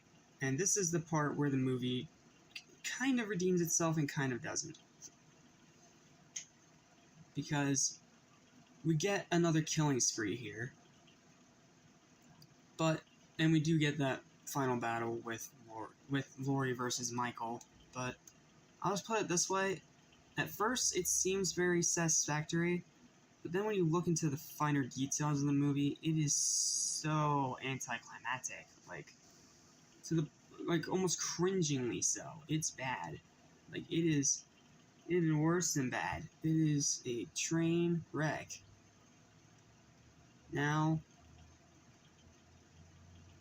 aside from Laurie Strode, and some pretty good kills in here, there are good kills. You just have to wait a long time to actually get to them. And then once you do get to them, they don't disappoint. There's some pretty damn good kills in here. Not nearly as much or as bloody as Halloween Kills, but it has its moments. Especially one kill in particular. I'm not going to say anything more about it. It's just a really fucking brutal one. that probably a lot of people aren't going to shut up about, and will probably win the Dead Meat Golden Chainsaw whenever this movie comes out on Blu-ray and James A. Janice gets to make his kill count.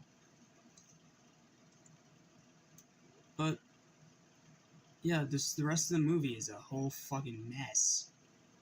Michael is weak. All the new characters are total ass. Your story and your writing is absolutely haphazard and dog shit. Like, I don't even... Ugh. This movie's bad. Don't waste your money on it, guys. It's not worth seeing in the theater. It's not the epic conclusion that the trailers are leading you up to think. Oh, and let's talk about the trailers. They are fucking misleading as hell. What you see, the movie you see in the trailers is not at all the movie you get here. And it's just a whole fucking complicated mess. So, it appears my fears were right. We're ending the Halloween series on a what Angry Joe would call a wet queef. This movie is a failure, it's a disappointment, and it is a bad final installment to this new trilogy. However, I can say with certainty that it wasn't actively painful to sit through for the most part, because I was still following along most of it. And there were enough elements to keep me at least entertained to watch what happens next, but there were a couple moments where it just went on and on and on and on and on and on and on, where I had to hit the fucking skip button just to get to the actual shit. It's that bad. Don't waste your money. I'm glad I didn't waste my money to see this in the theater, because this would have fucking... I would have left that theater fucking pissed. So what's my final verdict for this film? Well, it's directed competently enough. Laurie Strode is great. And... well, okay, let me rephrase that. The movie is well made. Laurie Strode is fucking phenomenal. This is probably the best Laurie Strode we've ever gotten in the Halloween series. And it has some good kills towards the end. And I do give it some credit for being ballsy and making massive swings to be completely different from the other two movies, which was mostly caused by the pandemic, but it is what it is. So, I guess I just go ahead and go to the final verdict. Guys, don't waste your money. Just don't waste your money. I'm not saying pirate the movie, but just wait for the DVD to come out, or just wait till it's on streaming for free, because this is not a theater-worthy film. It is flawed. It is a pain in the ass to sit through. And just a horrible conclusion all the way around. My final verdict for this failure of a quote-unquote finale to the franchise is a 3 out of 10. A terrible movie. Don't waste your money. Don't support this movie. Just wait for the film to come out on DVD. It's not worth your time, it's not worth your money, and it's not worth the effort to get to the theater. Just, no. Just fucking bury it in the ground. And that's all I've got. Thank you guys for watching. Remember to like, share, and subscribe. And tomorrow, we start a new slasher franchise. We knocked out one of the big leaguers. Now it's time to knock out another one. And a little hint about this one. Let's just say he's a bit of a mama's boy. Until next time, I'm Jack Small, your one-way cynical Saiyan 77. Sayonara, Michael Myers. Until we meet again. Goodbye. Well, last time we said goodbye to an iconic horror franchise.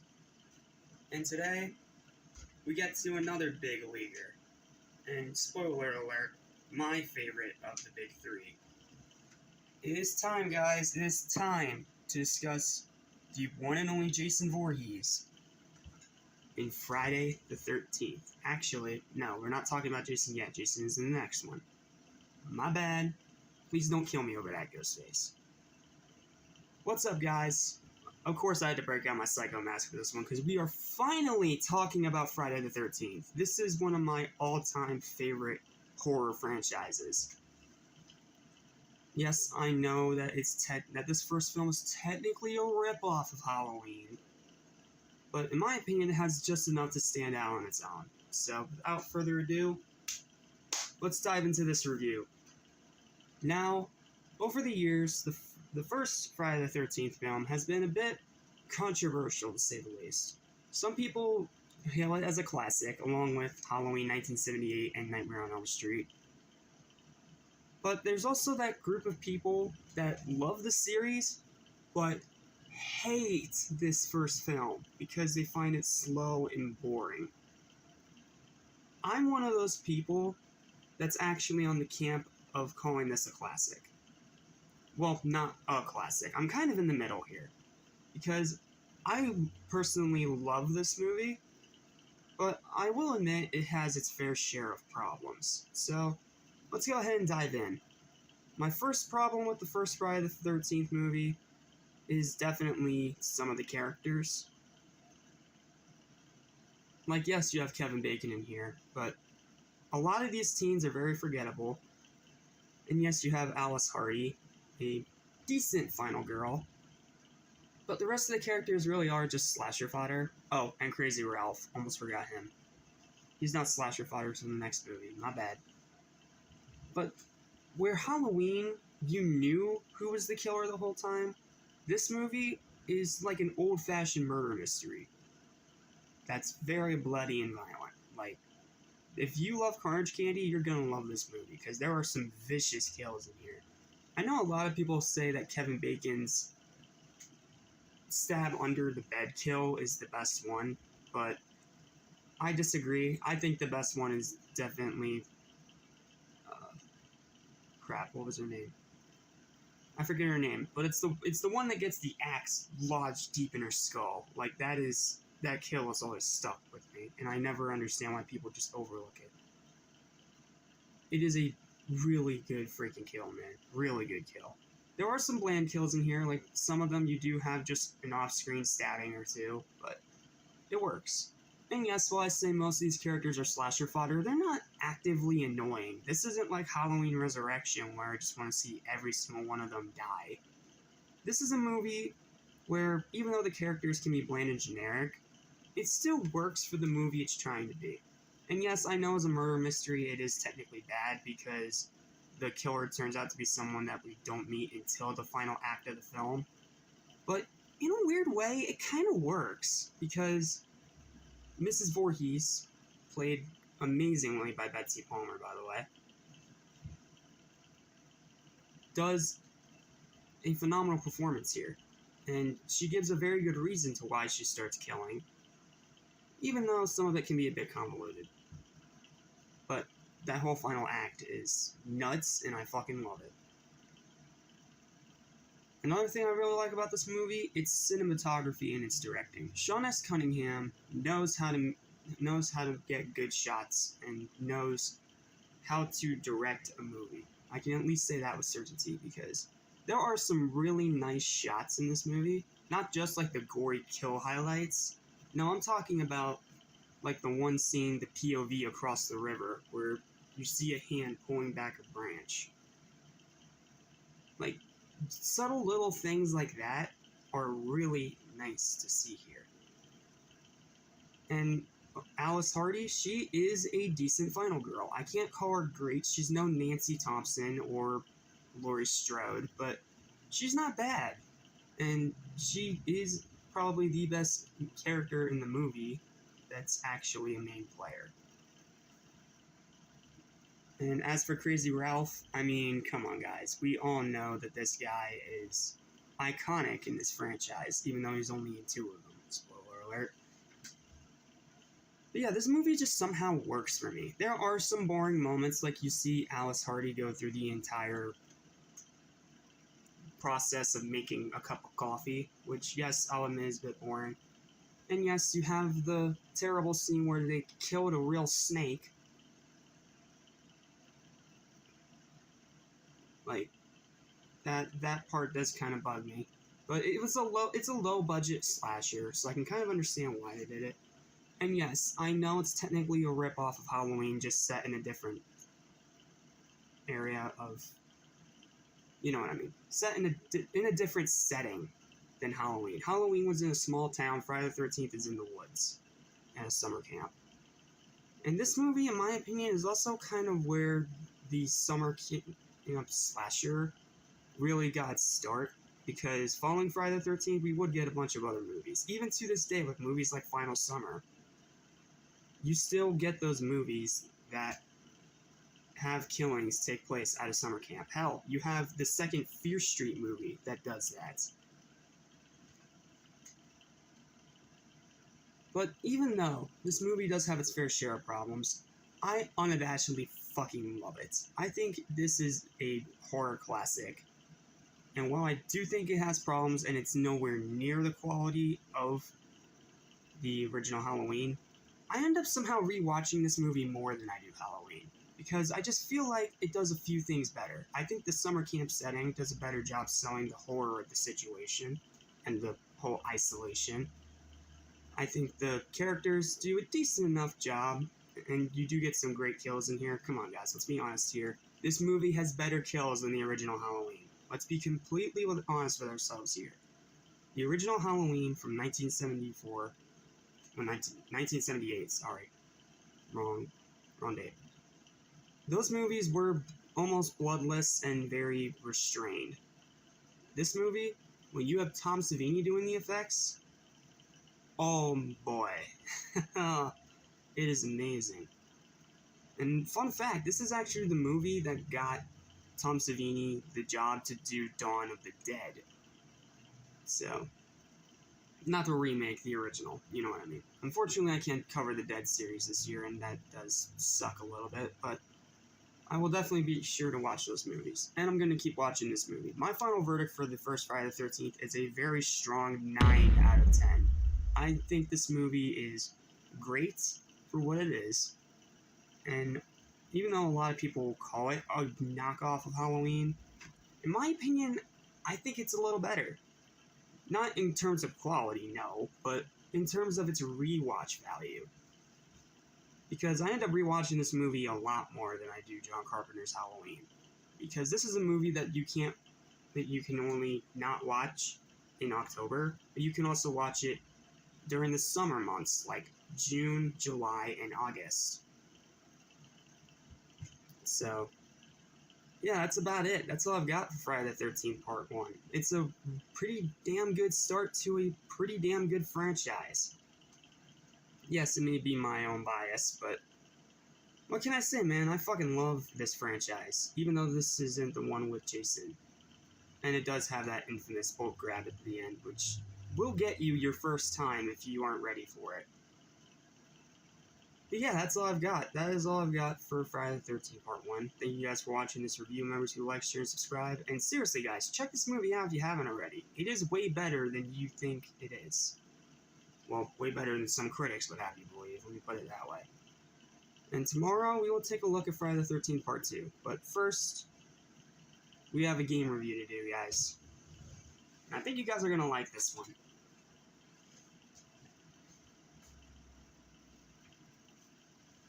Unfortunately, I won't be able to cover the movies this year, but it's not going to stop me from looking at the games. So, next time, we're going to be taking a look at the Xbox Classic, The Chronicles of Riddick, Escape from Butcher Bay. So, until this review, I'm Jack Small, your one and only Cynical Saiyan 77. Have a spooktacular day, and I'll see you guys next time.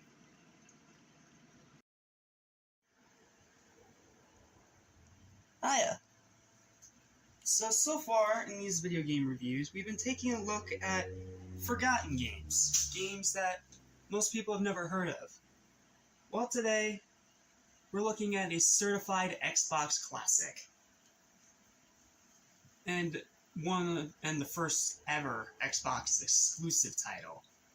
That game is Chronicles of Riddick: Escape from Butcher Bay. Unfortunately, I don't have time to review the movies this year, but I thought, what the hell, let's talk about the games, because these games are some of the best games available for the Xbox library. Seriously, this game is awesome. I'm excited to talk about it, so without further ado, let's just dive right in before the audio cuts off as per usual. Okay, well, a bit of an oopsie. Unfortunately, my version of Butcher Bay doesn't work. And this is usually like Blood Rain, where I would be forced to unfortunately skip this review. But thankfully, we have another option. Because it just so happens that the remastered version of the game is available on the game's sequel, Assault on Dark Athena. So we're going to play this instead. But I'm only going to talk about the original game. I'll talk about Assault on Dark Athena tomorrow. So, let's hop in, shall we? Alright, so the game opens with this little segment of Riddick, voiced by Vin Diesel, just like in the movies, being taken to a prison planet.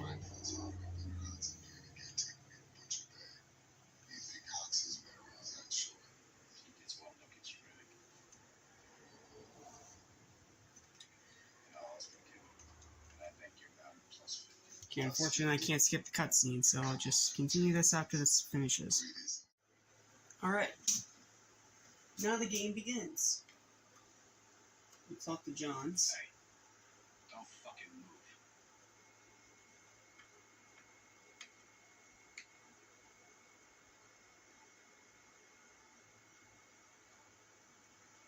You haven't collected on me yet, Johns. You don't move until I say so. Hey, hold it. You go where I say, when I say. I just want to look around. Hey,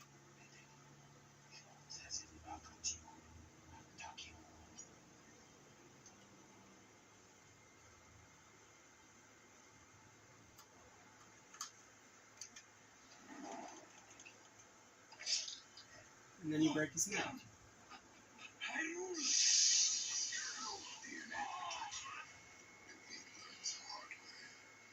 We should get moving.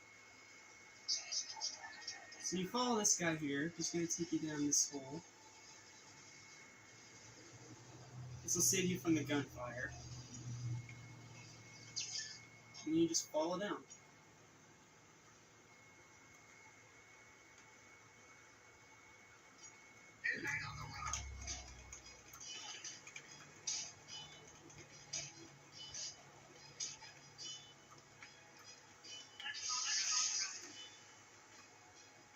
You can't pick up the guns yet because they have this weird thing on them, but you can't pick up the security card.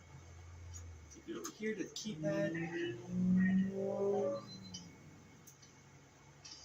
And that gets you free. So you keep going down here.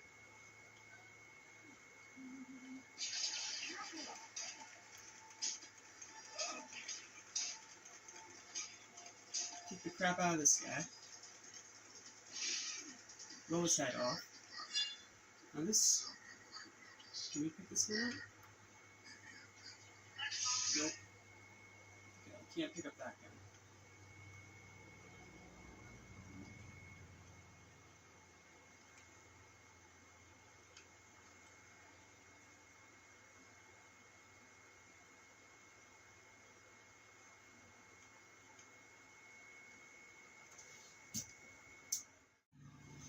Alright.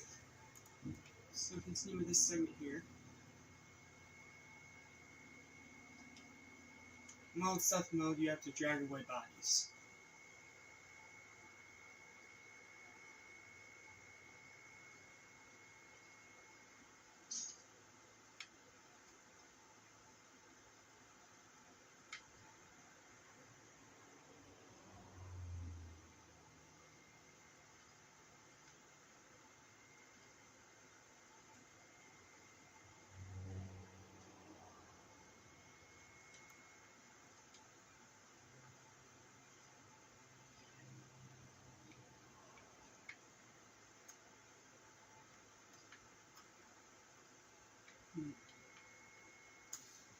Give me a sec, I gotta figure this out. Okay, got past that. So next you're gonna want to go over here and grab this Nanomed cartridge. This is gonna increase your health. Okay. So let's go over here to refill the Nanomed.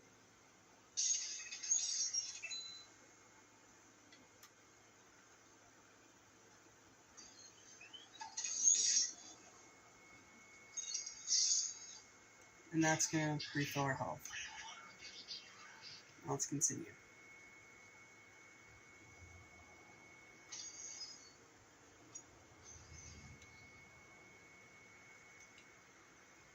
Just take the gun.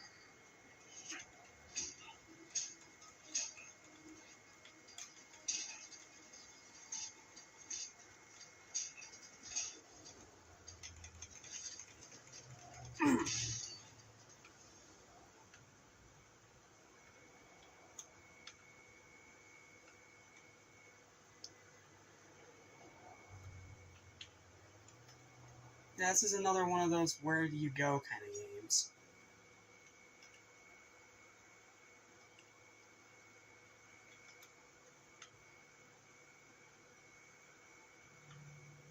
Like, you have to figure out where you go and everything like that. So, this is definitely more on the adventure game side.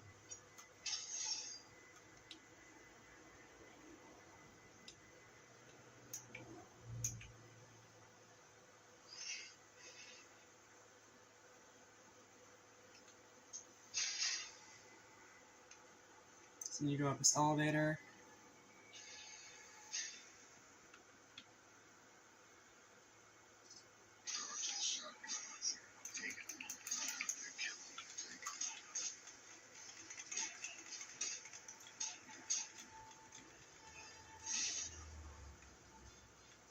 Don't try taking the guns though, because they're just gonna zap you.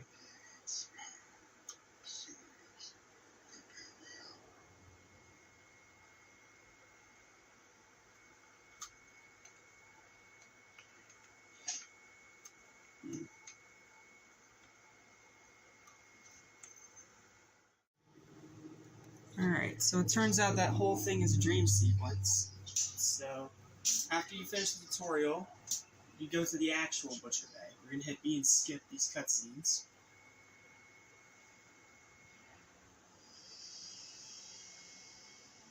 And then this is pretty much the title sequence of the game.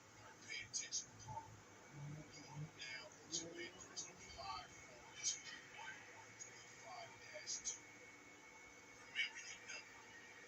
Remember the rules. My rules. Listen, there's no outside at Butcher's. Just a whole planet of desert. So check those desires right now. Butcher will not get out. Yes, And then that's going to go on and on for a while through like the credits and stuff like that. So, yeah. That's how that goes. Music sounds great here, by the way. Alright, so now the game really begins, where you're inside this prison. You can pretty much go wherever you want and do whatever you want, but you have to do the missions. Like, for example, you hit your back button on your 360 controller. That's going to tell you the mission. Barber outside your cell might help you locate the weak spot of the slammer. So, go right outside your cell, Hey, and there's Barber. talk to me for a second, will you? Now we talk to him. You're Guess in what? it, right? There's a guy named Madison talking like he knows you. He's in the courtyard just by the pit. Now we gotta find the courtyard. So we go over, and you should be able to, and if you go here, you should be able to find your map. You can't really do much with the map, you can't zoom in or anything, but you need to find the courtyard. I don't know what Madison wants with you. Go check it out if I were you. You can also talk to other prisoners, like Michaels. AKA the Torture Twins. There's also some pretty big voice actors in here too, like John DiMaggio and Michael Rooker. Well, I'm not sure if Michael Rooker's a voice actor, really, but You just follow down this path, talk to all the prisoners. You see this face? All thanks to me. You waste it when they open the cell. And I'll make it worth your while. And that's going to give you a side mission. Not gonna happen. But you don't have to do it if you don't want to. At least you don't have to do it yet, I should say. Now, as long as you don't cause a fuss or go around carrying a weapon, you'll be okay. So I went the wrong way, so I'm going to want to go this way. I need to find the courtyard, so just keep talking to prisoners. Do like a little fish. Line up behind us. Also, you can't go in other people's cells.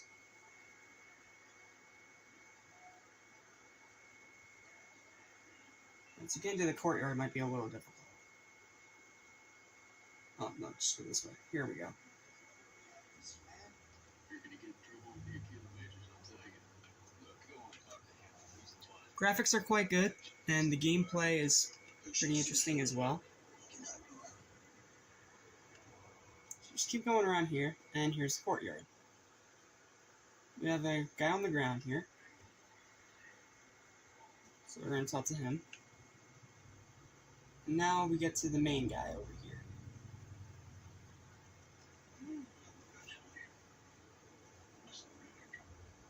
Rust has all the strengths of this world. Bruce Lee, but you careful. He's a thorn in my side. You want my help, Riddick. You won't be a thorn.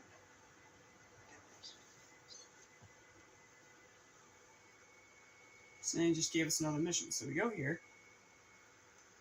And we have to get rid of the guy named Rust. We have to find Rust, and we have to do it without causing him too much power. And here's Madsen. Here's the guy that Oh yeah, no, I mean. you're the guy that tried to send us. You're going to on the ship and I can get you. Check my pocket, you'll find one. It's yours.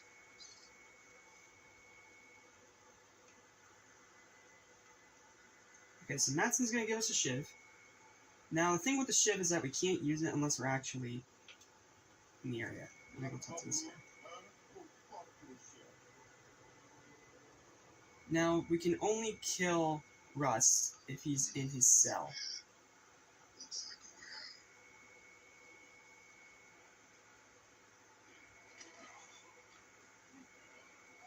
I don't know what's going on with that guy. Here's another guy. This is Red.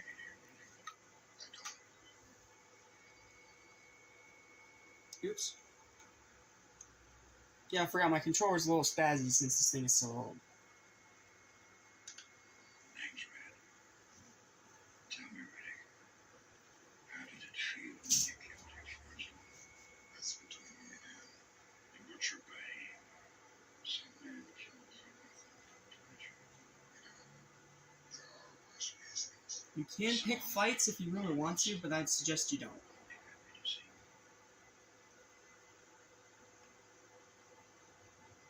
So go back the way you came, and I believe, so he says in one of these cells you can find a shiv, then you need to find Rust. So let's run back here, go through an open cell here.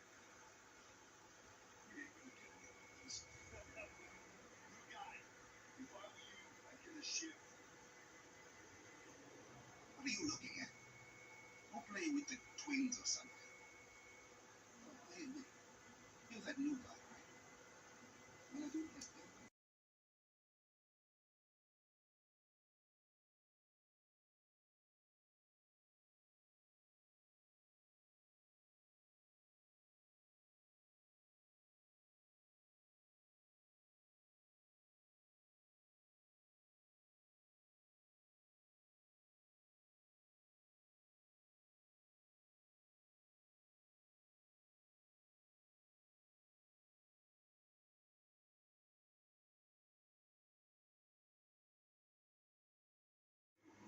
Alright, and that's pretty much the game. Now if you're expecting something like a little, like a shoot 'em up, like a 3D shooter, like a third-person shooter or something like that, it's not that at all. It is a game where you have to find a way to break out of prison. I know it doesn't sound exciting on the surface, and a lot of movie games do third-person shooting, but this is the one that technically did it the best. You also have hand-to-hand combat, you have great controls, and while I didn't really get into much of the gameplay this time around, it's because it's a very long, convoluted game to talk about, so. My final verdict for this game, it's still a 9 out of 10. I still think this is a great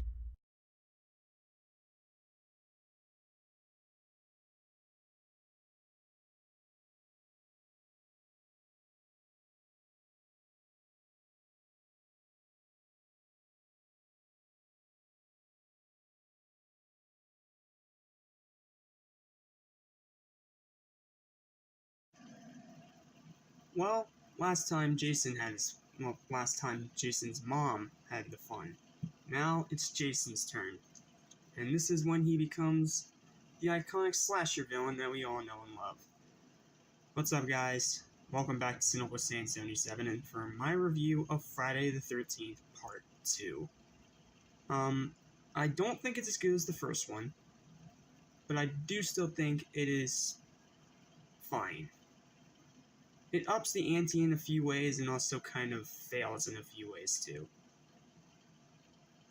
For one, this isn't the Jason we all know and love, guys. This is Baghead Jason. He doesn't get this until the next movie. So again, that's another movie where we don't have the real Jason.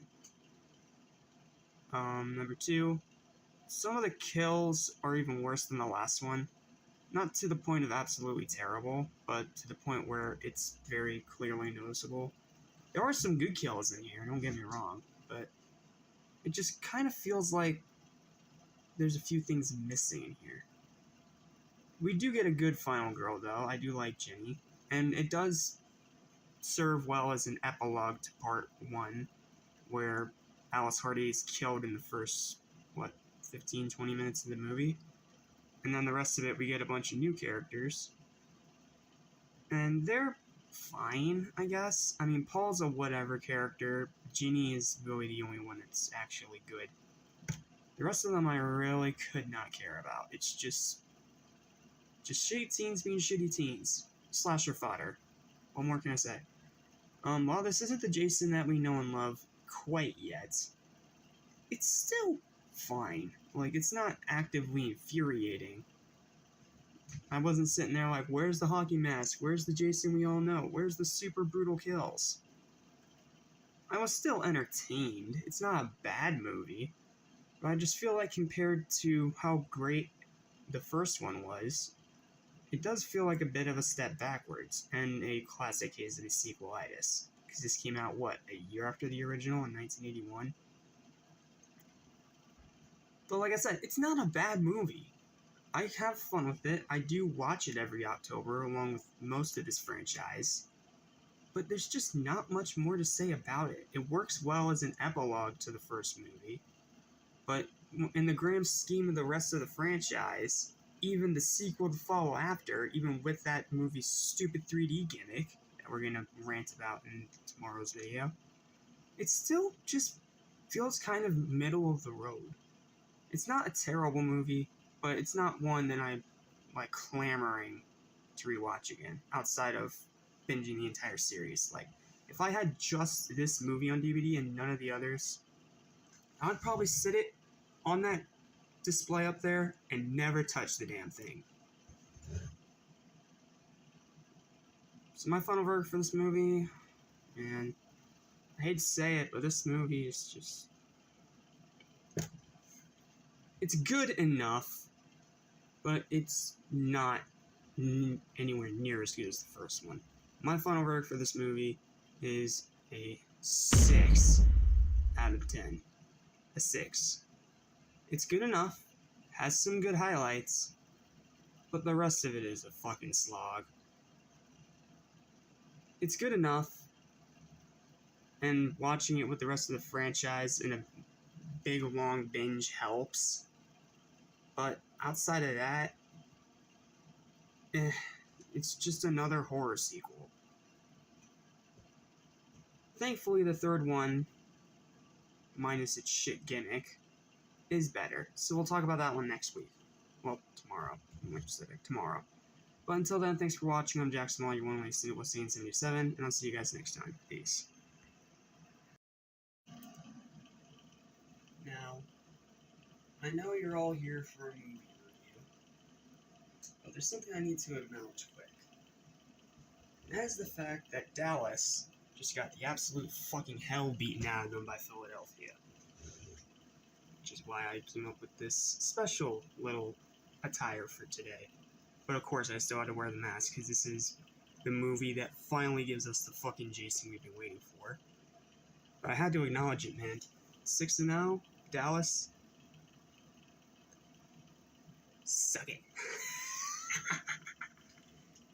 If you're a Dallas Cowboys fan, I'm sorry, but you got the absolute fucking hell kicked out of you yesterday. Like, the absolute fucking hell kicked out of you. And then, I'm pretty sure it's a bye week this week for the Eagles, so no need to stress. But what's up, guys? Now, to get to your regularly scheduled review.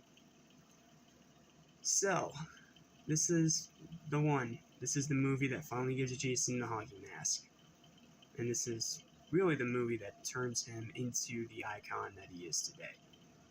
He's not undead yet. He's still somewhat mortal.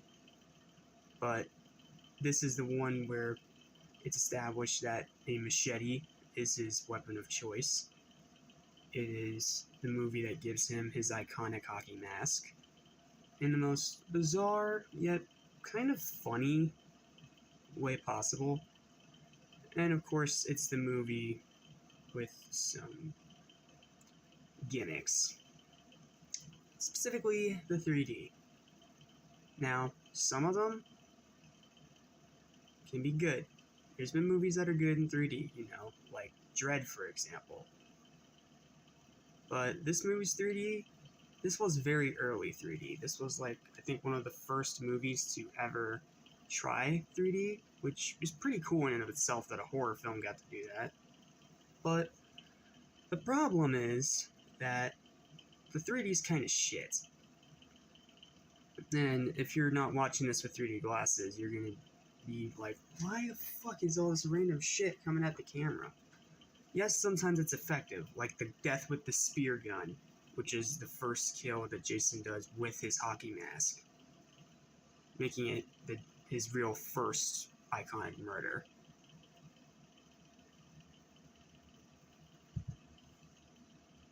But the rest of them are kind of weird. Like, you have a scene with him, with people juggling in 3D. You have someone putting a post in your face in 3D. You have a pitchfork in your face in 3D. It's just all kinds of weird. And apparently, from what I've heard from the kill count recounts by Dead Meat, trying to film this movie with that 3D camera was an absolute fucking bitch. So it looks like shit, and it was a pain in the ass to deal with. That's a bad combination. But, okay, I'm done bitching about the 3D. I just had to get that out of the way. Seriously. Fuck the 3D in this movie. But, I'm done with that. Done. No more 3D ranting. That's done. Now let's get to the actual content as the film itself. The kills? Pretty good this time around. There's some pretty good kills in here. Yes, there's ones that are better in concept than they are in execution, like Paul's Rick. Sorry, not Paul. Rick. Wrong one. When Rick gets his head squeezed and his eyeball pops out. The problem is his head looks so fucking fake that it almost completely gets rid of the awesome factor. And you can see the string that brings the eyeball out. It's weird. It is a weird kill. But there were some really cool ones. I think the best one in the film for me is Andy, who gets split in half while doing a handstand. And then in one of the most effective uses of this shitty 3D, you see his body up on this banister and his blood like drips down onto the camera. Like, ooh. And this is also where the Friday the 13th movies really started getting bloody and violent. Not that they weren't already gory, but it also felt like some of them held back a little bit. Specifically in 2. 2 had some pretty restrained kills. And this one does have some restrained kills as well, but it definitely has a bit more gore and violence. Like, you see a hand get chopped off. I already talked about the spear gun through the eye, which, ooh, that death is still amazing. Probably one of my favorites in all the franchise. yeah, it's just a crazy amount of cool stuff in the movie. And Jason himself, this is the Jason we've been waiting for. Now, I wish they gave a better explanation for how he gets the hockey mask, but that's really just me bitching at that point about a minor thing that doesn't even matter, because he looks fucking badass with the hockey mask. Come on, guys. There's a reason it's iconic and why it became his look throughout the rest of this franchise after 3D. Pretty simple. As for the characters themselves, they're fine, I guess. I mean, there's the final girl, Chrissy, who was apparently raped by Jason? We didn't need that context. Thank you, Paramount. But then you also have people like Rick, and then people like Shelly, and there are some bad characters in here. And then you also have stuff like the biker gang with Ali and stuff like that. Like, the characters are a mixed bag in here. There's some decent ones, but there's also a lot of your standard slasher fodder. I can't really talk about the plot again, because it's literally the same fucking plot as the past two movies. Just a bunch of characters get together in one area while Jason picks them off one by one. Or someone related to Jason picks them off one by one. Like, come on, guys. We love... Even if you're the biggest Friday the 13th fan in the world, you have to admit it's literally the same fucking thing over and over. I mean, come on. You literally cannot explain your way around that. But the story's fine for what it is. I mean, I can see why they stuck with the formula. It's an okay formula and a decent way to carry the story, but a lot of it just feels a bit... I don't know. It's a bit frustrating, to be honest. This is a very frustrating film. I do think that it is probably the best since the original. It is way better than 2. 2 did not hold up the way I was hoping it would. But I can't call it amazing. I can call it really good. I can't call it amazing. I enjoy watching it. But again, that shitty 3D just fucking almost ruins the whole thing. And not to mention there's some terrible acting here as well. Like some really, really bad acting. But that's really it. It's a hard movie to review because it's literally the same movie for a third time, just with a different setting, and we finally have the Jason that we've been waiting for, and the kills get a little more graphic. That's pretty much it. I could have done without the rape subplot. That seemed a bit too far, even for this franchise. But really, it's just me bitching about a minor thing at that point, so... I still think this is a pretty good movie, and it's definitely better than 2 by a fucking mile.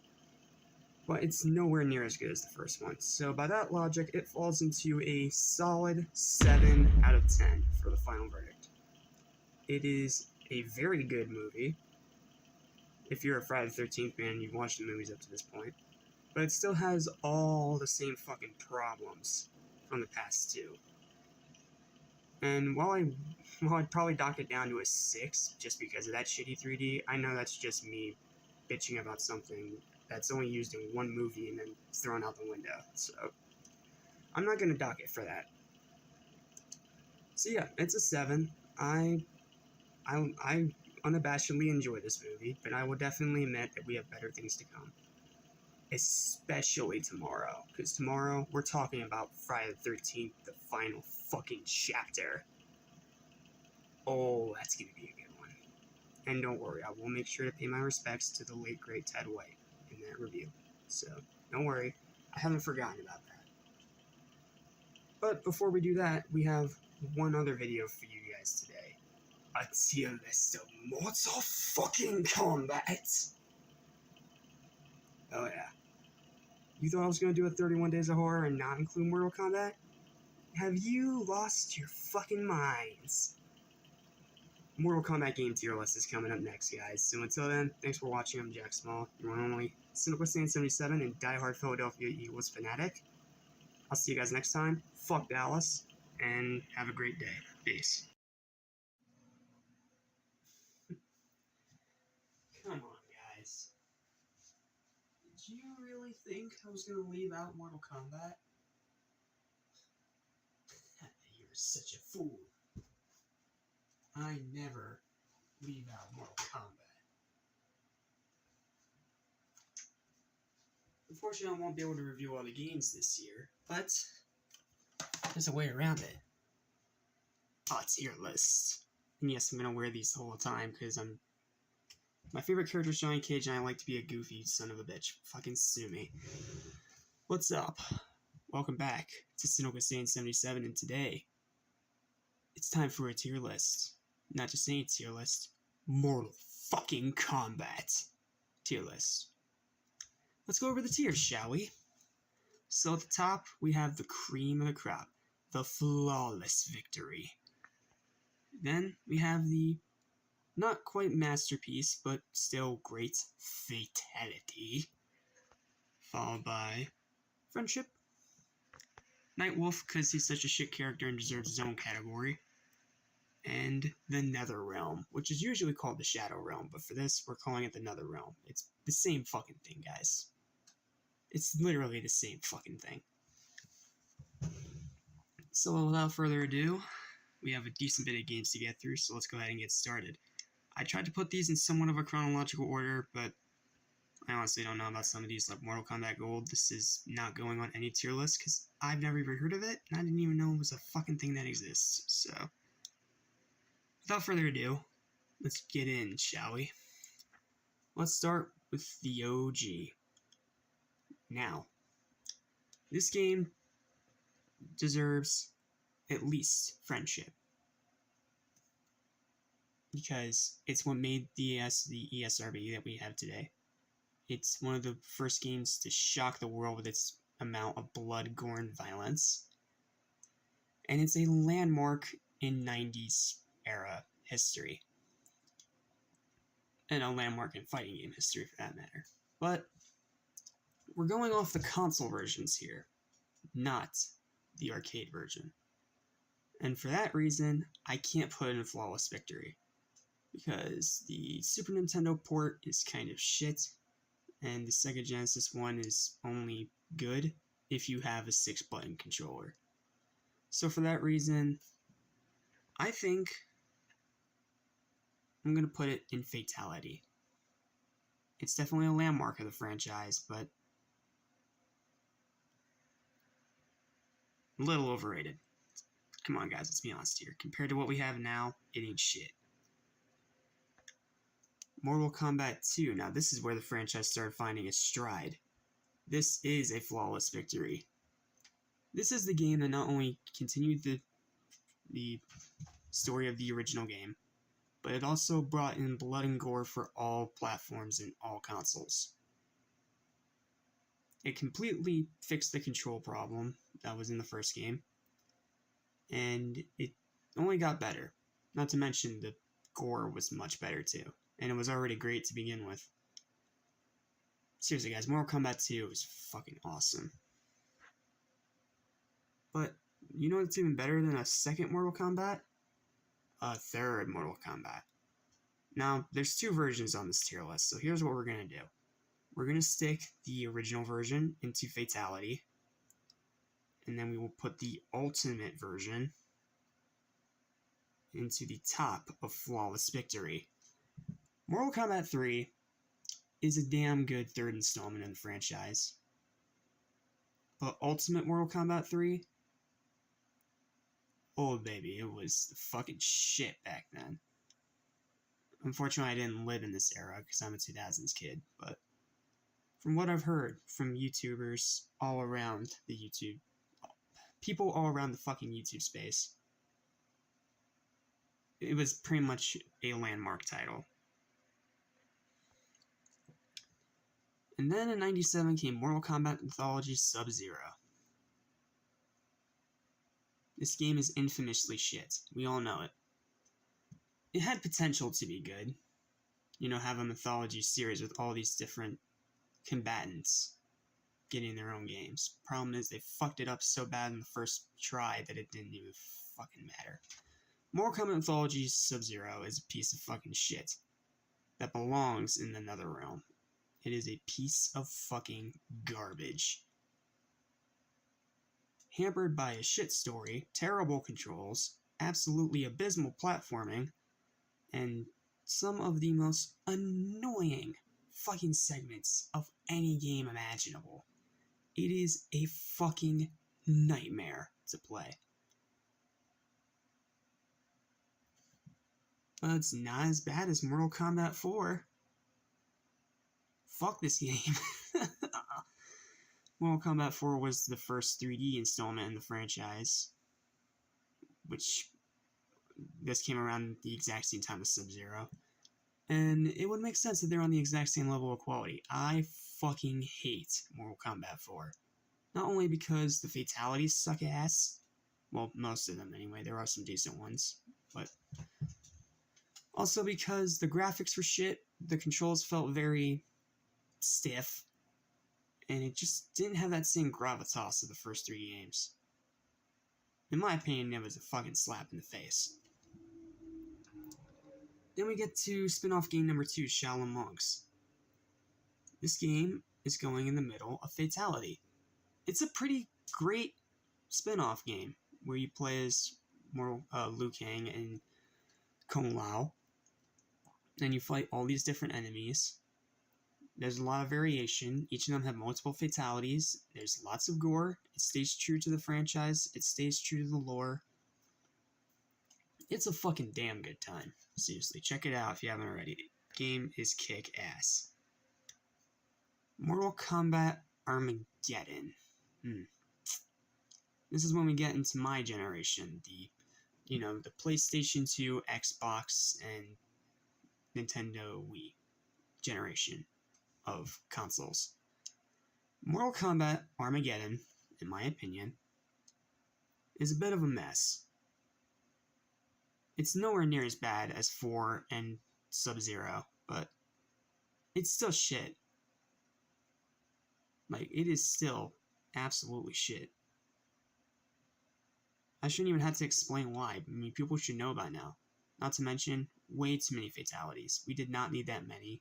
And not to mention, half of them are half as fucking bad as Mortal Kombat 4. I mean, come on. Fuck's sake. Get your shit together. But they didn't get the shit together because then they dropped a fucking piece of shit known as Special Forces. I fucking hate this game. Not only does it barely have anything to do with Mortal Kombat, but it also does a disservice to the characters of Jax and Sonya. Because the controls are shit, it barely connects to the lore at all. The story is shit, even the voice acting is shit. Like, it is a shitty, shitty fucking game. Now, is it better than the movie Mortal Kombat Annihilation? Well, that might be a topic for another day. They both fucking suck though, so it doesn't matter. Deadly Alliance, you're fine. You're fine. You're nothing more than fine, but you're fine. You are friendship. Deadly Alliance takes a few steps forward in the franchise and is able to improve a lot on the mistakes of the past few games. But it also creates its own whole new set of problems, and it just becomes a fucking mess. And don't even get me started on that story. Just no. Just fuck no. Fuck that. Fuck it. No. Fuck it. Mortal Kombat Trilogy on PlayStation. This is a great port of the first 3 games. But, no, I said port. Because it's literally the first 3 games compilated into one disc. I can't really say anything more there. And they did take some strides to improve it, I'll give them that. But not a great game. Well, it is great because it's the first 3 together, but you know what I mean. Lacks in originality. Now we get to the games that I'm more familiar with, starting with Mortal Kombat Deception. This was my first introduction to the franchise, and I can remember it pretty vividly My mom had this game for years in her OG Xbox library that became my OG Xbox library whenever she stopped gaming and, did real life shit. And when I was around the age of, I believe, 14 or 15, I decided to try this game out. And my brother was thankfully okay with it because he was in charge of me that day, I'll put it that way. He was okay with me trying it out, so I gave it a spin. And I'll admit, it is not a great game. But it is, at the very least, average. It's ambitious, that's for sure, because it has like a whole other story mode where you play as this monk who ends up becoming this big name character. They introduced the stupidest fucking thing in the world known as Harakiri, where you pretty much off yourself instead of letting people do a fatality on you. Half of them were fucking stupid anyway, so it doesn't matter. The fatalities themselves were fine. Again, they were fine. There were some great ones in there, but at the same time, they also had some really dumb ones too. And then there's also chess combat and puzzle combat. We don't talk about that. Puzzle combat is a fucking ripoff of the Street Fighter version of the same thing. And chess combat is a fucking tedious, boring slog. And then you have your normal arcade mode and all that shit. But it does look great on the Xbox, don't get me wrong. On the Xbox, the graphics really shine. But yeah, that's pretty much it. It improves the gameplay, but everything else kind of fucking blows ass. But I give it credit for trying to be ambitious and do something different by including all these other games on top of the main game for more content and, all that kind of shit. So I will always have a soft spot in my heart for Deception, but it is not a good game. Alright, we're almost to the cream of the crop. Mortal Kombat 9. This is the one that not only revitalized this franchise, but it is also the one that started giving us horror movie characters as guests at DLC. Starting with the fucking badass himself, Freddy Krueger. This game is without a fucking shadow of a doubt a flawless victory. Mortal Kombat 9 is fucking incredible. Not only did it do a great job at condensing the story of the first 3 games, but it also managed to set its own legacy, not only by having even more blood and gore than any other game in the franchise, but also improving on the fatalities, improving on the controls, giving a ton of extra content that's not 100% necessary to completing the game, unlike Deception. And it was all just a fucking blast to play. Yes, there's some stupid things in here like Cyborg Sub-Zero, but when you actually play a story mode, it makes a little more sense. But Mortal Kombat 9 is a damn good game. We all know it's a damn good game. Nothing more to say there. And then we have the piece of shit that is Mortal Kombat vs. DC. I understand that this was Warner Brothers trying to cash in on the success of Marvel vs. Capcom. But this was a fucking failure. For one, we don't want to play a Mortal Kombat game that's fucking T. Number 2, the story they come up with to cross these 2 characters over together fucking sucks ass. 3, you took all the advancements that you made from MK9, which either this came out around the same time as MK9 or a few years before, I don't fucking know. But you take those improvements and then you throw them out the fucking window. Most of the fatalities in here suck ass, except for the Joker fatality that ends up becoming Shang Tsung's fatality in 9. Wait, no, this came before 9. This did come before 9, I'm getting fucking confused. But this is a shit pile of a game. It was the second Mortal Kombat game I ever played, and I played it 3 times and then never again. It is a piece of shit. We all know it's a piece of shit, and thankfully it's the only T-rated game in this franchise. And it's the only fuck up they've made in the modern era of these MK games. Seriously, fuck MK vs. DC. It is a piece of shit. Then we get to Mortal Kombat X, or Mortal Kombat XL, where they doubled down on the horror movie inclusion, including Jason, Leatherface, Predator, Alien, and I think that's it. Yeah, that's it. They didn't include Michael Myers. I don't think it's as good as MK9, because its story kind of jumps off a fucking cliff and focuses on characters we don't care about.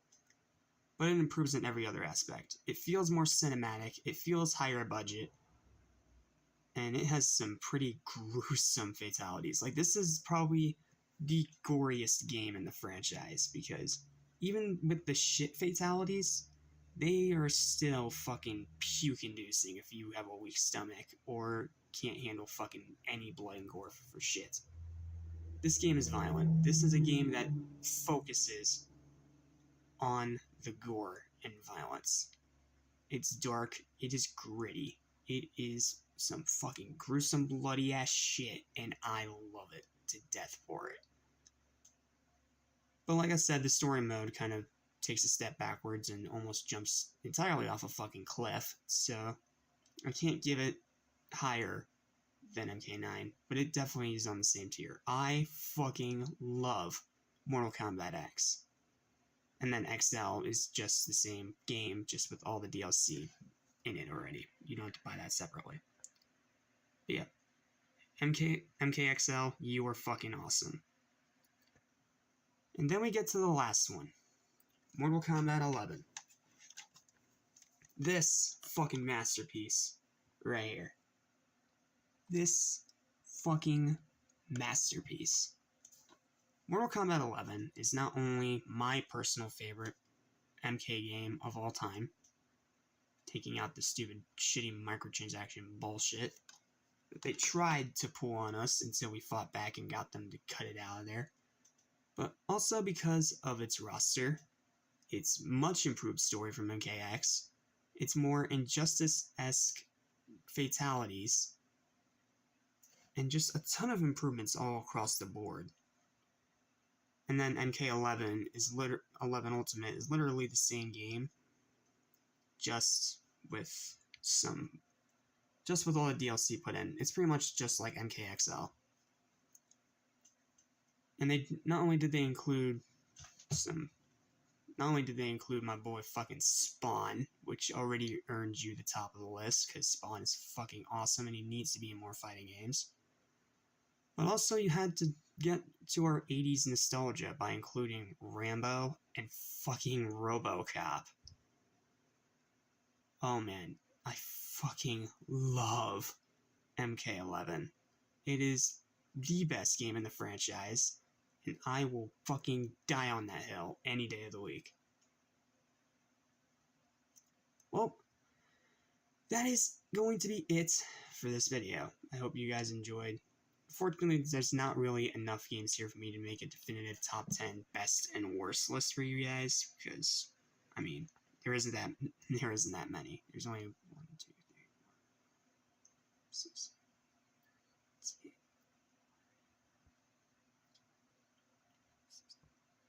Yeah, there's only 16. There's not even 20 fucking games yet.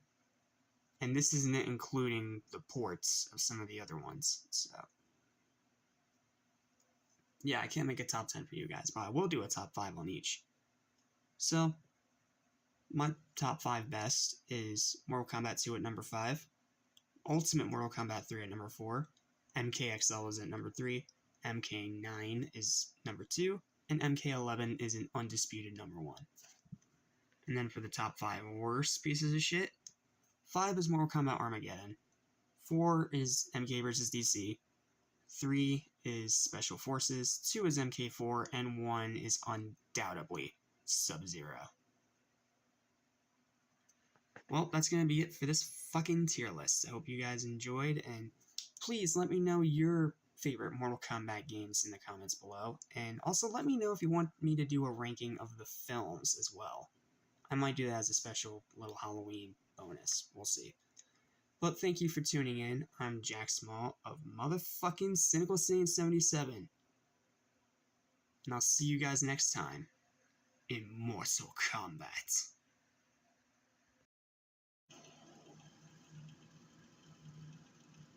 Hey, I'm not wearing the mask for this one because I'm already half asleep, so I'm just gonna go ahead and do it. First of all, before I get into the movie review, I do need to address the elephant in the room, and that is that the same day we sadly lost Robbie Coltrane, we also lost Ted White.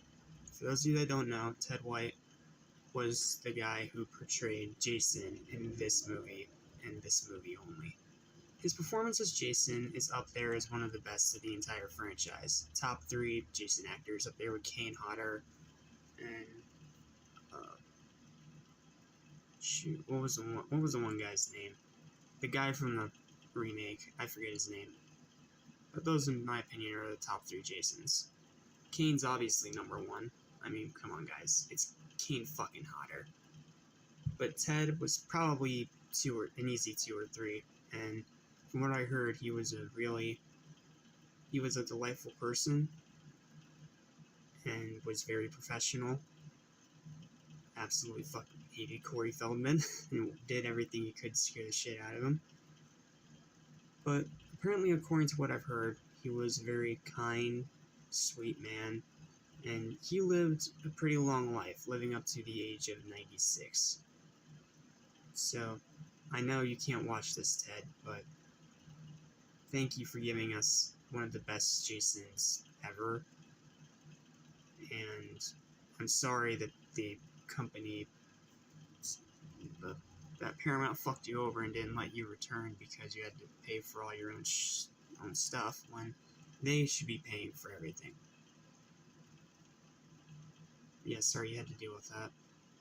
But we're gonna miss you, man. But thank you for leaving us a hell of a performance to remember, even though you're not with us anymore. So, rest in peace. And good luck to whatever awaits you on the other side. Okay, now for the review. Friday the 13th, the final chapter, is a masterpiece. I said it. I fucking said it. It's a masterpiece. This is definitely by far the best Friday the 13th we've seen thus far in these reviews. And it's not until maybe part 6 it actually has competition, but barring these rewatches, this has been my favorite Friday. Like always. I thought the cast of characters were very memorable. Again, Ted White was a fucking amazing Jason. I love Tommy Jarvis and that whole family dynamic. The kills are great. Pretty much all of them are great. There's a few obvious little off-screen deaths or whatever, but minor complaints. And the story is great. Not to mention, it gives Jason a very satisfying, conclusive death, and ends the mortal part of his existence. Because this was supposed to be the final Friday. But of course, because it made so much money, Paramount tried to find a way around it, which we'll get to next time. But for Jason's supposed final outing, it is so fucking good. It is so good. I was invested the whole time. There were some moments that are legit scary. The kills are great, nice, graphic, bloody. Because after all, they did bring back Tom Savini. And the cast of characters definitely the best of all these ones so far, because instead of rooting for just the final survivor, you actually like most of the characters here. Yes, they're all a bunch of horny teens, but it's not overshadowed by the cliches like it was in the past three movies. But this is really Tommy Jarvis's movie. Corey Feldman, Tommy Jarvis's movie. For his age, he did a great job here. Not only does he do a good job portraying a kid, seeing all this adult stuff pretty accurately, at least from what I've heard from some recollections from friends, but he also is a great actor. in this movie at least, and of course the original 90s Ninja Turtles, but that's a whole other topic for a whole other day. And his performance as Tommy is probably the best one of his career. I believe this is what made him as famous as he is today. Well, as famous as he was in that brief period. But, you know what, it is what it is. But yeah, seriously, Corey, you did a great job. You did a great job, man. Thank you for giving us one of the first of 3 interpretations of a fan-favorite character in Tommy Jarvis. And while I think Tom Matthews might be the best of the 3, you're definitely an easy number 2. As for the other one, we'll talk about it next time. But, really, this is a movie that is hard to explain without getting into spoilers. So I think I'm just going to end the review right here and just let you guys know this is an 11 out of 10 film. It's easily the best Friday we've seen thus far. It was a very definitive, conclusive, satisfying end for a couple years, if that. And Ted White gave a hell of a performance as Jason. Not to mention Tom Savini, great as always with those blood and gore effects. And the kills, some of the best of the whole fucking franchise. Including Jason himself, but I'm not going to get into it because, again, spoiler. But, yeah, this is a damn good movie. There is a very good reason that it is a fan favorite to this very day. Now, do I like this more than Part 6? Well, you'll have to wait and see in 2 days. But that's it for this review, and I'll see you guys tomorrow for my review of Part 5. When they tried to take a new approach, and both kind of failed and kind of succeeded. It's complicated. But until that review, I'm Jack Small of Cynical Saint 77. I'm gonna go get some sleep now, and I'll see you guys next time. Peace. My head. Sorry I know this review is late, but I haven't been feeling good today. I've been a bit congested and all kinds of shit, so I apologize for this being late, but here we are with another Friday the 13th, a new beginning. Originally one of my most hated of this franchise for me personally. Like, for the first few times I watched this movie, I fucking hated it. But now that I'm older, and I've seen it another few times since then with an actual critical lens instead of just blind fanboyism because of Jason not being in it, well, I've come to appreciate it. I can't call it good though. Sorry. I think the movie overall is fine. It's just fine. It's average. So what do I like about it? What are the 5 points it gets to keep it from sinking any lower? Well, 1, it had a good idea of having this copycat killer. 2, I love how psychotic Tommy is in this movie, even though it is kind of out of character, but it's a joy to watch. 3, the kills, actually not bad in here, aside from the one where he's literally just stabbing a fucking pillow. I mean, come on. But there are some great kills in here. There's the belt kill. I think this is the one with the greasers with car trouble. I think. I'm more than likely wrong, but I don't remember. But if it is, that's a good damn good kill too. It's definitely has great cinematography. There's some good shots in here. And it was a 5th thing.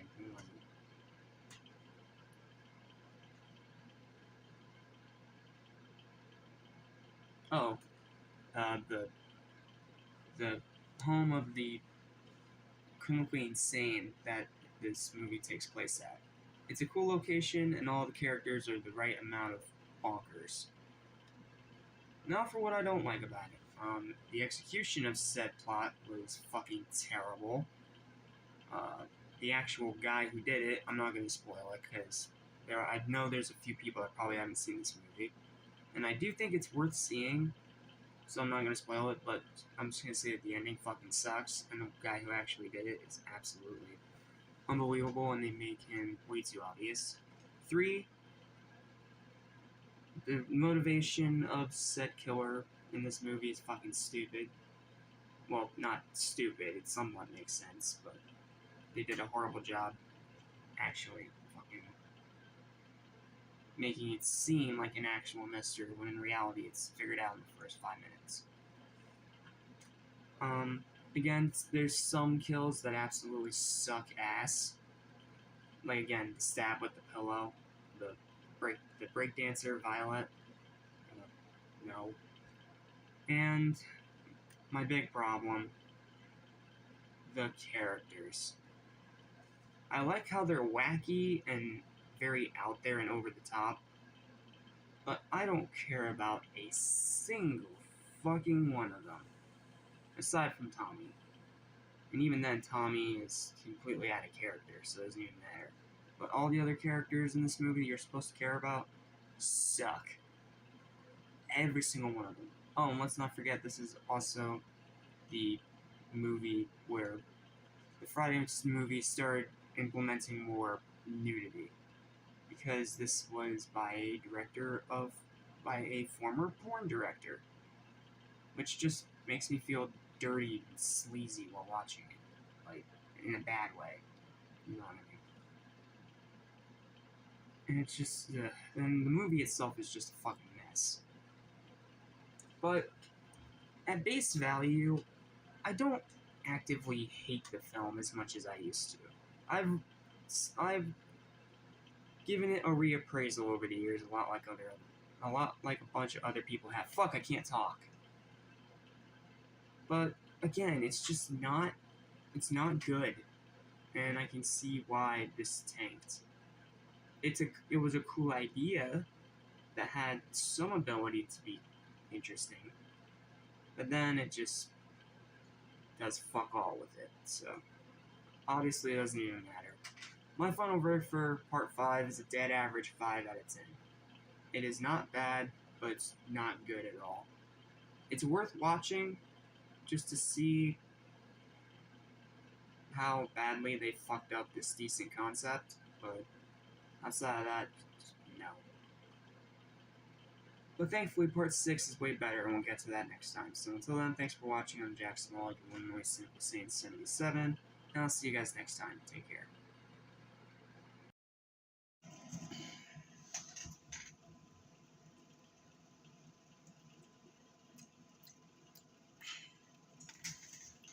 You know, some folks have a strange idea of entertainment. And that's what we have to work with today. We're looking at possibly the most beloved Friday the 13th out of them all. Not just for the kills, not just for Jason himself, but because of its meta humor. This is the one that actually did the meta humor thing before Scream. Scream is what made it popular. Part 6 was the one to do it first. Nice little horror trivia for you there, for those of you that don't know. Welcome to my review of Jason Lives. Another fantastic Friday the 13th. After a average blunder with a new beginning, thankfully Paramount was able to get their head out of their ass and realize that Jason needed to come back.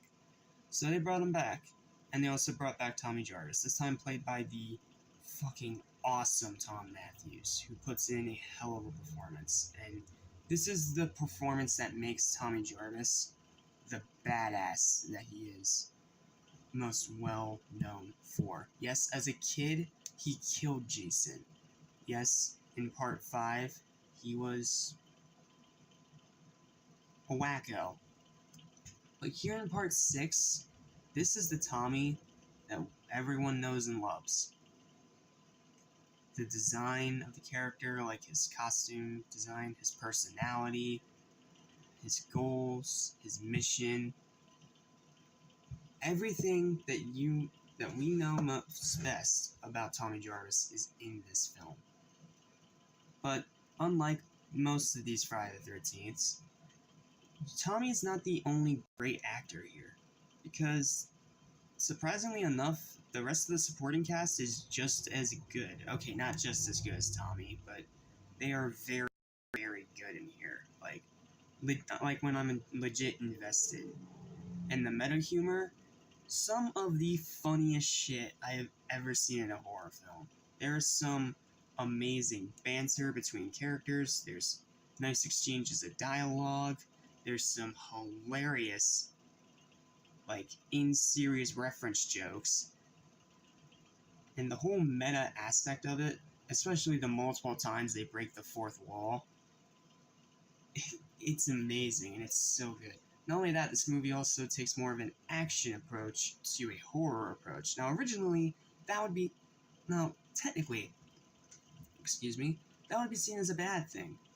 But in this movie, it actually works really well, because this is the movie that turned Jason into an undead zombie. Meaning that this is really the film that gave us the definitive Jason we know. Hockey mask and undead. This is the full, realized Jason in all his glory. And how about them kills? Well, there are some kills that are going to be cut down, because fucking MPAA ruins everything. Fucking prunes. But there's still some great kills in here. Like, some great kills. Whether it's Sissy getting her head twisted off, or when the sheriff gets folded backwards like a picnic table, or the ironic joke that kills the gravedigger. It's all so good. And not to mention, you're actually invested, because since everyone is actually trying in this movie for once, you feel that effort on screen every second, even in just little minor characters. You see that kind of shit, and it works very well here. And the ending, just as good. Like, I have barely any problems with this film. Barely any. My only problem, really, is that this design of Jason is a bit weird. Not the green shirt. I can get over that. No, it's those bright yellow gloves. I mean, why? Why does he have bright yellow gloves? That's just dumb. And like I said, since this is still being monitored by the MPAA, we did have some kills that were just cut down. Like when, for example, the guy driving the RV gets stabbed through the head, but instead of like seeing any blood rush out or anything, we just see his head fall like this. Almost like if it was a dummy getting pulled on a string through the outside of the window. Like, fuck, there's some times you can tell it was cut down to shit. And unfortunately, it would get even more cut down to shit in the next movie, which would make it even more of a detriment. But really, that's my only complaint here. This is a great film. Now, is it better than the final chapter? Unfortunately, I'd have to say no. And it's because I feel like the final chapter works better as a full Friday the 13th film, and the best realization of those first three, while this film is both somewhat honoring the legacy that came before it while also making its own jabs at it, but it's not trying to be the best of the films. It's just trying to be its own thing. And for that, I can respect it, but it means it has a little less gravitas behind it. Like with Part 4, that was originally intended to be the end for Jason. That was supposed to be his death, his definitive death, and this franchise's final bow. But because of how badly Part 5 failed, they had to bring back Jason for this for this film that is completely stylistically different from both the movies that came before it and the films that are to come after it. Jason Lives is a fascinating anomaly, and it is a very entertaining one. I know that the meta humor is going to get on some people's nerves, especially if you fucking hate Scream. It's going to really get under your fucking skin. But if you were able to tolerate that and some shitty throwaway kills, you are in for a hell of a movie. My final verdict for this thing is a easy 10 out of 10. Easy 10. One of the most kick-ass slasher films you can watch, and if it weren't for part 4, I would say it's my most rewatched of the franchise. But it is up there with part 4, man. Damn good film in a franchise that is very flawed, but so fucking enjoyable. But unfortunately, next time we're gonna jump headfirst off a fucking cliff. And you can mostly thank the MPAA for that one. Yes, we're gonna be getting the legend Kane Hodder as Jason in his first ever film as the character. But the rest of part 7 is a fucking mess. So I'll see you guys for that pleasant review. But until then, I'm Jack Small, your one-way Cinema Saiyan 77. I'll see you guys next time. Peace. Yes, I know this episode review is late. Unfortunately, it wasn't available on YouTube this time. So I had to do a lot of searching online to actually find somewhere to watch it because I don't have cable anymore. So I can't just pop on Sci-Fi and watch. I had to find other means, but eventually I was able to find something that allowed me to watch the full episode. This is a fucking awesome episode, plain and simple. But yes, I do think that them not having the Tiffany Glenda subplot in this episode is a bit weird, but it's alright. But it does have some very interesting developments. Like, we have Jake starting to believe in what he's being taught because it's being drilled in his head, which strains his relationship with Devin a little bit. But I'm sure it'll probably just end up getting resolved by the end of the season, so it's whatever. The bully and Lexi end up having their little cat and mouse game, which is very entertaining, as brief as it is. But the real star of this episode is Chucky. For one, we have him being tortured by excessive amounts of blood and gore until he finally pukes, which then reforms him into a legit good guy, and I like good guy Chucky, you know? He's just too cute because of the way he does his voice. The way Brad Dourif does the voice of this reformed good guy Chucky. It's just so cute. Like, I wish we had more episodes with good guy Chucky, but unfortunately, it just wasn't meant to be. And then we have the thing that everyone's losing their shit about on the internet. Big old roided, buffed out Chucky.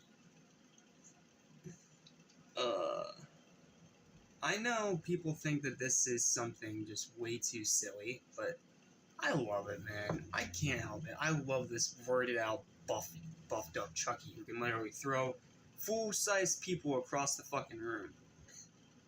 I don't know, it has a comedy to it that really makes it work for me. And then, of course, there's the kill of the episode. Well, there's 3 deaths in this episode, actually. The first one is a reverend who he ends up strangling in the confessional. It's simple, but it's whatever.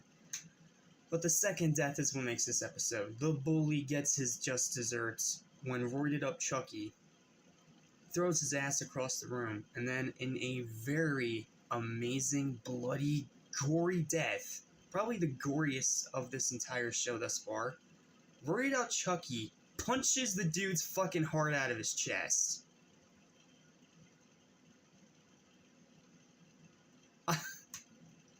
I had to rewind it so many times because I was so surprised. Because up to this point, the blood and gore was pretty minimal. In this season, not in the whole show. Don't even fucking start that shit in the comments. But, wow. What a fucking cool death for a character that could have been an evil piece of shit. And still was an evil piece of shit to a degree. And he was set up to be like this big antagonist, but then ends up getting Mortal Kombat to death, as 3C would put it. This episode's just fun. Like, I know a lot of people think Worried Out Chucky is a step too far, but I fucking love him. I love all the gory highlights we get in this episode, from the torture scene, going full Clockwork Orange, and the good guy Chucky is just an absolute delight. Seriously, this episode is just so entertaining, I didn't fucking care that it didn't have the Tiffany subplot. Like, I really didn't care. It's a damn good episode, plain and simple. And I'm hoping that it's only getting better from here. I don't know how many episodes are going to be in this season, but I'm excited to look at every single one of them. Well, that is it. Oh yeah, final verdict. 9 out of 10. Definitely my favorite episode of this season so far. That's it. That is my review of Season 2, Episode 3 of the Chucky TV series. I'm in love with this show, I love where it's going, and I hope we get to see more of Worried Out Buff Chucky. He's just such an evil, overpowered motherfucker that I am excited to see where they go with it. But that's all I got. Thank you guys for watching this quick review, and I'll see you guys next time. Peace.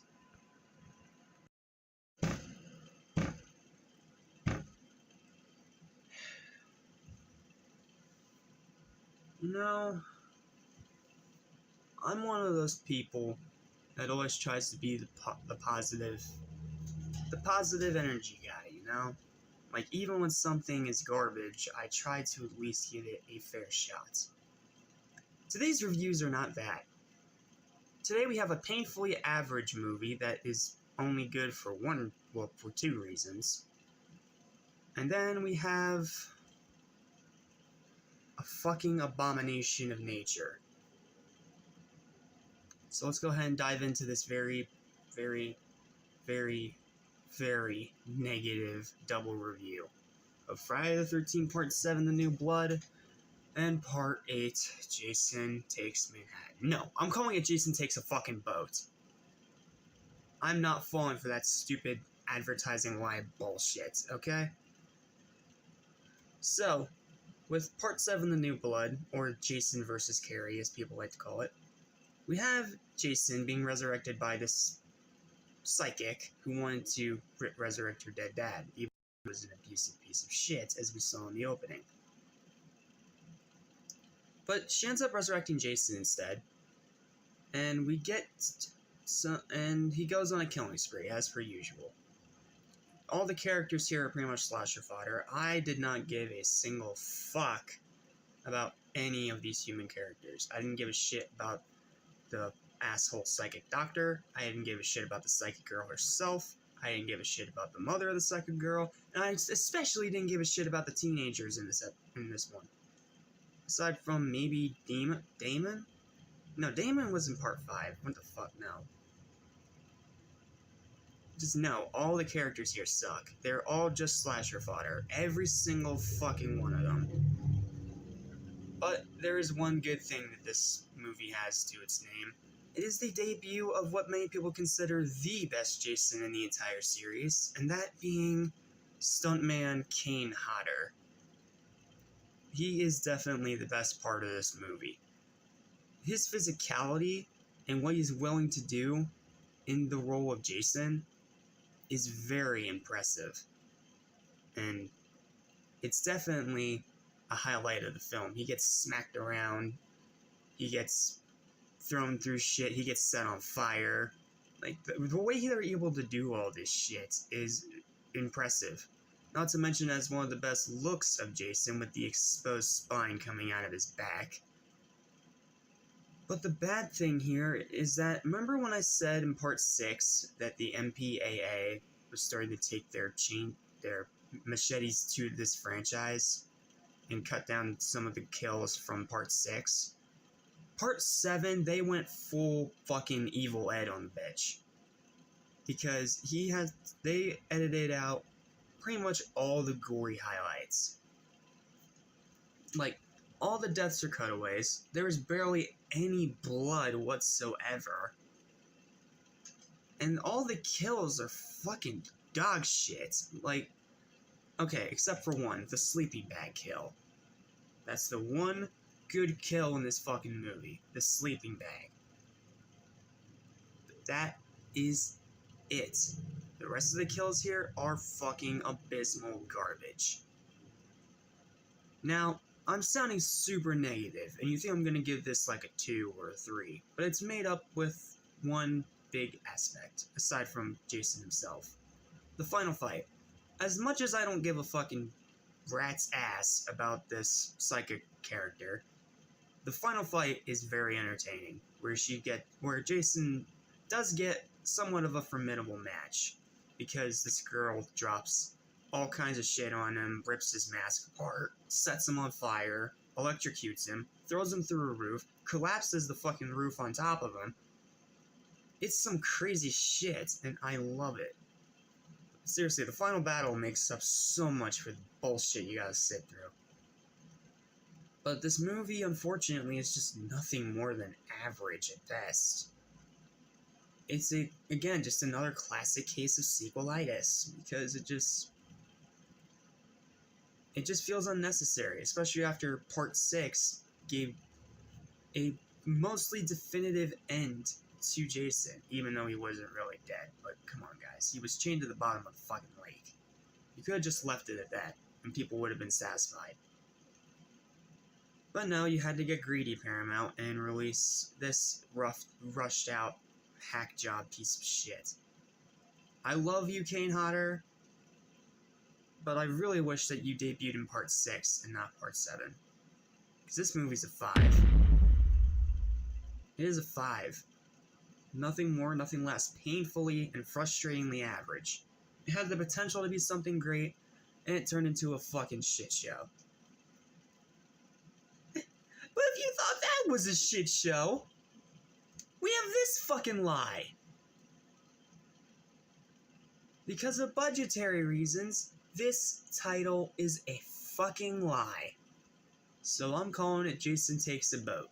Because that's literally what he does for 1 hour of this fucking movie. He takes a boat.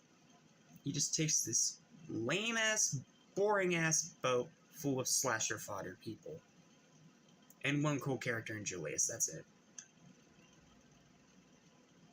I mean, yes, you get the cool boxing kill with Julius. Yes, you get one awesome shot of Jason Voorhees in Times Square. But that's it. That's literally it. Jason Takes a Boat is fucking garbage. It is one of the worst horror sequels I've ever sat through. It is tedious. It is boring. It is an absolute pain in the ass to sit through. It's not funny. I'm invested in none of the characters. You have stupid fucking kid Jason who shouldn't fucking be in the fucking movie whatsoever. And Jason himself is a fucking clown in this movie. Because aside from that one kill, he's pretty much fucking worthless. Yes, he's in character. Yes, Kane Hodder still does a lot as Jason that I appreciate. But, again, don't call it Jason Takes Manhattan when he takes a fucking boat for over half of your fucking runtime. I mean, by pretty much giving it that title, you are setting yourself up for failure. Right there. It's an abysmal fucking piece of trash, and we all know it. Jason himself may be in character, but the design under the mask is fucking terrible. The kills, except for Julius, all suck. All the fucking characters are unlikable little shitheads that are nothing more than slasher fodder. It feels and looks so fucking cheap. And it barely has any connection to the last movie at all. Like, that's it. This movie fucking blows ass. And yes, I know that technically gave us Ken Kersinger, who would end up replacing Hodder in Freddy vs. Jason. But, shit, I don't care when the rest of the fucking characters in your fucking movie are not worth giving a fuck about. And when your fucking kills are just as fucking cut down shit as they were in the last movie, why should I fucking give a shit? Why should I give a shit? Because I don't give a fucking shit. I don't give a fucking shit about 1 fucking minute in this fucking shitfest of a movie. There is a reason that they shipped this off to New Line Cinema, because Paramount fucked it to oblivion. I mean, at least in the bad Halloween sequels, they still tried something. This is just a blatant cash-in. Just a blatant cash-in to keep milking this franchise for all it's worth. And instead, you fucked the pooch so badly that you had to end up shipping it off to a new company.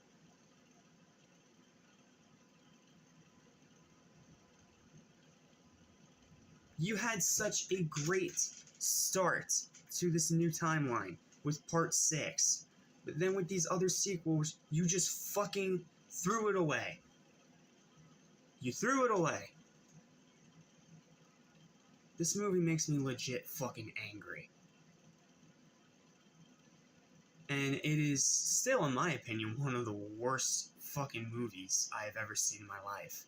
Dull, boring, tedious, damn near bloodless, stupid, absolutely conceived, absolutely contrived, shitty characters, shitty kills, shitty fucking marketing, absolutely fucking lying to your audience about what you're trying to see, and one of the fucking stupidest fucking endings in any horror film that I've ever fucking seen in my life. Fuck this piece of shit. It is a 0 out of 10. 0! Because the little good things that are in it are nothing but scars compared to this fucking bottom of the barrel garbage. Fuck this movie. Seriously. Fuck this movie.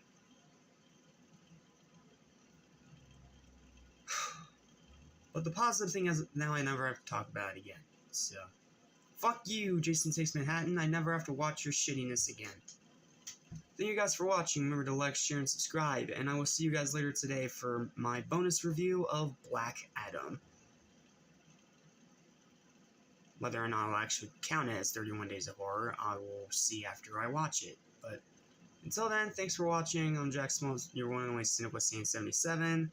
Fuck you, Jason Takes Manhattan, you're a piece of shit, and I'll see you next time.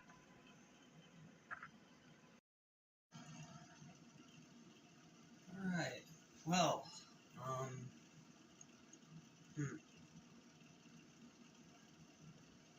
This is a movie.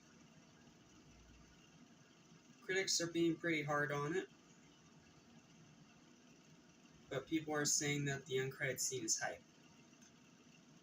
This is a movie I was hoping, well, still hope, is a sign that the DCEU is getting its shit together and will fix all its problems. Because if you just want a little summary of what I think of these DCEU films so far, I think Man of Steel is good enough. Batman v Superman is fucking garbage, aside from the fight scenes. Well, the one fight scene with Superman and Batman, but that's it. Wonder Woman's overrated. Not terrible, but overrated. Shazam is kick-ass. Love that movie. The original Suicide Squad gets way too much hate. It's not that bad of a movie, and it is rather entertaining. At least to me.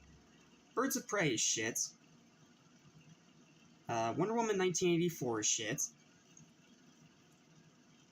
And I know this is probably going to piss off a lot of DC fans, but the newer Suicide Squad movie is frustratingly average and does not deserve the 90s percent it's getting online. Just no.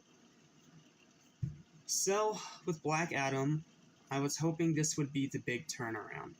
That DC would finally get their heads out of their ass and give us a legit, great, mostly serious DCEU film.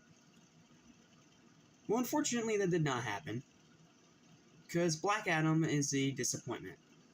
It's a disappointment compared to the source material, and considering the potential of just the premise, the cast, and the characters that are featured throughout this, it's a disappointment. But is it the horrible pile of garbage that some critics are making it out to be? No. I wouldn't say it's garbage. I wouldn't say it's even average. I mostly enjoyed Black Adam, but it has some really fucking stupid things that we need to talk about. So let's just start with the positives of the movie. First one's Black Adam himself. Yes, the acting is a bit wooden from Dwayne Johnson, but you know what? He has such a likable personality as an actor that I can't hate him, even if sometimes he just plays the same character over and over. And Black Adam here, he is vicious, he is unrelenting, but the problem is that he's not an anti-hero. He kills people, but he only kills bad guys. He doesn't kill good, he doesn't kill any of the heroes, he doesn't kill innocents, he just kills bad guys. And in turn, that makes the Justice Society look like fucking idiots for trying to stop him from doing so. The action is very good in here. Very CG heavy, but it's not, like, obnoxiously bad. I have seen worse CGI fights in movies. And the CGI here is mostly quite good. Sometimes it can be a bit cluttered, but it's alright. And the fights themselves are still really good. The kills. When Black Adam actually is being Black Adam and killing people, it is fucking delightful. Seriously, there are some vicious deaths in this movie. Yes, they're not allowed to use blood, but even without blood, it is still pretty gruesome. Especially the death of the main villain at the end of the movie. I'm just gonna say it right now. He goes Mortal Kombat on his ass. Just gonna put it that way. And the final battle brief is good. And the fights themselves are all still pretty good and quite entertaining. I do think that Pierce Bronson, is that how you pronounce his name? Sorry if I am. Is a good Dr. Fate. I like Black Adam's backstory. They did well explaining it, and the way they made it work almost like a twist in the movie was both genius and kind of stupid if you actually read the source material, because you already are able to predict what's going on. But the problem with this film, and it's a big one, is that Black Adam is not an anti-hero like it would lead you to believe. You know that part in the marketing where they show Black Adam smashing a plane in a kind of spoof of that famous scene from the first Iron Man?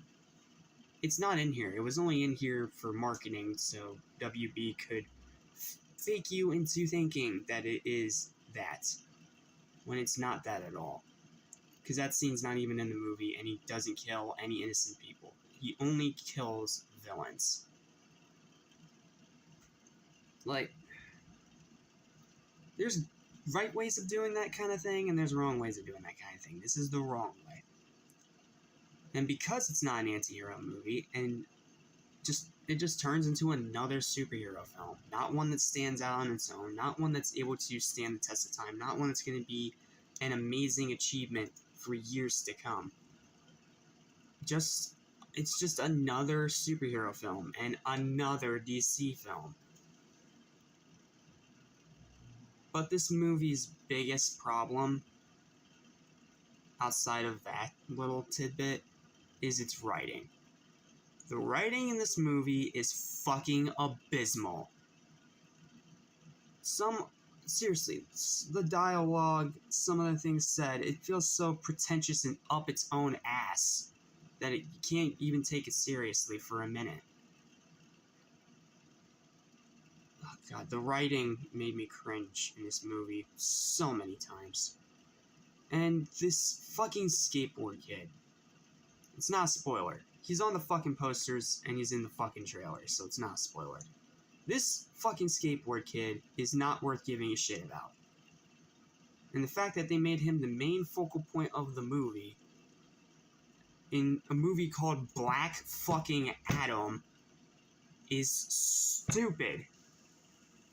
He takes all the screen time away from what could be Black Adam being Black Adam, and is just there to throw a half-assed little subplot in about, is he a hero, is he not a hero? It's Black Adam! You shouldn't need that kind of shit in your fucking movie. And every time this kid was on screen, I rolled my eyes. I couldn't even, there wasn't even a skip button, because I watched this in a fucking theater. Oh, it was fucking torture listening to this kid. Nothing against the actor, but fuck, this kid was annoying. The rest of the Justice Society, not worth caring about.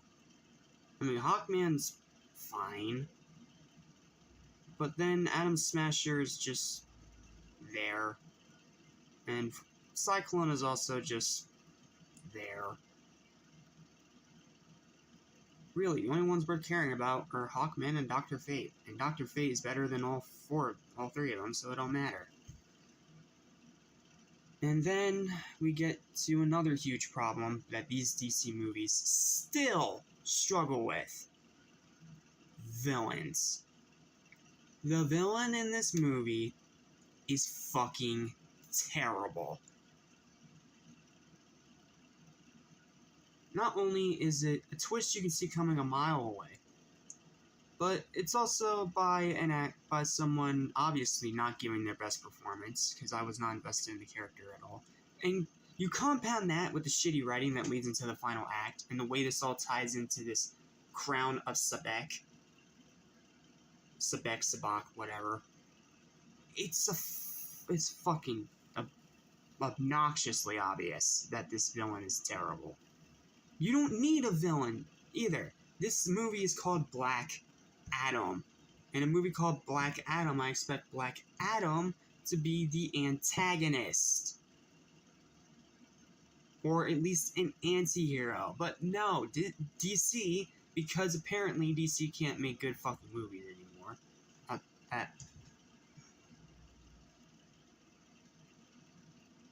They make Black Adam into a straight-up hero character with just an edgy personality. It is fucking lazy as shit. Like, God. Like, they didn't even try.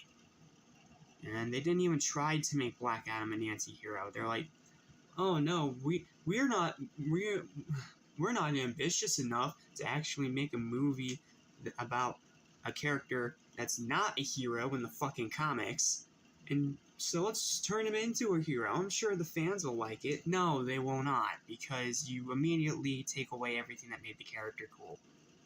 Literally everything. Yes, the movie is better than average, yes, but that's only as an action film. As a superhero movie, it fails.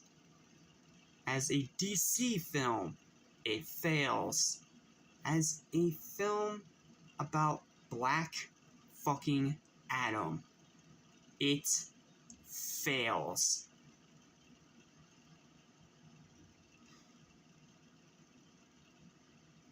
I mean, yes, it's watchable. It's not painfully bad like Wonder Woman 84. But at the same time, it's just so frustrating.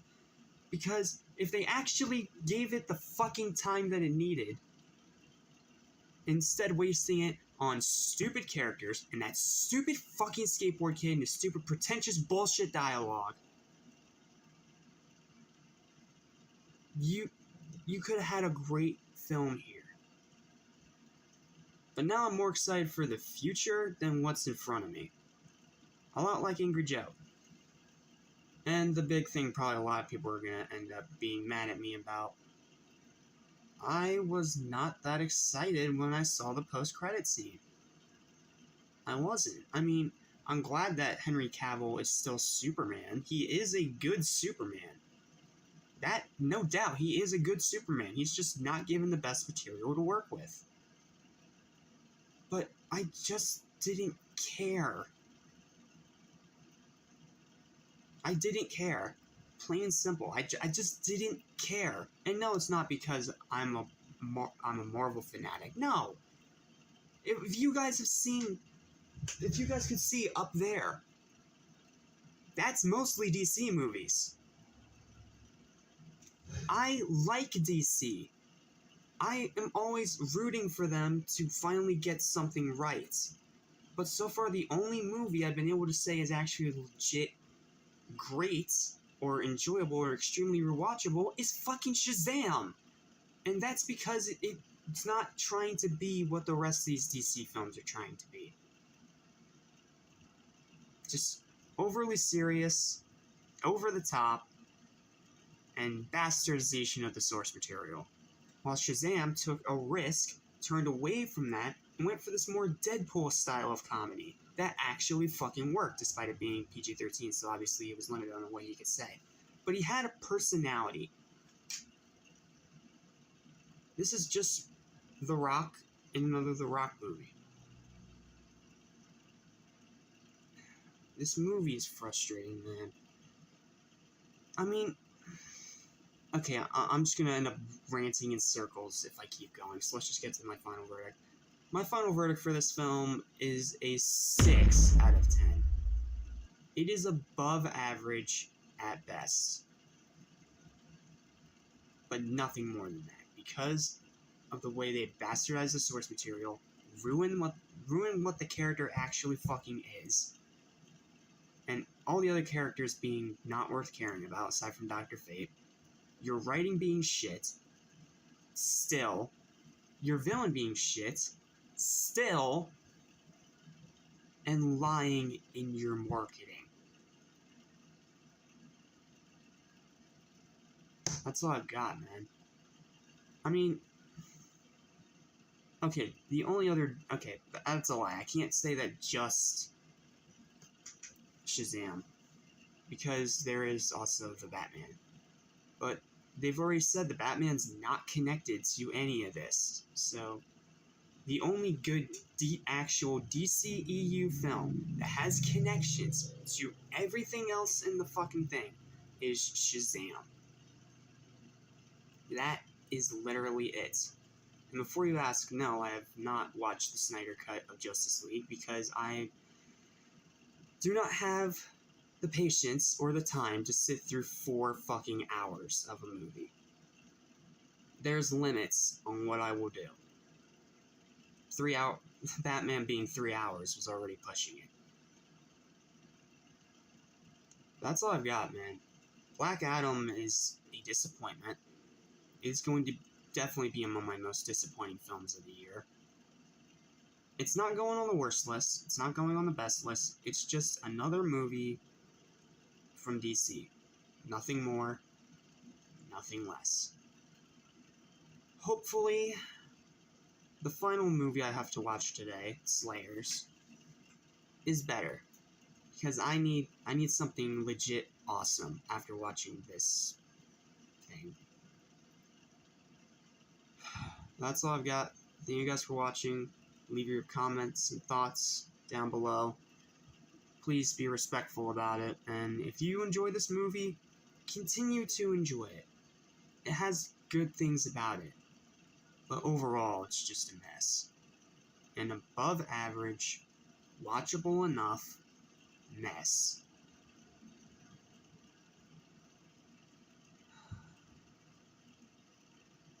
So I guess that means people are going to want me to talk about Snowblind and Battle of the Super Sons on my other channel, aren't they? Fucking Warner Brothers. But I'm gonna go watch Slayers now, and you will get those reviews another day. So thanks for watching, and I'll see you guys next time. Peace. Well,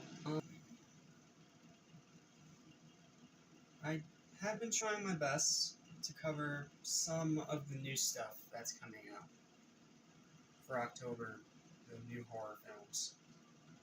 And this is one that caught my eye.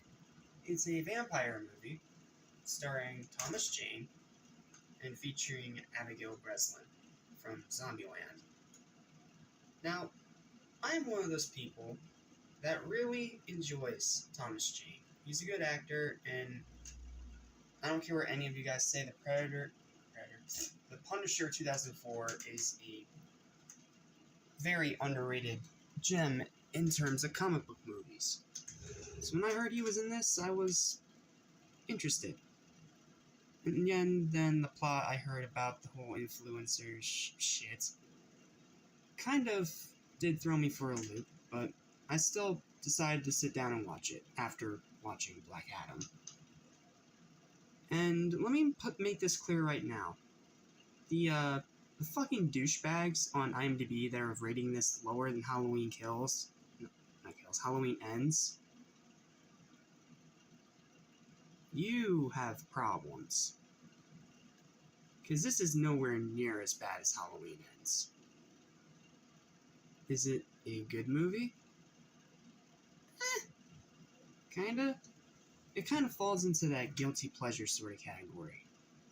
I hate the stupid social media influencer bullshit, but it's made to make a point about how deep the vampire bloodline goes. And yes, the movie does take a little bit to get going.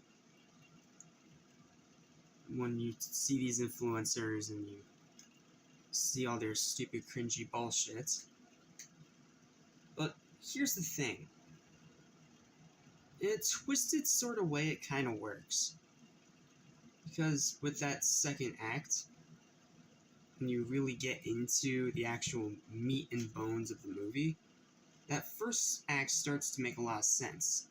It's one meant to sway you away, thinking that this is going to be something like the fucking god-awful dash cam. But it's no dash cam. And I actually had a bit of fun with it. Is it perfect? No. Is it a good movie? No. But it's not a bad movie. I had fun with Slayers. It's a fun movie that's fun to watch during the spooky season. Yes, obviously it's probably gonna bomb in theaters because of Black Adam and fucking numbskulls wasting their money on Halloween Ends, which, if you are, I feel sorry for you. But I enjoyed this one. It's one of those movies that I know is dead average critically, but it just has a lot of fun to it. For one, Thomas Jane is definitely the best part of the film. He's a great actor, and he has a great charisma, and here, he's playing this father who becomes a slayer in revenge for what happened to his daughter, which is relatable and understandable. The cast of social media influencers, they really don't matter in the grand scheme of things. The only two that actually matter is the... Shit. Sorry, I'm already forgetting names. One sec. The only ones really worth giving a shit about are Elliot James, played by Thomas Jane. But the only one you should actually legit care about in terms of the media influencers in this movie is Flynn, the gamer. Because she is actually quite the interesting character. Yes, at first she looks like the nuts a stereotype that appears to be right, but she also has this kind of, I don't know, personality. She has this kind of personality that makes her a joy to watch, and you take her side when you see the other people that's supposedly her friends just immediately going along with all this dumb shit. And unfortunately, the big problem for me here is Abigail Breslin. I fucking love Zombieland and Zombieland Double Tap. But Breslin is wasted in this role. Because she is nothing more than slasher fodder in this movie. And she's one of those 3 characters that are just complete skeptics the whole fucking time. Now, granted, I give the character of Jack Chambers some leeway, because as soon as he realizes things are going to shit after he pushes away his sister and realizes it, he does try to fight back as much as he can against a bunch of vampires. And yes, the movie can come off as pretentious to some, and I could have definitely done without the whole social media influencer shit that is just all over movies nowadays, and I don't care if I'm technically an old man at this point by millennial standards. That is fucking annoying. But when we get to the actual vampire action of the movie, that's when it really picks up. You get some pretty gory, graphic deaths, and some good vampire killing. Not to mention, you also get some nice little homages to some of the old school vampire films, most notably Nosferatu. But I can understand why this is a movie that not everyone's going to enjoy and people just think is writing off the big names of the cast. I can understand that, because it's definitely not a movie for everybody, and if you hate that first act with these influencers, then you're gonna hate the whole movie. But please, just stick with it. Even, no matter how fucking much the influencer characters piss you off, stick with it. Because as soon as you get to the second act and everything starts going batshit insane, that's when it gets fun. Like, really fun. Some good old-fashioned vampire movie slaying. It's no From Dusk Till Dawn, mind you, but it's still pretty fucking good. Yes, in some points it can feel a bit restrained, and it definitely does scream low budget, because this isn't from a big name studio. Last time I checked, it's not from someone like Paramount, New Line, or Universal. But, you know what? I had fun with it. I can't say it's a good movie, but it's above average. I found myself enjoying this movie a lot. It may just be me, and I'm probably going to be the only person putting out a positive review of this movie on this platform, but I'm giving it a 6 out of 10. I think it's above average. It has some really fun parts. You just gotta sit through a really fucking tedious first act to get to the good shit. And once you get to the good shit, it is some very good shit, trust me. This is a movie that is best when you turn your brain off and just enjoy the carnage on screen.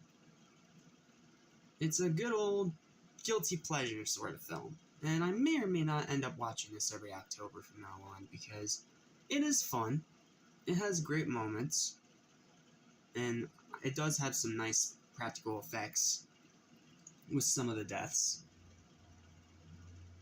But it definitely was held back by the stupid social media shit, which was just crowbarred in there. If you took that out and had just the vampire section of this movie, you would have a 7 or even an 8. But because that first act is such a fucking slide to get through, because all these characters, aside from Flynn, act so fucking brain-rottingly stupid, I realize it can turn some people off. Trust me, stick with it. When you get to the vampire shit, it is worth every second. That's all I've got, and that's going to be all the reviews for today. So, what do you have next for me, almighty schedule?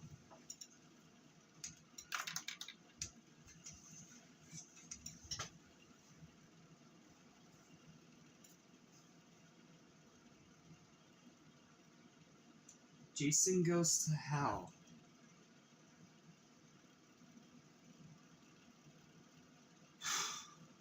Oh boy.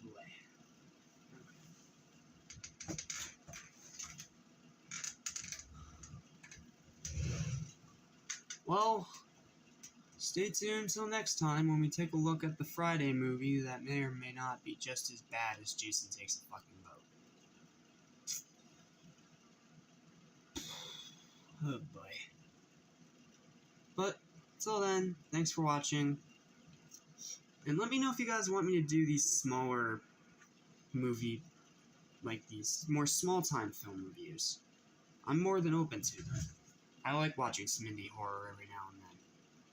But that's all I got. Thanks for watching. I'll see you guys next time.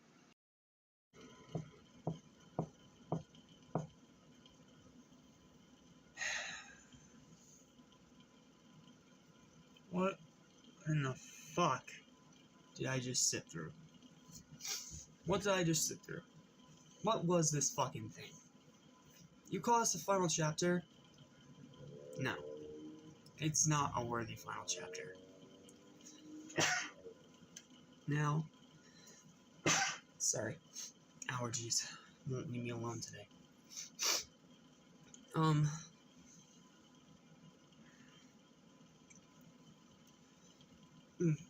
Sorry, I had to hold back some bile because of this movie. Jason Goes to Hell is a fascinating anomaly. And unlike some of the other movies where it was fascinating in a good way, this is fascinating in a what the fuck kind of way. Because this is one of the most bizarre, batshit insane, dumbass movies I've ever sat through. Now, is it as bad as the god-awful Jason Takes Manhattan? No. Is it as bad or as dead average as Part 7? No. It falls somewhere in between. I don't think it's a bad film. Well, actually, it is a bad film. I know it's a bad film. I am 100% aware this is a bad movie. But something about it keeps me from calling it garbage. Because it has some unique ideas that at least make it worth watching. As you guys may or may not already know, this is New Line's first stab at the franchise after Paramount fucked the pooch over with how badly Part 8 did in the box office, and rightfully so. Part 8's fucking trash. But then we have this thing that tries to tie in the Necronomicon and says Jason is a demon slug after his body gets destroyed, and then people possess his body. And then the body it possesses becomes Jason and can only be seen in reflections like a vampire. And then he starts killing people until he finds the rightful heir to his spawn. And then there's this random guy who is related to one of the Voorhees as a baby daddy, and then it's super gory, but the story's confusing. It's from a 23-year-old first-time director. Just, ugh. This movie is a mess. Like a straight-up legit mess.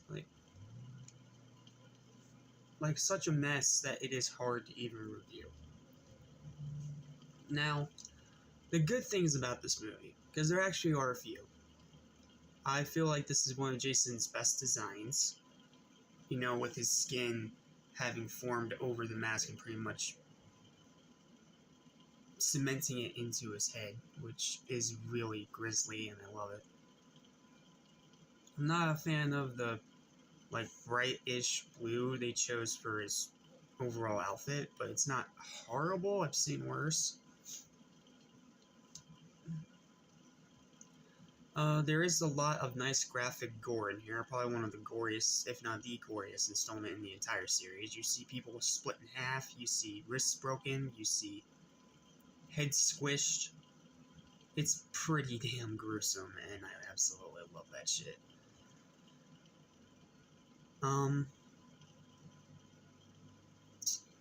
Was there anything else good about it? Oh yeah, Creighton Duke, for just being a entertainingly batshit insane character. Seriously, Creighton Duke is the man. He brings a lot of enjoyment factor in this movie, and more than a couple times his dialogue had me laughing.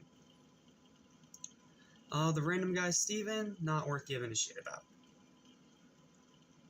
He's supposed to be the supposed hero of the movie, but I still could not give half a fuck. His cop friend Randy, I also couldn't give a fuck. Any of the nameless, crazy, freaking other characters that are there just to die, again, I could not give a fuck. I mean, the Necronomicon's in here, that's cool, but then it raises questions about, is this connected to Evil Dead, or is this just a fucking random-ass connection made because someone was writing fanfiction? That's what this feels like. This writing feels like fanfiction. And the whole Jason turning into a demon slug after his body is destroyed, that is fucking stupid. I don't know what's worse, this or Final Nightmare. Okay, Final Nightmare's worse because that one's actually legit infuriating. This movie is more just like, what the fuck? Just what the fuck? That's really the only way I can describe it. Like, you've literally read the title of this video. What the fuck is Jason Goes to Hell? And yes, Jason does go to hell, but it's because of a Power Ranger dagger? Really?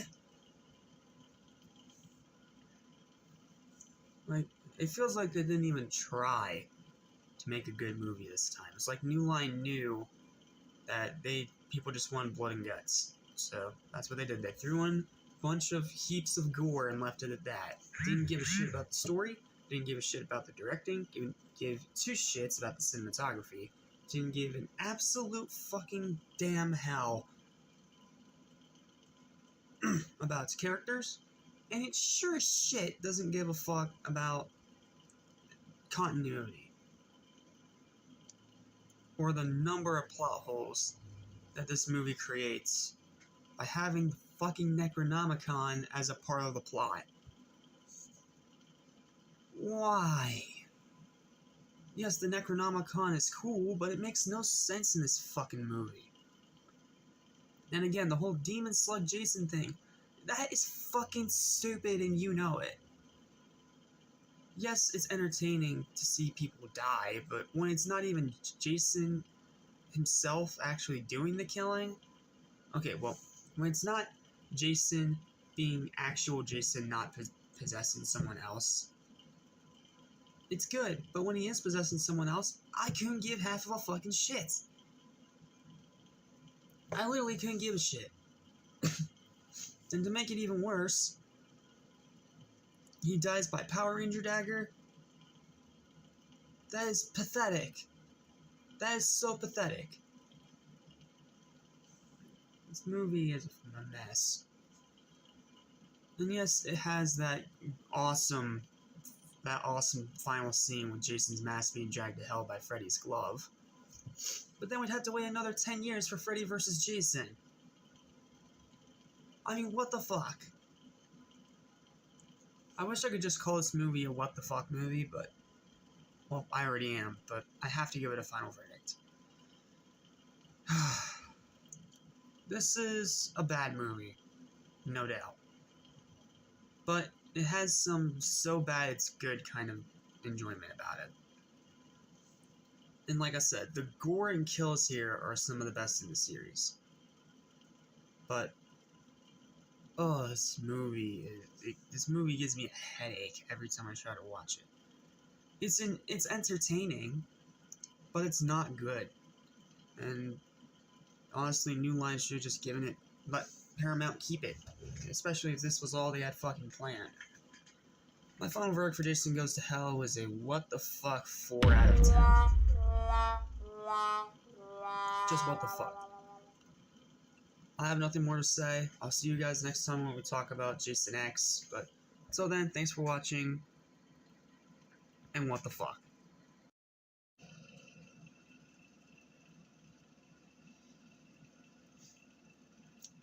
And I thought my Scooby-Doo 2002 review was gonna piss people off. I'm probably about to piss off a lot of people with my thoughts on this one. After the abysmal pile of fucking garbage that was Jason Takes a Boat, followed by the what the fuckery of Jason Goes to Hell, New Line decided to drop another Jason movie while they worked out the kinks of Freddy vs. Jason, which we'll look at next time. Really excited about that one. And Jason X has been widely hailed, when it originally first came out anyway, as one of the most horrible, abysmal, god-awful, garbage fucking sequels of all time. Not just in horror, not just in slashers, of all time. And honestly, I don't see it. Here's the way I think of this movie. I think of Jason X a lot like an R-rated version of this. Just take out the whole adaptation part of it. It is a cheesy B-movie that knows it's a cheesy B-movie and just has fun with it, while also having some cool modern enhancements and de-enhancements if we're talking about the CGI. Fuck, the CGI in this movie is bad. But I do think people are being too harsh on this film. Yes, Jason going to space is a fucking stupid-ass concept.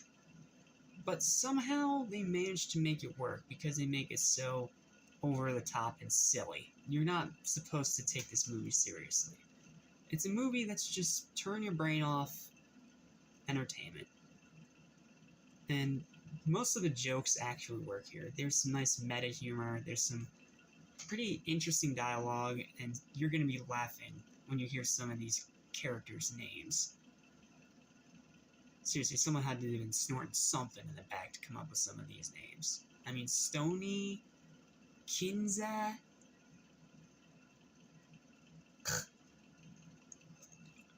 But I feel like this is the movie that brings Jason back to somewhat of his original menacing form. Because in the beginning of the movie, after the whole opening segment, he's frozen. He's putting crowd to sleep for however many years. And the movie knows that this Jason is not the sympathetic type, so even when someone is being sympathetic to him, they're still on his kill list. And what does he do as soon as he wakes up? He kills the doctor that was nice to him.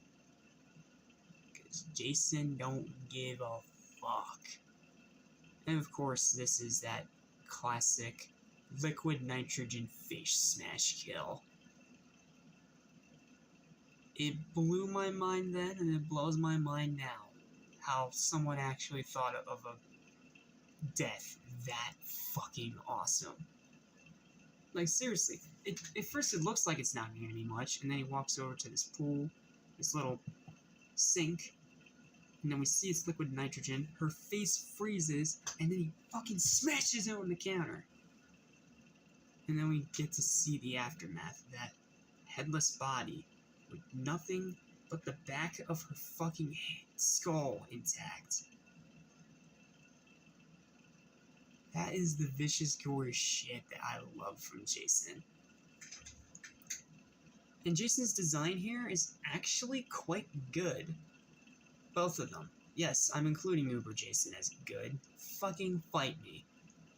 But Jason's design they have for this movie is actually not all that bad. I really like the way they have this, like, super weathered down Jason for the first segment and most of the film, where he has his hockey mask. He has a little bit of flesh being seen underneath his eye. And yes, they could have done better than a mostly all black suit, but with the way the mask is designed, I can't help but say that it works. And then we get to Uber Jason. People are split on Uber Jason. Some people think it's the stupidest fucking thing ever conceived, and some people think it is one of the most badass things in horror. I'm personally on the badass side. I fucking love Uber Jason. I love his design, I love his brutality, and when you see what makes him, what he's coming back from, like when you see his head get blasted apart, or when you see his, like, parts of his chest missing. Oh, it looks so cool. And when they have it, like, all metallic, and then his eye turns a bloodshot red. That is a scary as fuck Jason if I've ever seen. And the kills themselves here, mostly pretty good. The face smash is obviously the highlight, but there is some good kills in this movie. There's some pretty silly ones too, like he literally kills one guy with a WWE move, breaking him over his knee, throwing him backwards like he's Bane killing Batman. That is a bit weird. And then you have some typical dragged off screen kills and stuff like that. But it works. I don't know what to say, man, it works. Again, this is just a cheesy B movie. You're not meant to take it seriously. It's meant to just turn your brain off and enjoy the carnage in front of you. That's pretty much what Jason X is. It is turn your brain off, enjoy the carnage, entertainment. It is pretty much the 2000s interpretation of a cheesy B movie that just happens to be in the Friday the 13th franchise. I got nothing else to say. This movie is pretty much self-explanatory. If you love cheesy B movies, you will enjoy this. If you are a Friday the 13th fan that takes all these movies seriously, which you really should, dude, come on. You know how cheesy these movies are. I'm a fan, I admit that, with zero transparency. Then you're not going to enjoy this movie. If you are a critic that doesn't care about franchises and just reviews the movies given in front of you, you are going to fucking despise this thing. Yes, it is painfully 2000s. Yes, the CGI is total dog shit. Yes, Jason going to space is still stupid. But it knows it's stupid, and it's having fun being stupid. And that's what makes it so enjoyable and one of my personal favorites. And probably my most rewatched next to Freddy vs. Jason. Yes, shitty characters included. That brings me to my final verdict for Jason X, and I'm gonna actually surprise a lot of people here. I'm gonna give this an 8 out of 10 for my final verdict. An 8, mostly off of so bad it's good kind of quality. Because if you just turn your brain off and just enjoy what's in front of you, you're gonna have a great time. If you love cheesy B movies, you're gonna have a great time. Because this is pretty much a cheesy B movie set in the future and painfully 2000s that, unlike Halloween Resurrection, it also kind of adds to its charm. Like I said, it's pretty much the R-rated version of this. That's pretty much what it is. Just take out the fact that it's an adaptation and replace it with as an installment in a already established franchise with sequels. Yeah, Jason X is just fun. I have nothing more to say. If you are one of those people that just mindlessly hates this movie, well, whatever. Go be a cynical fart. I don't care. But if you're like me and did meet James, you are going to find enjoyment in this movie. I have nothing more to say than that. So thank you guys for watching, and I will see you guys tomorrow for my review of Freddy vs. Jason as we get closer and closer to finishing off Friday and moving on to the third and final slasher we're going to be covering this year for 31 Days of Horror. And I think you guys all know who it's going to be, so I'm not even going to say it. Thank you guys for watching. I'm Jack Small of Cynical Satan 77, and I'll see you guys next time. Peace. It's that time again. It's time for another game review. If you saw Animation Station, you'd see why I'm like this. Today we're playing, or tonight, whatever time it is, I don't fucking know. Today we're playing Gears of War. This game should be pretty self-explanatory. Let's just jump right in, shall we? Hey,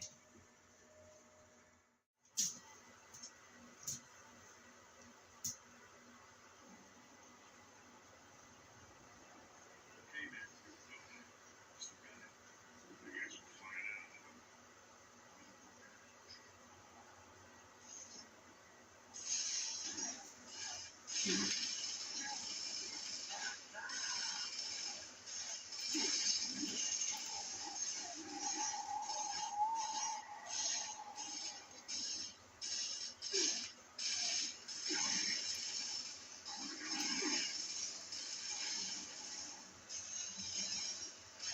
I'm gonna have some fun.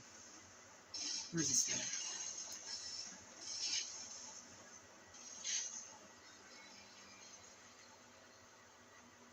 Oh.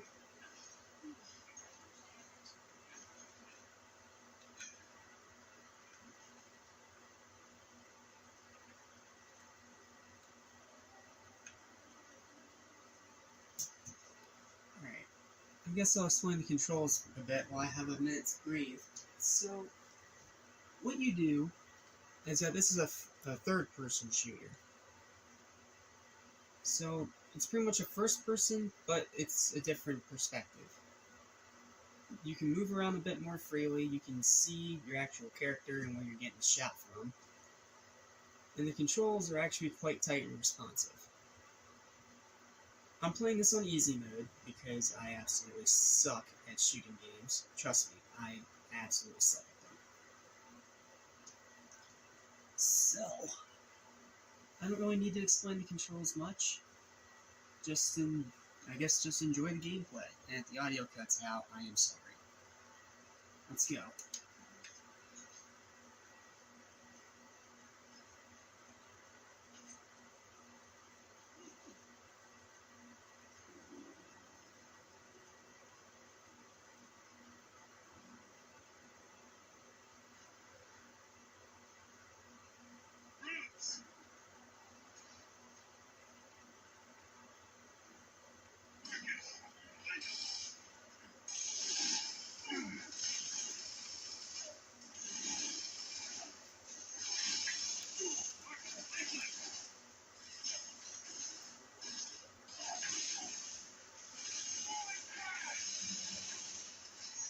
I will say that aiming it is a bit weird because it can be a bit difficult to aim at times because it's so sticky.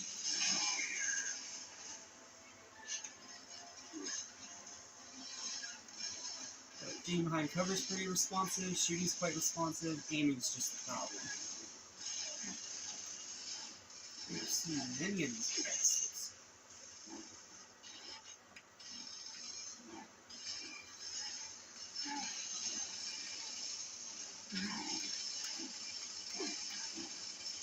I also like that despite this being on easy mode, the enemies aren't brain dead. The AI is very well programmed.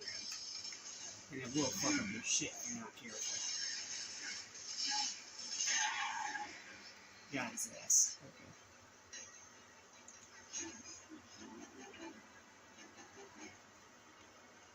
What did I just pick up?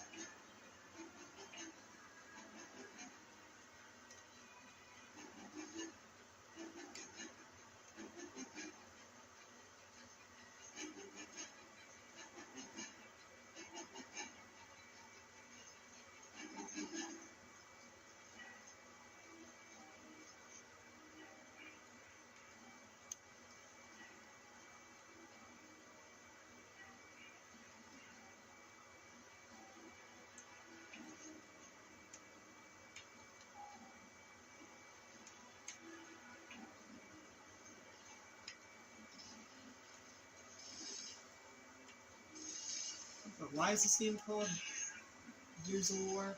I don't know. You know what's cool? Watch this.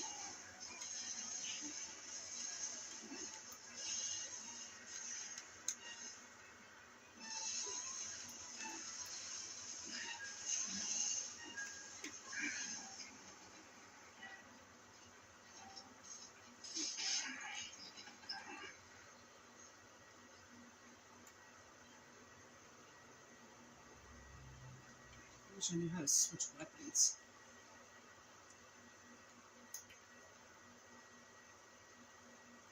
Huh.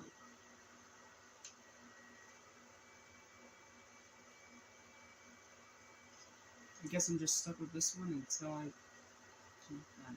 It's weird. This game is weird.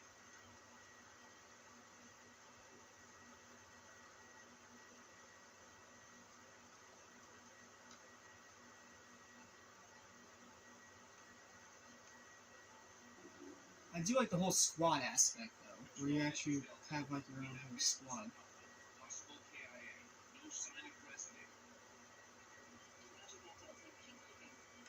I think if I go down there, I should be able to find a dog tag.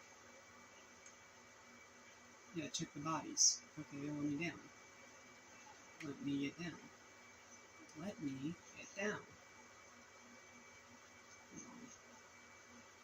I need to find a way to get down.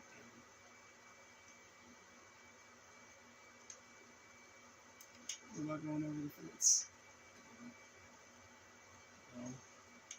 Okay, I don't know. Let's just keep going. Nope.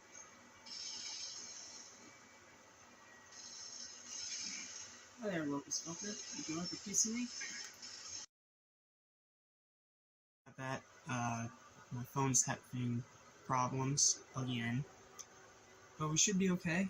I'm gonna finish this section and then we'll get to the final verdict. Sound good? Good. Okay, because I'm about done with this thing and it's stupid technological bullshit. Let's finish this fucking part of the game.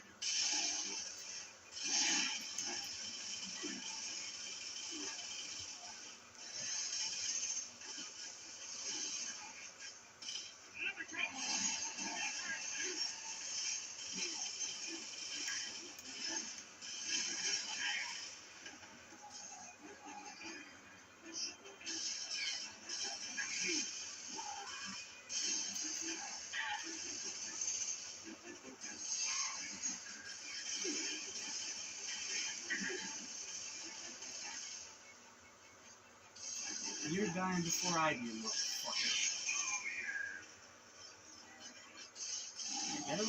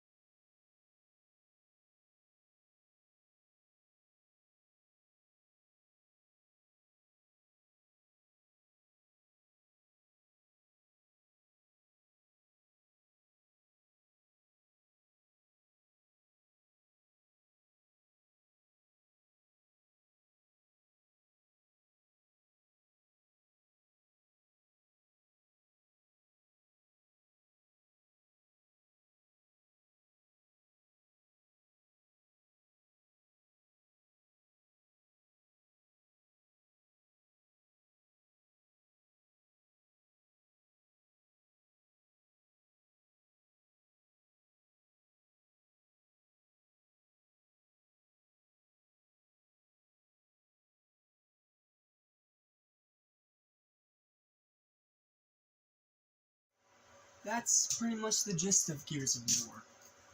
It's pretty much a more gruesome version of Call of Duty mixed with a little bit of Killzone in there for good measure.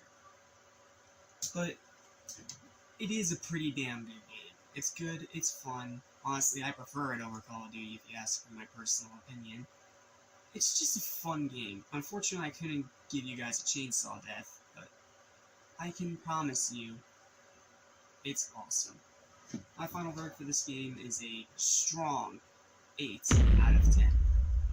Kick-ass game, and I'm excited to play the sequel. tomorrow, as well as review Freddy vs. Jason. So until those reviews, thanks for watching. Remember to like, share, and subscribe. I'm Jack Small, your one way saying 77, and I'll see you next time. Peace out, and I'm sorry for the fucking audio issues. I just can't get them to go away no matter what I do. So thanks for watching, and I'll see you next time. Peace.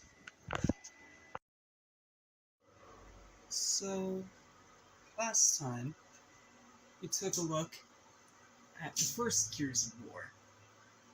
Well, thankfully I'm not the only one that liked it, because a few years later, we got a sequel, Gears of War 2.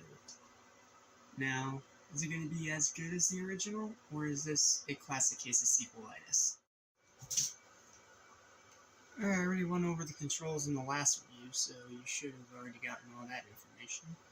So I guess just sit back and enjoy watching me play, I guess. I'm not really sure what to talk about, so just enjoy. Where's that last guy? I swear I will get a chainsaw death this time. Control here, Delta. Locals are outside of the hospital, trading position in the streets. Requesting assistance. Roger, control, where are you? This is Sector 2-3, establishing position at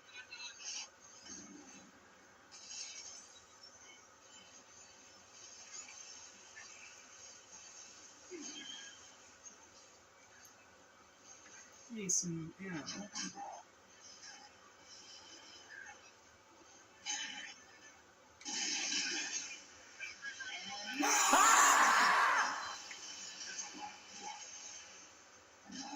Yes, it is. It was fucking amazing.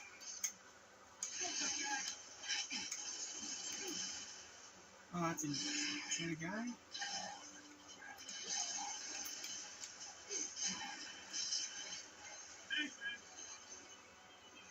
Oh, okay. That's you.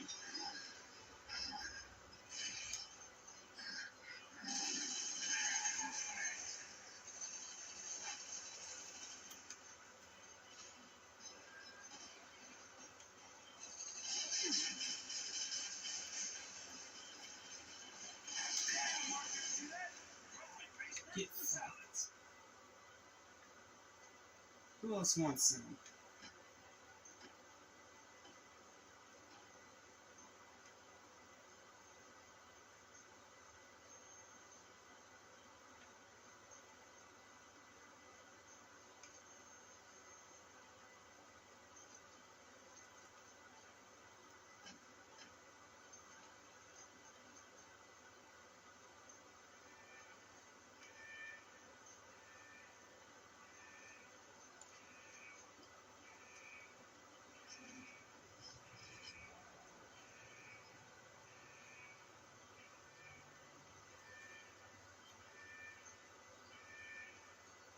From the crew.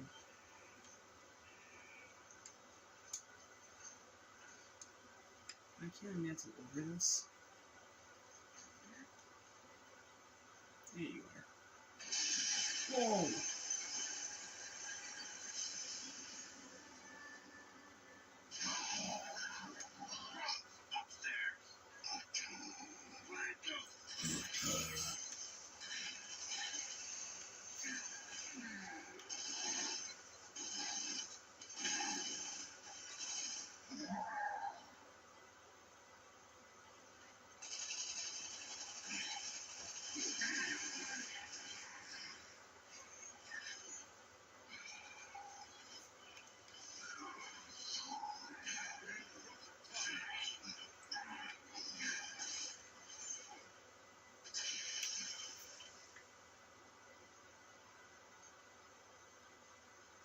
Come on, you guys keep running ahead of me.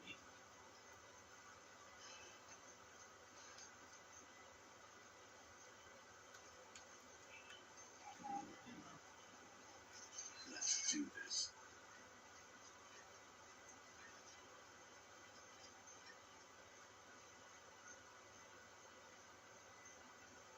Come on, bitch.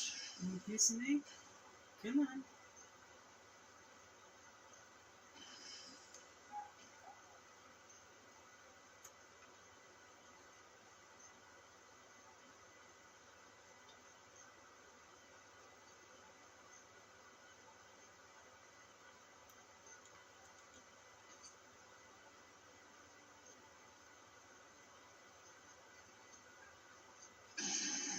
Oh, jeez. What was that? Shit, power's out in here.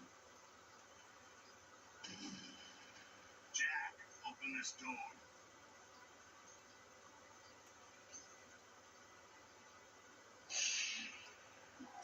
Rooms! Behind the column!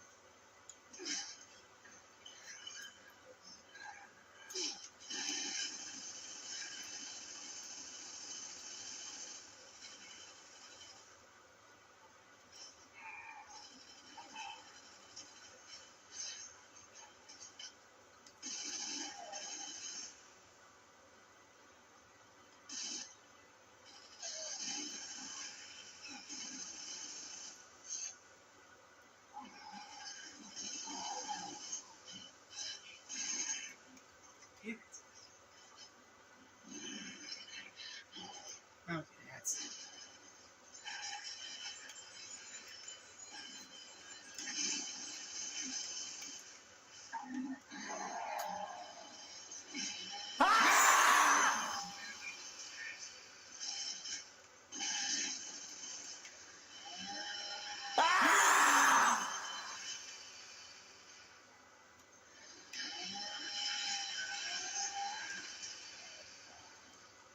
Yeah, have I mentioned yet that I love the chainsaw? Because, I love the chainsaw.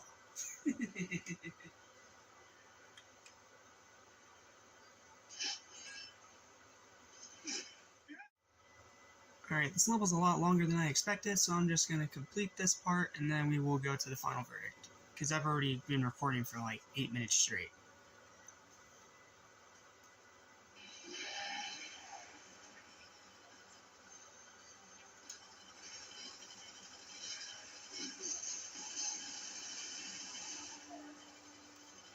My summer's running more shit. Let's move!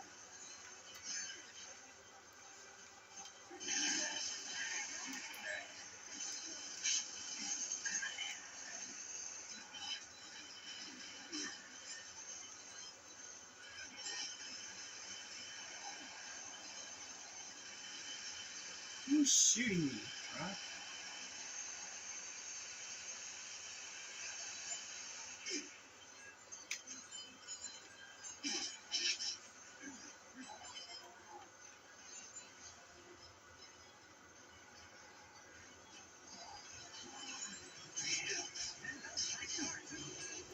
Let's head into that store, Delta. You get a drop on it from there.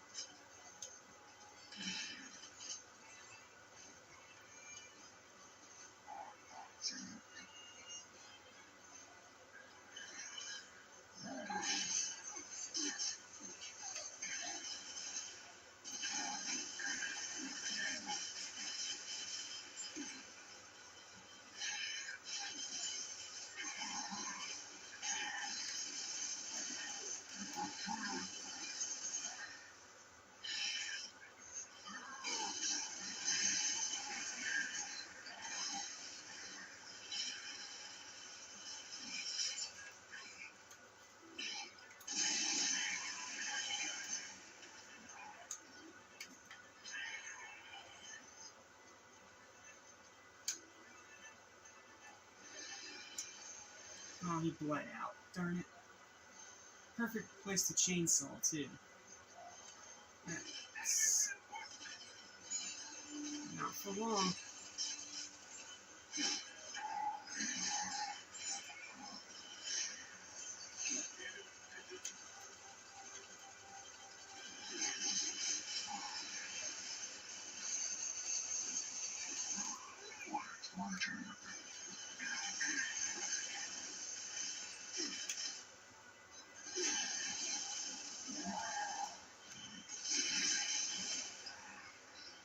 Stay down, asshole.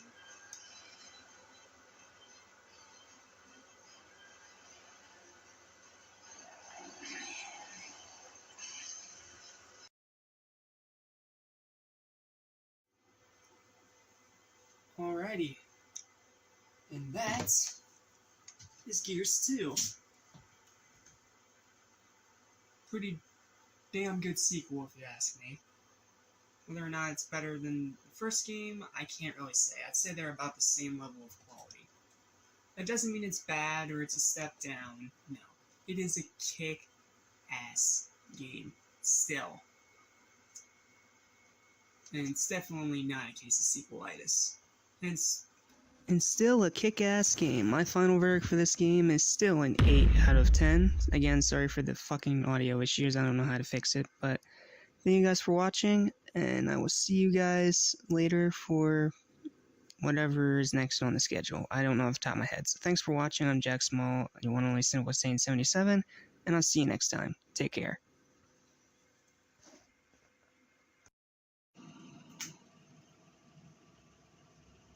Wow,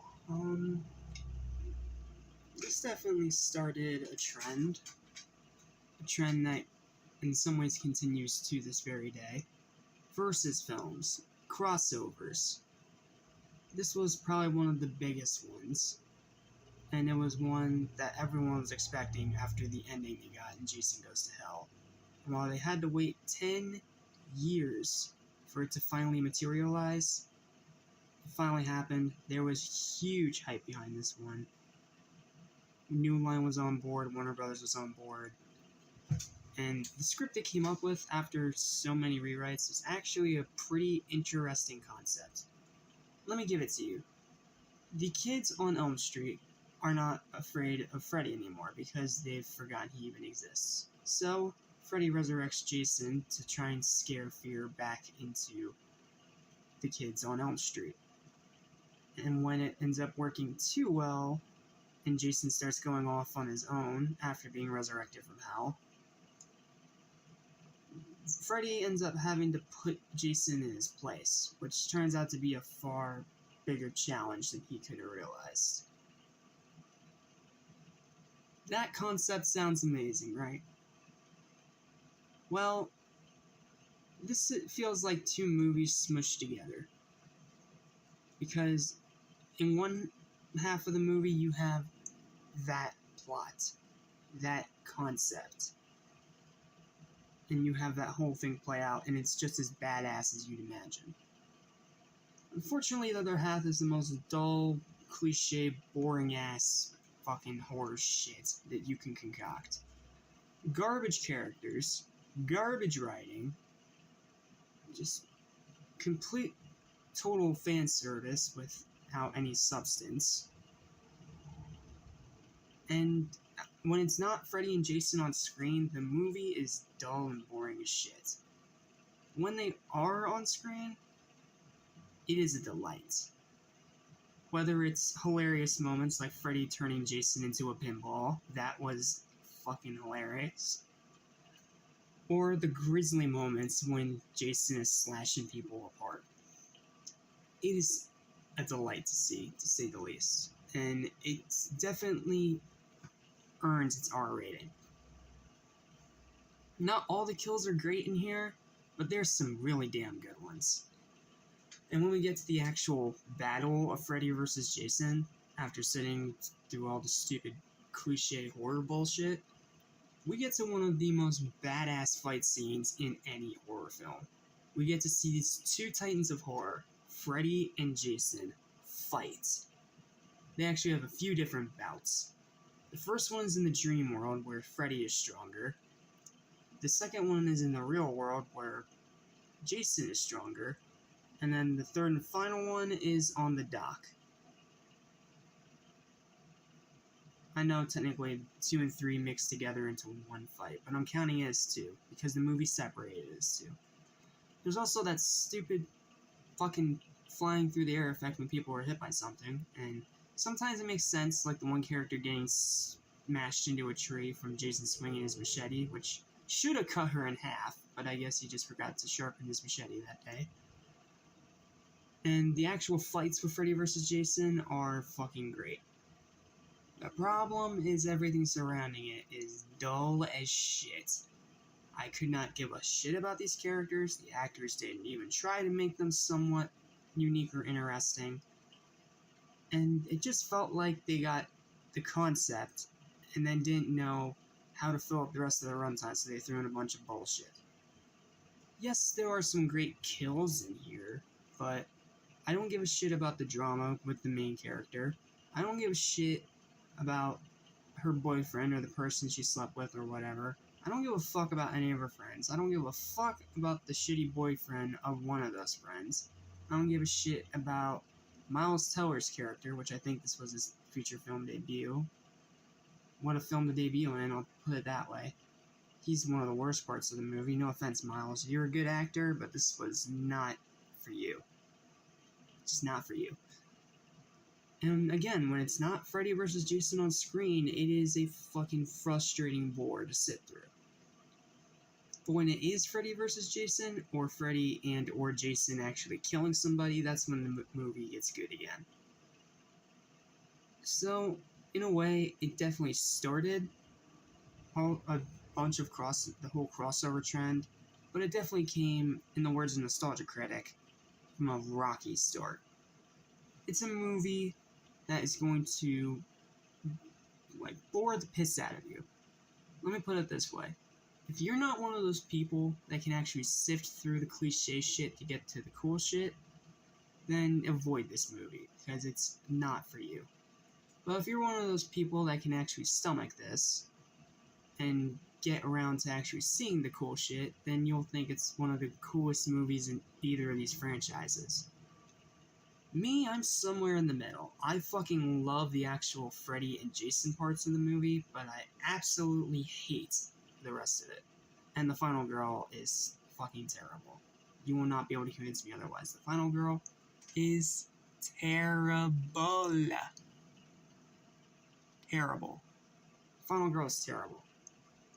But that's one. See, this movie's frustrating because half of it is so kick-ass and awesome, and then the other half is boring and dull as shit, with some of the worst, clunkiest exposition and random info drops that you can possibly imagine in a movie like this.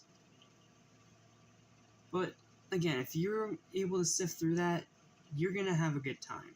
If you can't, then you're gonna suffer.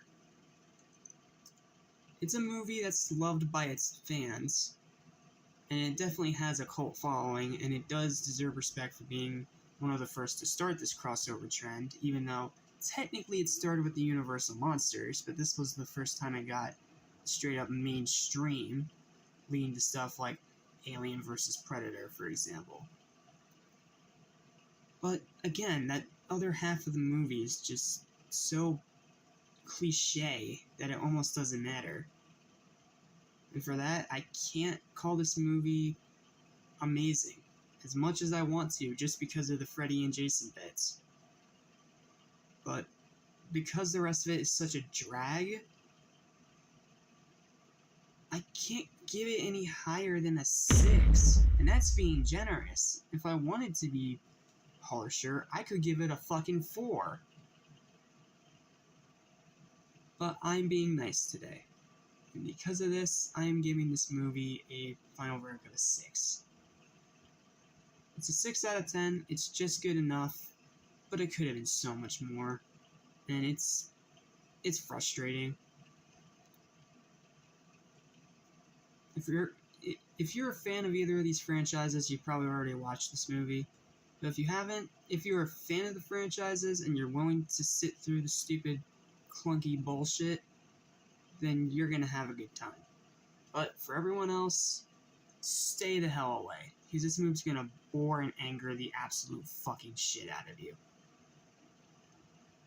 That's unfortunately just how it goes with Freddy vs. Jason. You either love it or you hate it. There's never an in-between. Unless you're me, because I just like to pass myself off as unique. But that's going to do it for this video. Thank you guys for watching. Remember to like, share, and subscribe if you haven't already. And stay tuned, because tomorrow is our final day with Jason Voorhees before we move on to another horror franchise. I think you guys can already guess who it is. So, yeah, tomorrow we're going to look at the 2009 remake and say goodbye to Jason.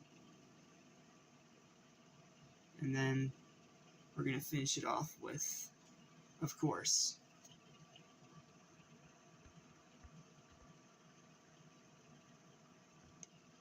that guy.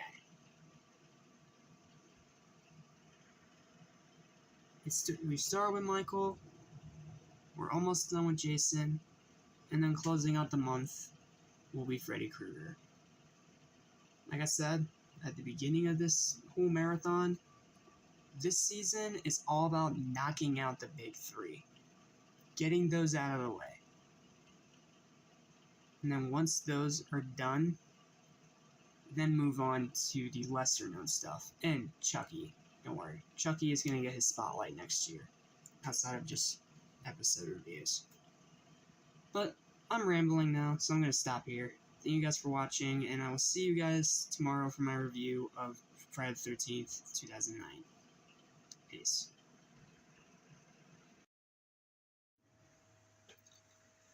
Well, the original plan of this video was to look at an obscure Xbox game. Literally called obscure. But it turns out my copy doesn't work, so the hell with that plan. But I'm still doing a game review today because fuck it. So ladies and gentlemen, let me introduce you. Oh yeah. Bloody Roar Extreme. Developed by Hudson, in one of their finer hours, I should say. This is pretty much a game, a 1v1 fighter, mind you.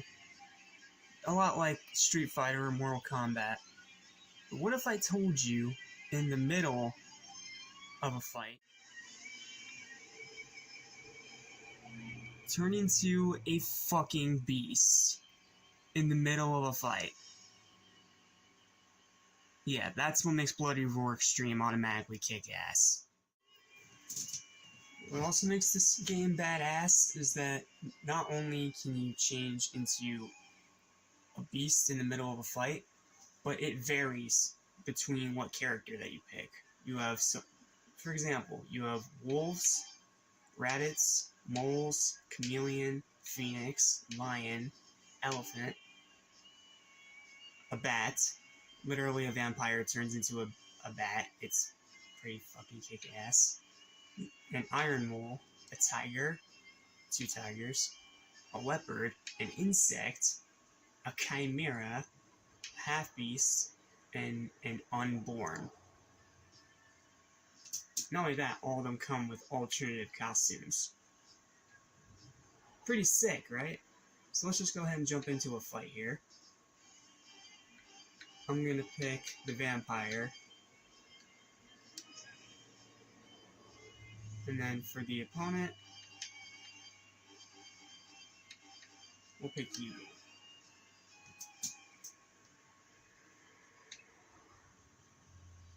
You can pick your stage, you can pick the time, and you can even pick the number of rounds. We'll do 3 because that's usually the standard for these games. Let's go ahead and jump right in, shall we?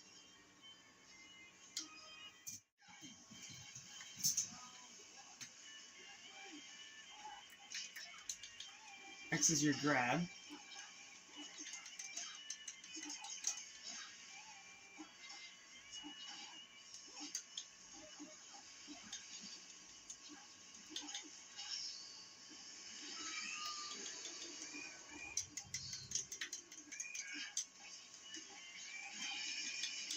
You can do kick-ass combos like that.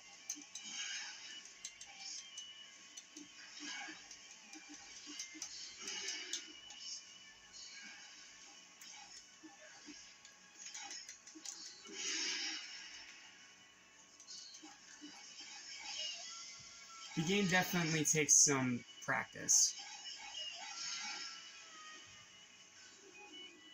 But it's badass, trust me.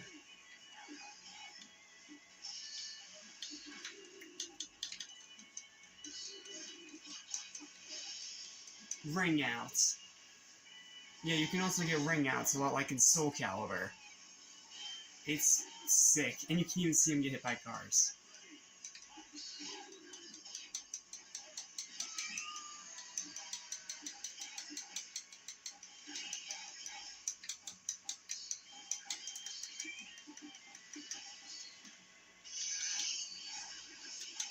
Oh yeah, you can do combos like that, I almost forgot. You also have a bunch of various modes, like what you just saw was a battle. Then you also have stuff like this, which is a training mode that's going to help you get a grasp on the controls, which apparently I need to know how to do, because this game, I haven't played this game in forever. So, we'll do...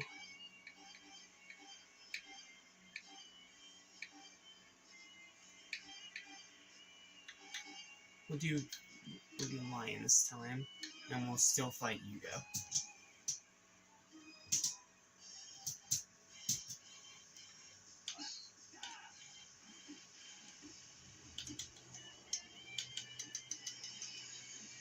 Okay, B is your normal change button.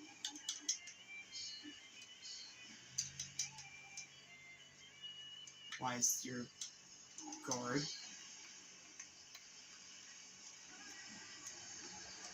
Black is your alternative button that puts you in your final mode. Forward and Y is your grab.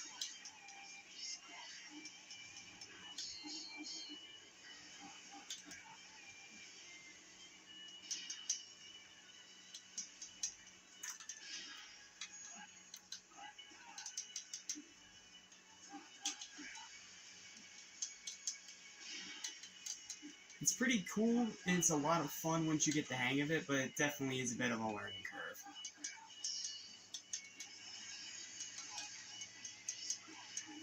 But man, it's a fun game.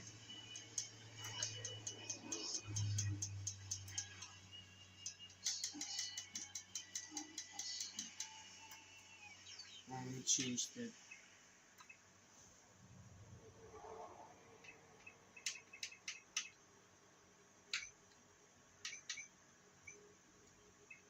Turn the block off.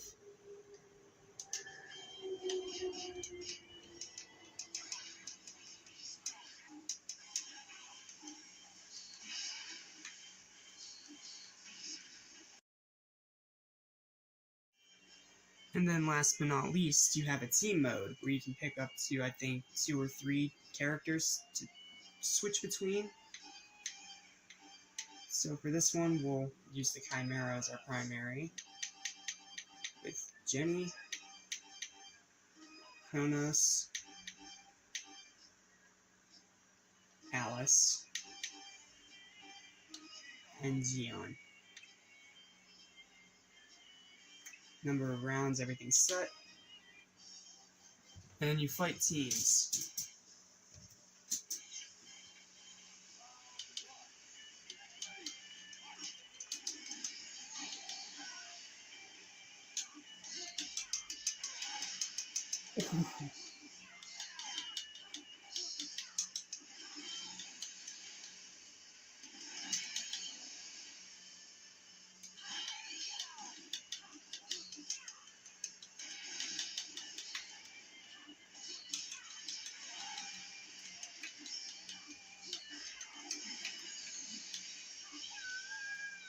Yeah, I'm better now.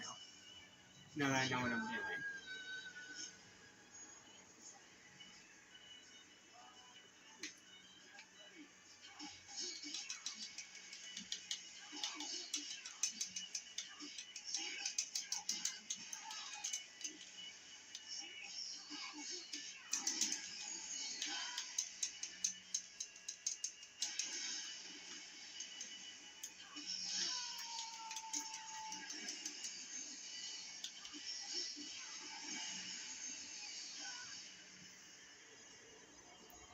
I don't know how to do the big ultimates, so I'm just...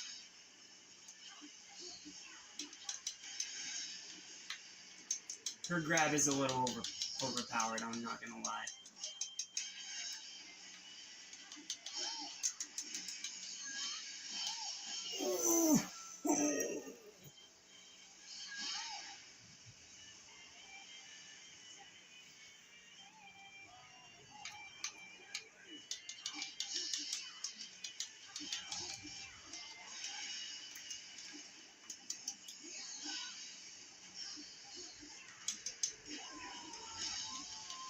Yeah, like that.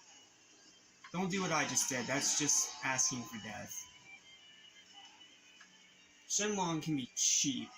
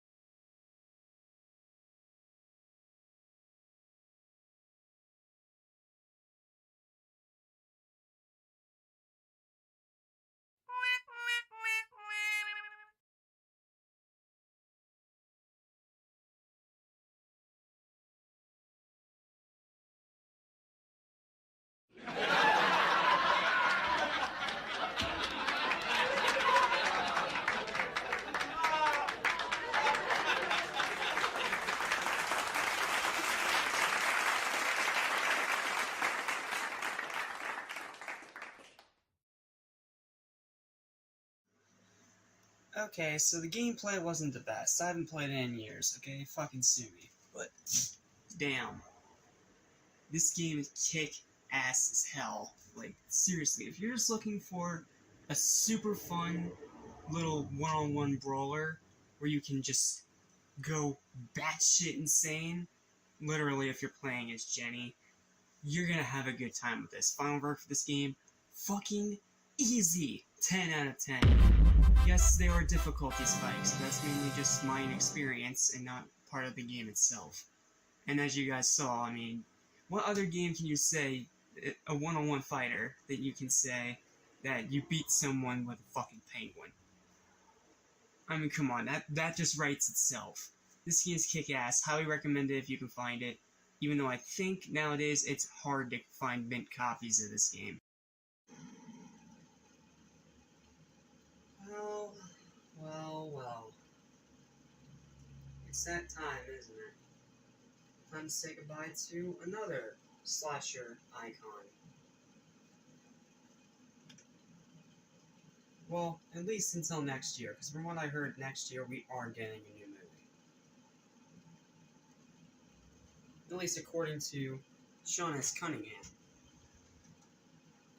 But, here we are. For now, I had to break this mask out, guys, because it's time. It is time to say goodbye to Jason Voorhees. At least for now. And thankfully, unlike Halloween where we ended on a horrible pile of crap, this time we are ending on an actual pretty damn good remake. Like, I don't get why people hate this one. I don't get it. I think Jason in this movie is scary as fuck. I think the kills are nice and brutal. I love the more survivalist hunter aspect they went with Jason. Derek Mears is a great Jason. The final girl, Whitney, is okay. And you have one of the two people from Supernatural who puts in a decent performance.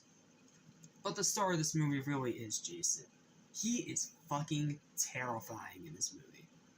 And unlike a certain other Platinum Dunes remake we're going to be looking at towards the end of this month, Nightmare 2010, this one isn't a flaming pile of shit. This is actually a pretty damn good remake that I have a very big soft spot for. Now, when I say that, I'm not saying it is a flawless masterpiece, 10 out of 10, whatever the fuck. No. This is nowhere near as good as something like Jason Lives or The Final Chapter.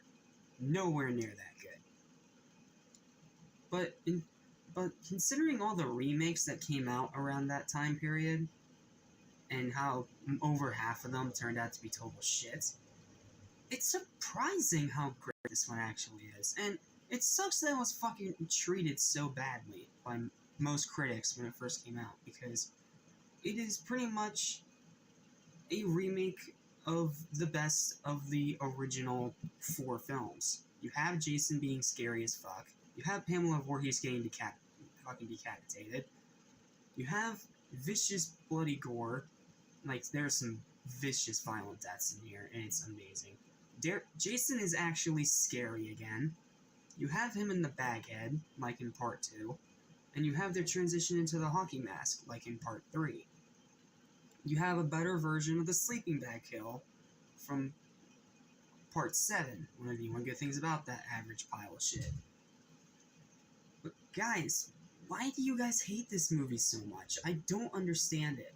Yes, the human cast, aside from the people that actually matter in this movie, are total fucking stereotypical dumbasses. But that was pretty much the biggest problem with the whole franchise, so you can't really get that mad about it. Yes, most of the characters here are boring slasher fodder, but the actors are charismatic enough, and they are trying to make this work.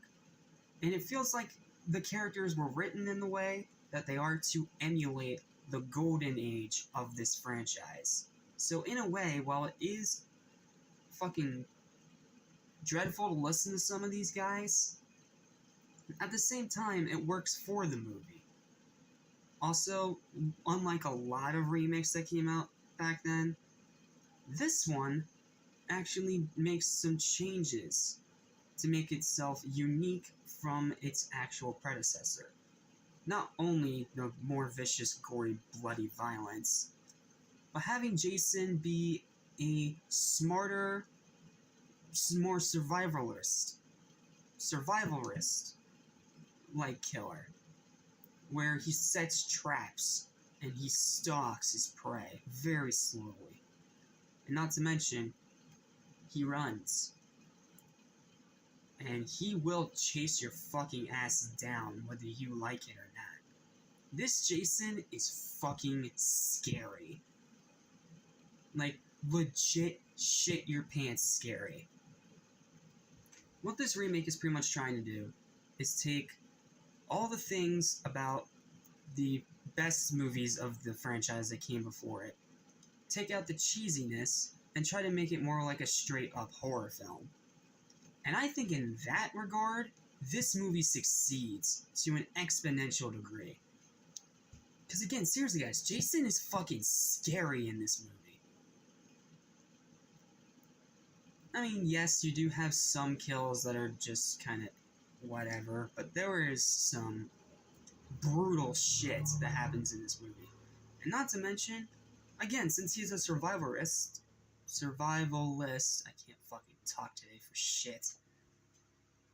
He's more cunning, and it makes him even scarier, because he may be deformed, and he may be someone that's been living in the woods pretty much his whole fucking life, but he is not dumb. He does not fall for easy traps, and he's a cunning son of a bitch. Just has a bit of a mama issue still, which I'm fine with, because that's the thing that set Jason off in the first place, when his mom got decapitated, which they keep the same here. So what they pretty much do with this remake is that they keep the things that made this franchise work in its golden era, the first 4, maybe 6 films, something like that, and then take out all the cheesy, stupid crap, aside from the acting, but I feel like that's intentional, to emulate the feeling of those movies, but make Jason scarier, and make him legit horrifying, and make him more of Jason, but have his own unique edge that sets him apart from everybody else. And I think with Derek Mears, that's what they did here. They made a Jason that is scary as fuck, and is very unique to the rest of the series. And thankfully, over the years, this movie has been reevaluated by most horror fans. And yes, it's still gonna have the fucking haters, okay? Every movie has its haters. That's just a fact of life. But I'm one of those people that fucking loves this remake. And it is probably one of my all-time favorite horror remakes. It works so well with the new shit it introduces, while also staying true to what came before it. Which is pretty much the whole point of this movie in the first place. And unlike most remakes that just give the big middle finger to the original and just do whatever they want and make it fucking dumber and pretty much a complete rehash, Friday tries to be unique. And I think in that way, it works very well. It is among, in my opinion, the top 5 of this whole franchise. Now, granted, like I said, not better than parts 4 and 6. But it is definitely better than a huge majority of the series. At least, in my opinion. From this psycho's opinion, anyway. My final verdict for this remake is a 9 out of 10. It is one of the most kick-ass horror remakes, and people need to stop shitting on it. Because it is one of the most kick-ass remakes to any movie that I have ever seen. Seriously, highly recommended. Kick-ass fucking movie. And well, that's it. That's it for Jason Voorhees for the year. And it's almost time for us to say goodbye as well to October. Man, October's just been a disappointment. Barely gotten to do much of shit. But at least I have you guys, and I've been able to do this horror marathon. So thank you guys so much for watching. And tomorrow,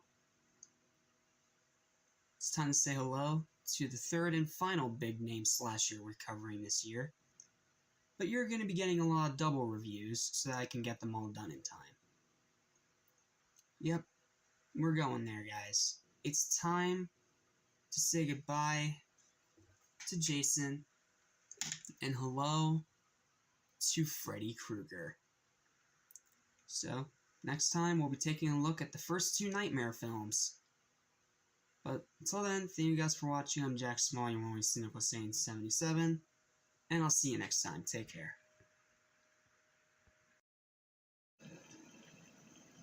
Well. It's time, isn't it? It's time to take a look at the last horror series that we have on our list today.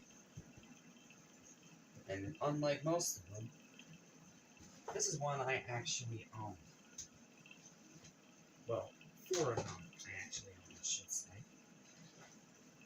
What's up, guys? Welcome to the start of our final franchise review for Treehouse of Horror. Well, not Treehouse of Horror. 31 Days of Horror, excuse me. And today, we start our final journey of the slashers. We've taken a look at Jason, and we've taken a look at Michael. Now, it's time for the Dream Demon Freddy Krueger to come out to play. Because today we are talking about A Nightmare on Elm Street 1 and 2. Starting with the first one, I mean, what can I really say about it that hasn't already been said? It is a horror classic for a damn good reason. The late, great Wes Craven really put together a masterpiece of terror in the best way imaginable. By taking a slasher movie, but giving it a completely new idea. That idea being that instead of it being in real life, this slasher haunts you in your dreams. And if you die in the dream, you die in real life. That is a scary thought, because let's be honest, guys, the time we are the most vulnerable is in our dreams and when we're asleep.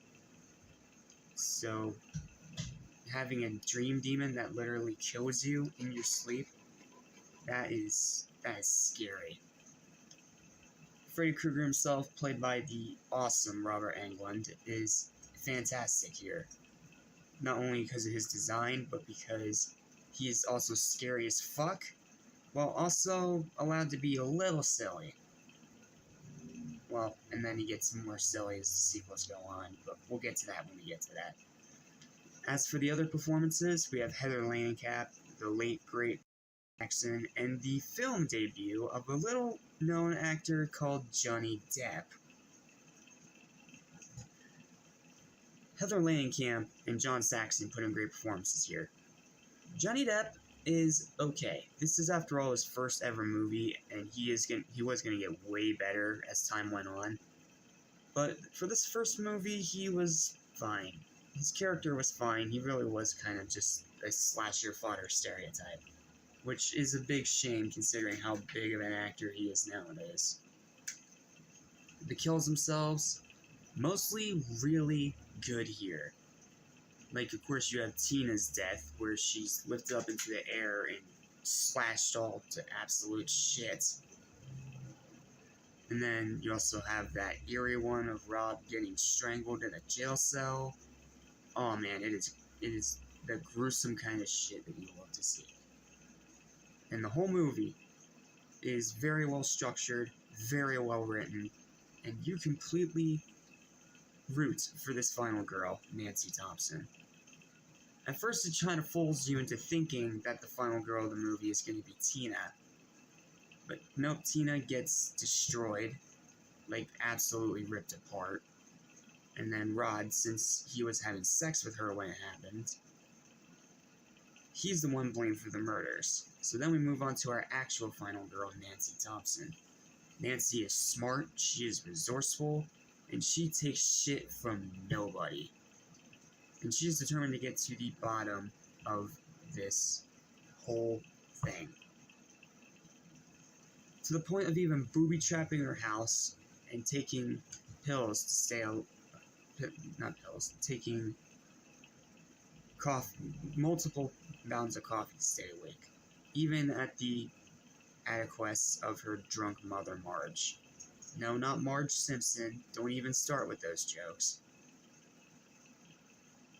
This Marge is a recovering alcoholic, and she's the one that gives the origin of Freddy Krueger, where he was a child killer, and all the children, unable to get justice from the actual courts and actual US law, took it into their own hands, and then burned him to death. But now he haunts their dreams as an invincible, horrifying demon. Scary shit, man. Scary shit. This movie is legit scary.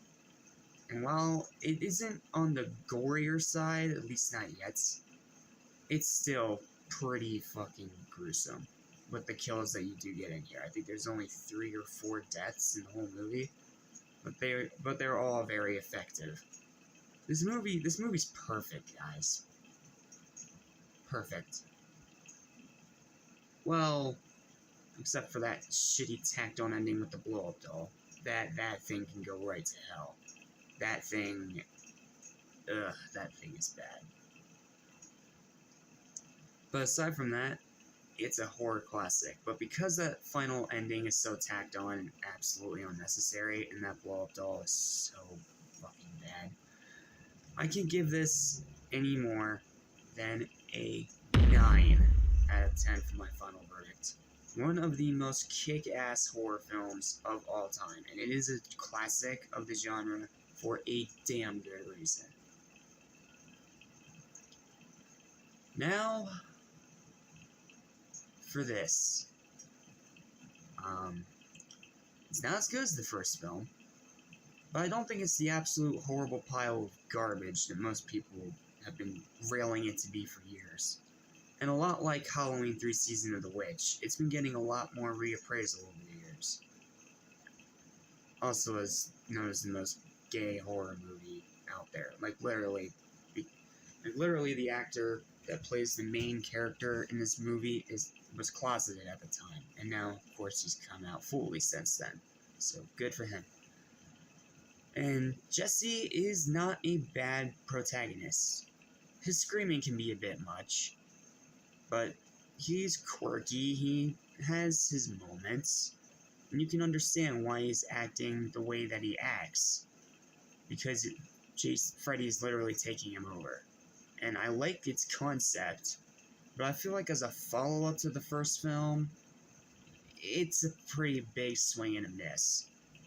Now, granted, it's not a bad film. No. Not a bad movie. And I definitely say it isn't a good movie, but just a good movie. There's some things about this movie that definitely don't work very well. For one, if you're one of those people that aren't into LGBTQ, you're not gonna like this movie at all, because it has very heavy undertones of LGBTQ. And if that's something that skeeves you out, don't bother with this movie. It's not for you. The kills this time are fine, mostly. There's one really awesome moment of Freddy coming out of Jesse. But the rest of the kills are kind of restrictive. Yes, you don't have a fucking blow-up doll, but you get a lot of very generic, boring stabbings. Yeah, there's one time where Freddy actually gets to go on an actual killing spree, a lot like Jason or Michael, but it's the only time he gets to do it, and most of the kills are just slashes with the finger gloves. I mean, come on, you couldn't have done better than that. And like I said, I like its concept, but I feel like on a couple other instances it just falls short. The writing's not strong, the story's not strong, it has a good concept, it doesn't execute it well. It is a mess, if you try to look at it logically. But it's kind of like a B movie. It's a movie that is trying to be bad, but also enjoyable. But in my opinion, it's not really a bad film. It has bad moments, sure. And this is definitely one of the scarier interpretations of Freddy in the entire series. Like, seriously, this Freddy is jokeless. He is jokeless, and he is dead serious pretty much the whole movie. And Robert Englund, of course, does a great job, because it's Robert Englund. But, I don't know, compared to the first movie, this one is a pretty big step downwards. It's not a god-awful pile of garbage, no, but it is a mess. But it's a delightfully enjoyable mess. And I think I can at least recommend you watch it once. Watch it at least once and see what you think about it. If you think it's cool after watching it once, then go ahead and watch it again. But if not, then you don't really have to watch this one, because it's not connected to the first movie in anywhere whatsoever. So for that reason, I'm giving this movie a final verdict of a 6 out of 10. It is a pretty huge step backwards from the first movie, but you can definitely do way worse, especially in this franchise. Well, that's it. I'll see you guys tomorrow for my review. Well, actually, I'll see you guys later today for my review of Dream Warriors and Dream Master. I'm giving you the reviews today because I'm going to be busy tomorrow going to a costume party. So I'm going to be giving you guys double uploads today. So, thank you guys for watching. I'll see you guys for those reviews. Until then, I'm Jack Small, you only cynical saying 77, and I'll see you next time. Take care.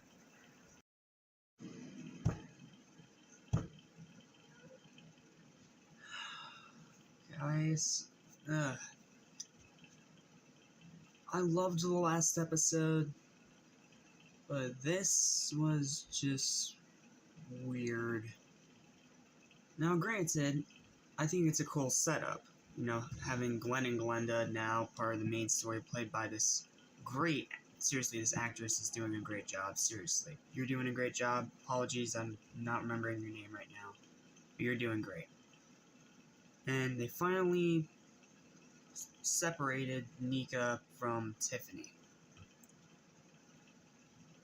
And I really like the murder mystery sort of thing it has going for it in the main plot. And there is some twists and turns you wouldn't expect. But, this episode is just fine. Like, coming off of the awesome episode we got last time with episode 3, Hail Mary, this was just not... It was called Hail Mary, right? Yep, Hail Mary. This episode was just not good. Like, it had a cool setup, and it's cool for those that know how intertwined the real-life actors are to the Chucky TV series, and the family members and the relatives and all that crazy shit. But for those of us who aren't that well-versed in that, we're just sitting there scratching our heads. And not to mention, there's a bunch of weird scenes in here, like, you have the one guy who tries to rape Tiffany, then you have another girl who is in love with Tiffany and starts doing this to her. I can't exactly explain it because I don't want to get flagged, but if you've seen the episode, you would know what I mean. I'll just call it the bedroom scene. One of the most bizarre things I've seen in any Chucky series, or of any Chucky anything, to be honest with you. Glenn and Glenda here are fantastic, and I do think that they are definitely a highlight of the episode. But the weird wraparound talk show segment with Chucky, I mean, it's funny for a few minutes and then it just gets old. And then they bring in WWE's Liv Taylor, which, correct me if I'm wrong, but I think that she was featured on a Dead Meat episode of What's Your Favorite Scary Movie, where she talked about Child's Play. I could be wrong, I could be right, I'll have to double check my research on that. But the rest of the episode is just boring. I didn't really care about any of the other characters, and the way they're handling Tiffany, it's a mess, to say the least. It is an absolute and total mess. Now, there is some cool stuff in the episode, and I do think that the murder mystery itself is very well executed, and I'm glad that Kyle isn't dead. But, man, I don't know. Like, I don't know. I don't know with this episode, man. I don't know. It was just a whole lot of convoluted bullshit, pretty much. And it sucks that the final Chucky episode we're looking at for 31 Days of Horror has to be this painfully mediocre farce. Like, at the beginning of the episode, Chucky said this was going to be a fan-favorite episode. Well, that is some bullshit, because I don't know any fan that would be into this episode. And even the diehard Chucky fans, like 3C, said they were super mixed on it. I am also super mixed on it. It's an episode that just boggles my mind and leaves me confused. There's great moments in here, like seeing how different Glenn and Glenda actually are from each other, and seeing that how the twins help out Nika, which is a really nice touch, and the interaction with Nika Chucky, which is just a delight. But I don't know, man. The rest of it is just a bore.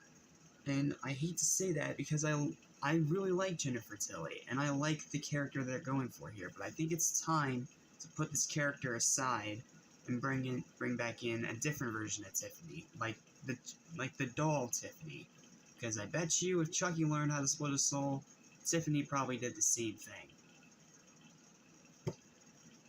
It's weird. We had 2 episodes of having these 2 plots playing simultaneously, and then we have 1 episode dedicated to each one. And one is significantly better than the other. It's weird, man. It's weird, it's convoluted, and I'm not sure how I feel about it. This is a short review, short, sweet, and to the point, because I have nothing else to say. My final verdict for this is a dead average 5 out of 10. Well, it's dead average. I'm now concerned about where this series should be going. Hopefully they win me back in the next episode, but we'll have to wait until next week to know for sure. So, until then, thank you guys for watching. I'm Jack Small, your one-way cynical Saiyan 77, and I'll see you next time. What a disappointment, man.